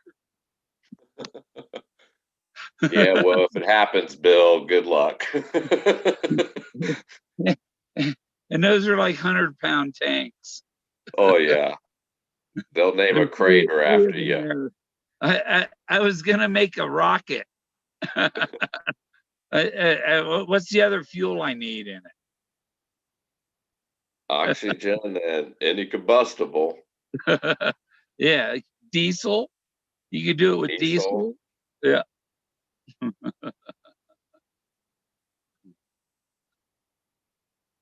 yeah. But you'd have. I don't know how to make a jet nozzle. It's just The aviation convergent. line and blowing the tank up. The whole concept of jet engine is convergent and divergent ducts. You funnel it down in and compress it, and it comes out. It goes in like low pressure, high velocity or something, and it comes out the opposite. Yeah, Convergent, divergent. need to Build go you to like the a tin hourglass thing. yeah. Yeah, I wouldn't know how to make a gimbal either to control it. Nah, man, 100 pound, and you got 3 of the tanks, 100-pound tanks. Yeah. Yeah, that's a Yeah, crater. it That's would a leave it crater. crazy. I got to. I want to dig a hole, like have 4 foot deep hole in the ground, and with a berm around it to try and keep it to so that if it does, it would deflect it and not come this way. I'm sure you could I'm sure Google or hell, probably even YouTube videos, how many layers of sandbags and deep would it take to like contain a blast of that much force? Yeah. You got enough sand around you and dirt, right? Oh, yeah. This is all like crystally sandy soil. Yeah, And you as just I need was the thinking, like bags. a bunch of empty sandbags and fill them up. I could build a fortress. There you go. You just need the bags, man. And then once you got all that done, then you cover it all with chicken wire and spray it with stucco.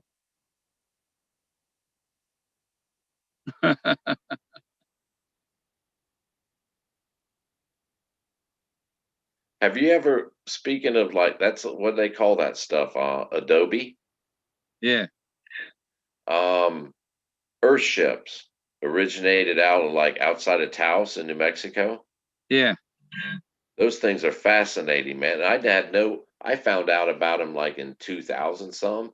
Hell, they've been around since late 60s, early 70s. That guy was doing it. yeah. They got some. You build a wall with hay bales, and then they cover it with chicken wire and spray it with stucco, and you got a wall that lasts forever. It'll And it's last yeah, longer than it's me. Huh? right, and it's thermal mass. That's the key Yeah, thing, thermal mass. yeah. It's insulating. Yeah, both summer and winter, man. It's amazing. Uh-huh. But the whole system of it, man, it's self-contained. It's like shit. Why isn't everyone doing that? Why am I just hearing about it 30 years after it's been Yeah. doing it? I should look into what the hay costs Hell, because Bill, I've seen them before use the same principle as sandbags, but they're like huge rolls, like I don't know, 2 foot wide, yeah. and they fill it up and they mount it up, and then they do the stucco. Uh-huh. Yeah. Could you imagine you making like a taking a air mattress, right?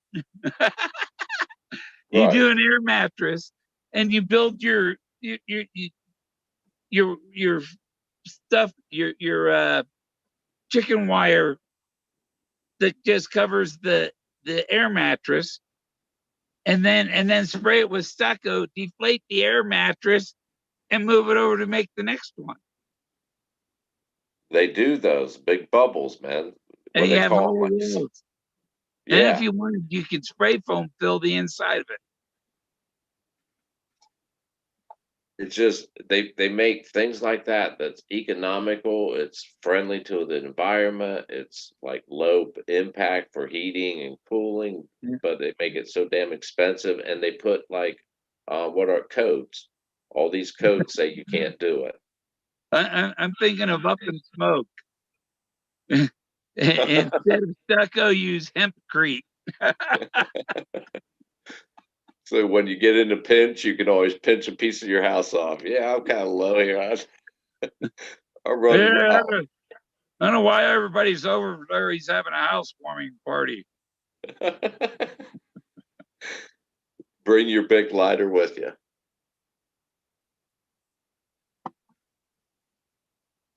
Oh, it's late. Oh, it's early.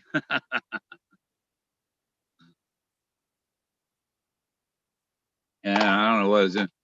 I did it. How many I people's wonder in how the much I have in my in my account now from monetization. You the haven't whole been paying $3. attention to chat? Huh? You haven't been paying attention to chat? Oh, I've been paying attention. All I saw was a 3.99, I must have been 3.99. I must have been jumping in. You know how you get that delay when you try to go on live Zoom? I didn't see any of them. So how many people's watching still? 11. Still 11 people? Yeah, yeah. This Maybe they well, that's maybe they nine. That's me, you, and 9 other people. is anyone talking? Any recent posts? Uh, 3:36. Not for 15 minutes. Oh shit. So someone's still awake. JK Pioneer, and he's 2:56. He gets off work in 6 minutes, or I bet he gets off work in 10 minutes. Miller time. Yeah. I used to work at Atari in Sunnyvale, and I worked the swing shift or night graveyard. It was really graveyard because we were like 5 p.m. to 5 a.m. we worked, and I had to. It was the Atari 5200 system, and we're at. I was a quality inspector. At the end, the the the whole system comes down in the box on the conveyor belt, and I take one off the conveyor belt, and test. There was like 8 people testing them, and I had to test like 3 or 4 games on it, and test every button on the controller, and you had to test like two systems per pallet, you know, and so I just played video games 12 hours a day, 7 days a week. And afterwards, we'd all go to Denny's at 5 in the morning for breakfast. The whole crowd of people from Atari, quality inspectors from Atari. I like the Star Raiders. I played one. It was you had to take this little guy and go through like I think it was nights, and he was like a some type of knight on a mission. You had to like fight dragons and collect keys, and it was all dark around it. And you had to there was a key, and you had to go to this like special place to unlock the room or something. That sound familiar? You had like bats that would come through. You'd have the key, and like a bat would come flying across the screen and Zelda? take the key. What was it? Zelda? Nah, it was like 70s. It was in the 70s, maybe early 80s at the oldest. Huh. No, this was I worked there in I think 82. Yeah, 81, 82. Did the And then did the they shut down that factory and moved it to Taiwan. cheaper? Yeah. And now what they probably is there still an Atari? I don't know. I'm not a gamer, man. I don't know. Try I the know for your computer right now. we was Golden Axe part of Atari? I don't know. I like that game Joust. Yeah, with the ostrich or whatever. It was like an Yeah, and ostrich. you gotta flap the wings. It's the thing to flap the wings Yeah, and make it fly and knock the other guy off his bird. they were they were weird looking birds. I just maybe it was I was drunk at the time, but every I just looked at I thought they were ostriches or some Yeah, they alien were like ostrich. ostriches. Yeah, Yeah, you had to you ride the jousting guy rides the ostrich. And, yeah. yeah. My sister managed to bar for Nolan Bushnell, who started Atari, and he owned Chuck E. Cheese too, but he owned this rock and roll club in Campbell, California, the Bodega. My sister was the manager, and she booked all the bands. Like she had the Sex Pistols, the Police, Pat Benatar, uh, Greg Kinn, Huey Lewis, the Tubes, and Jefferson Airplane, Jefferson Starship.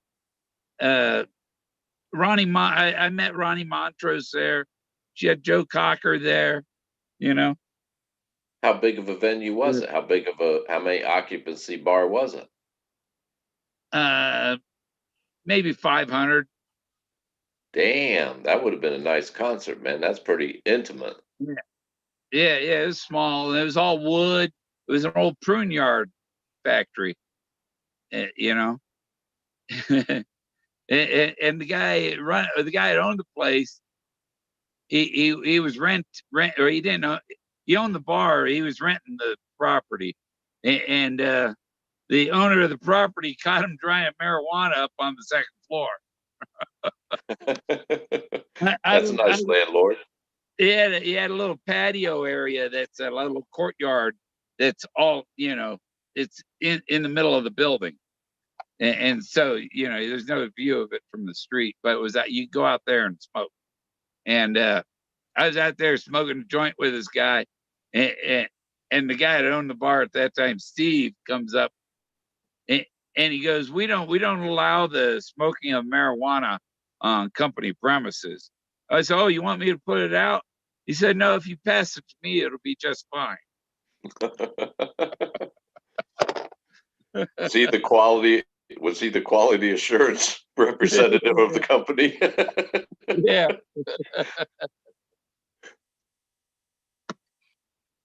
Yeah, I used to have fun because my sister would put me on the guest list and it'd be bill plus one. And I would find somebody in the line. I say, if they didn't have a ticket, I tell them I can get you in, but you got to buy me 2 drinks. I'll get you in for 2 drinks, so they save money and I got a couple of free drinks. I met this girl. I had 1 tickets to go see the band Ice House in San Francisco, and the concert was on my birthday.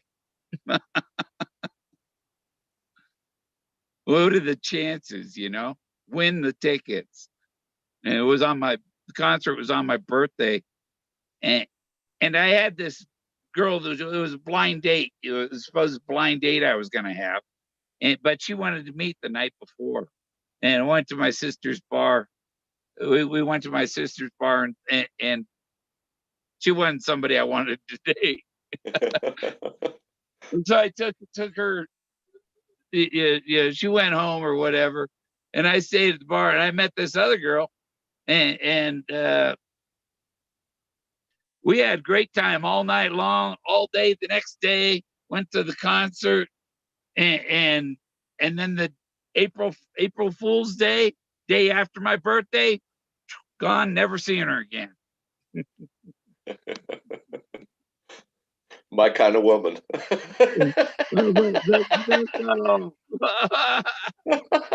Where is she now? The apartment I had was built in like 1917, and they didn't have sheetrock then. It was more like cardboard. It was more like a weak pressed board thing, And I didn't have a headboard on my bed, and she put my head right through the wall.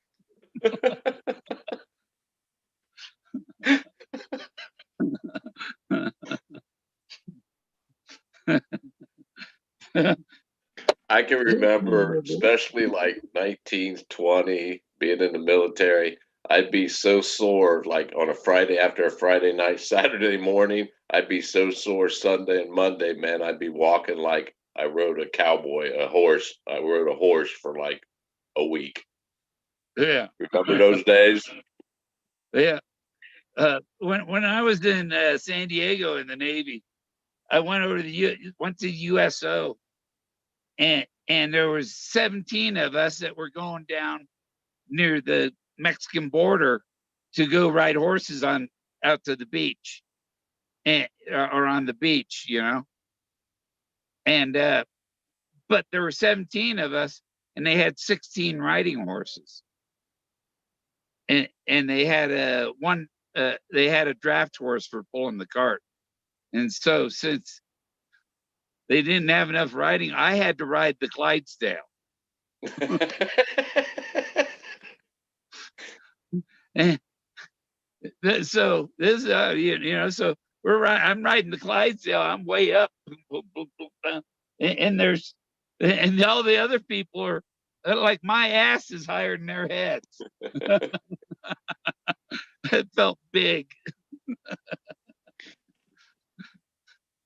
It didn't seem like we spent much time. It was like 5 minutes on the beach or something, and then we were on our way back to the ranch or whatever, because it was right along the border, just north of the border fence. But so we all get back, and we were in a station wagon. I guess it was a van and a station wagon we had, and we had 17 sailors in there, and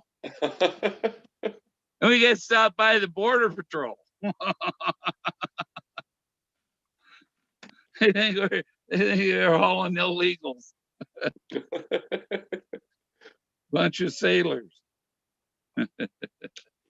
Well, I was stationed in the Philippines in 83, 84, 85. And there was tens of thousands of the polite, proper bordellos. They were whorehouses. That's where A my mile brother long. met his wife. Yes, Alongapo City. Alongapo City, McSai Drive is like a mile long straight, and there's 10,000 freaking bars, and there's women that work in every freaking one.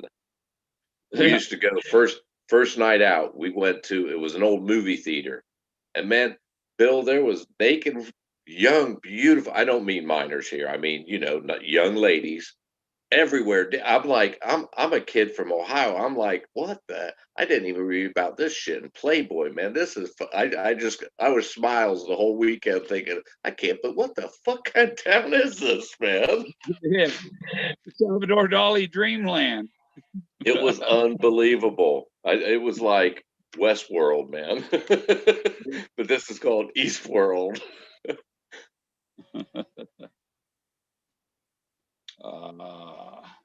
My eyes are getting gluey. Yeah, I'm gonna go fix me some coffee and some eggs. Yeah. Pleasure hanging out, Bill. I appreciate it. Yeah, it's great to hang out. You get a chance, man. Check out just go on YouTube and do that on Chinese diesel heaters, and just watch one of them, man. It might like solve your problem quite nicely. Yeah. Maybe I'll do some late night shows, and we'll just talk about memories of, what happened in the past. The good old days. Book was a story about it. Does tell these stories about crazy things that happen. That's life. Yeah, the 7%er thing, the Cape Pro. Forrest was one of the 7%ers, Cape Pro. He was telling you that. He called himself a crazy guy that did that thing. Exactly. Yeah. And as I said, you had to be just as crazy as the guy that hit it. Or crazier. Yeah. Well, Bill, have a good day, man. Wash my eyeballs, get them wet. There. I look blurry without them, without the glasses. Right. Oh, shit. All right. Well, I guess we'll sign off. Like I said, man, enjoy your day. Have a good one. Yep. Adios.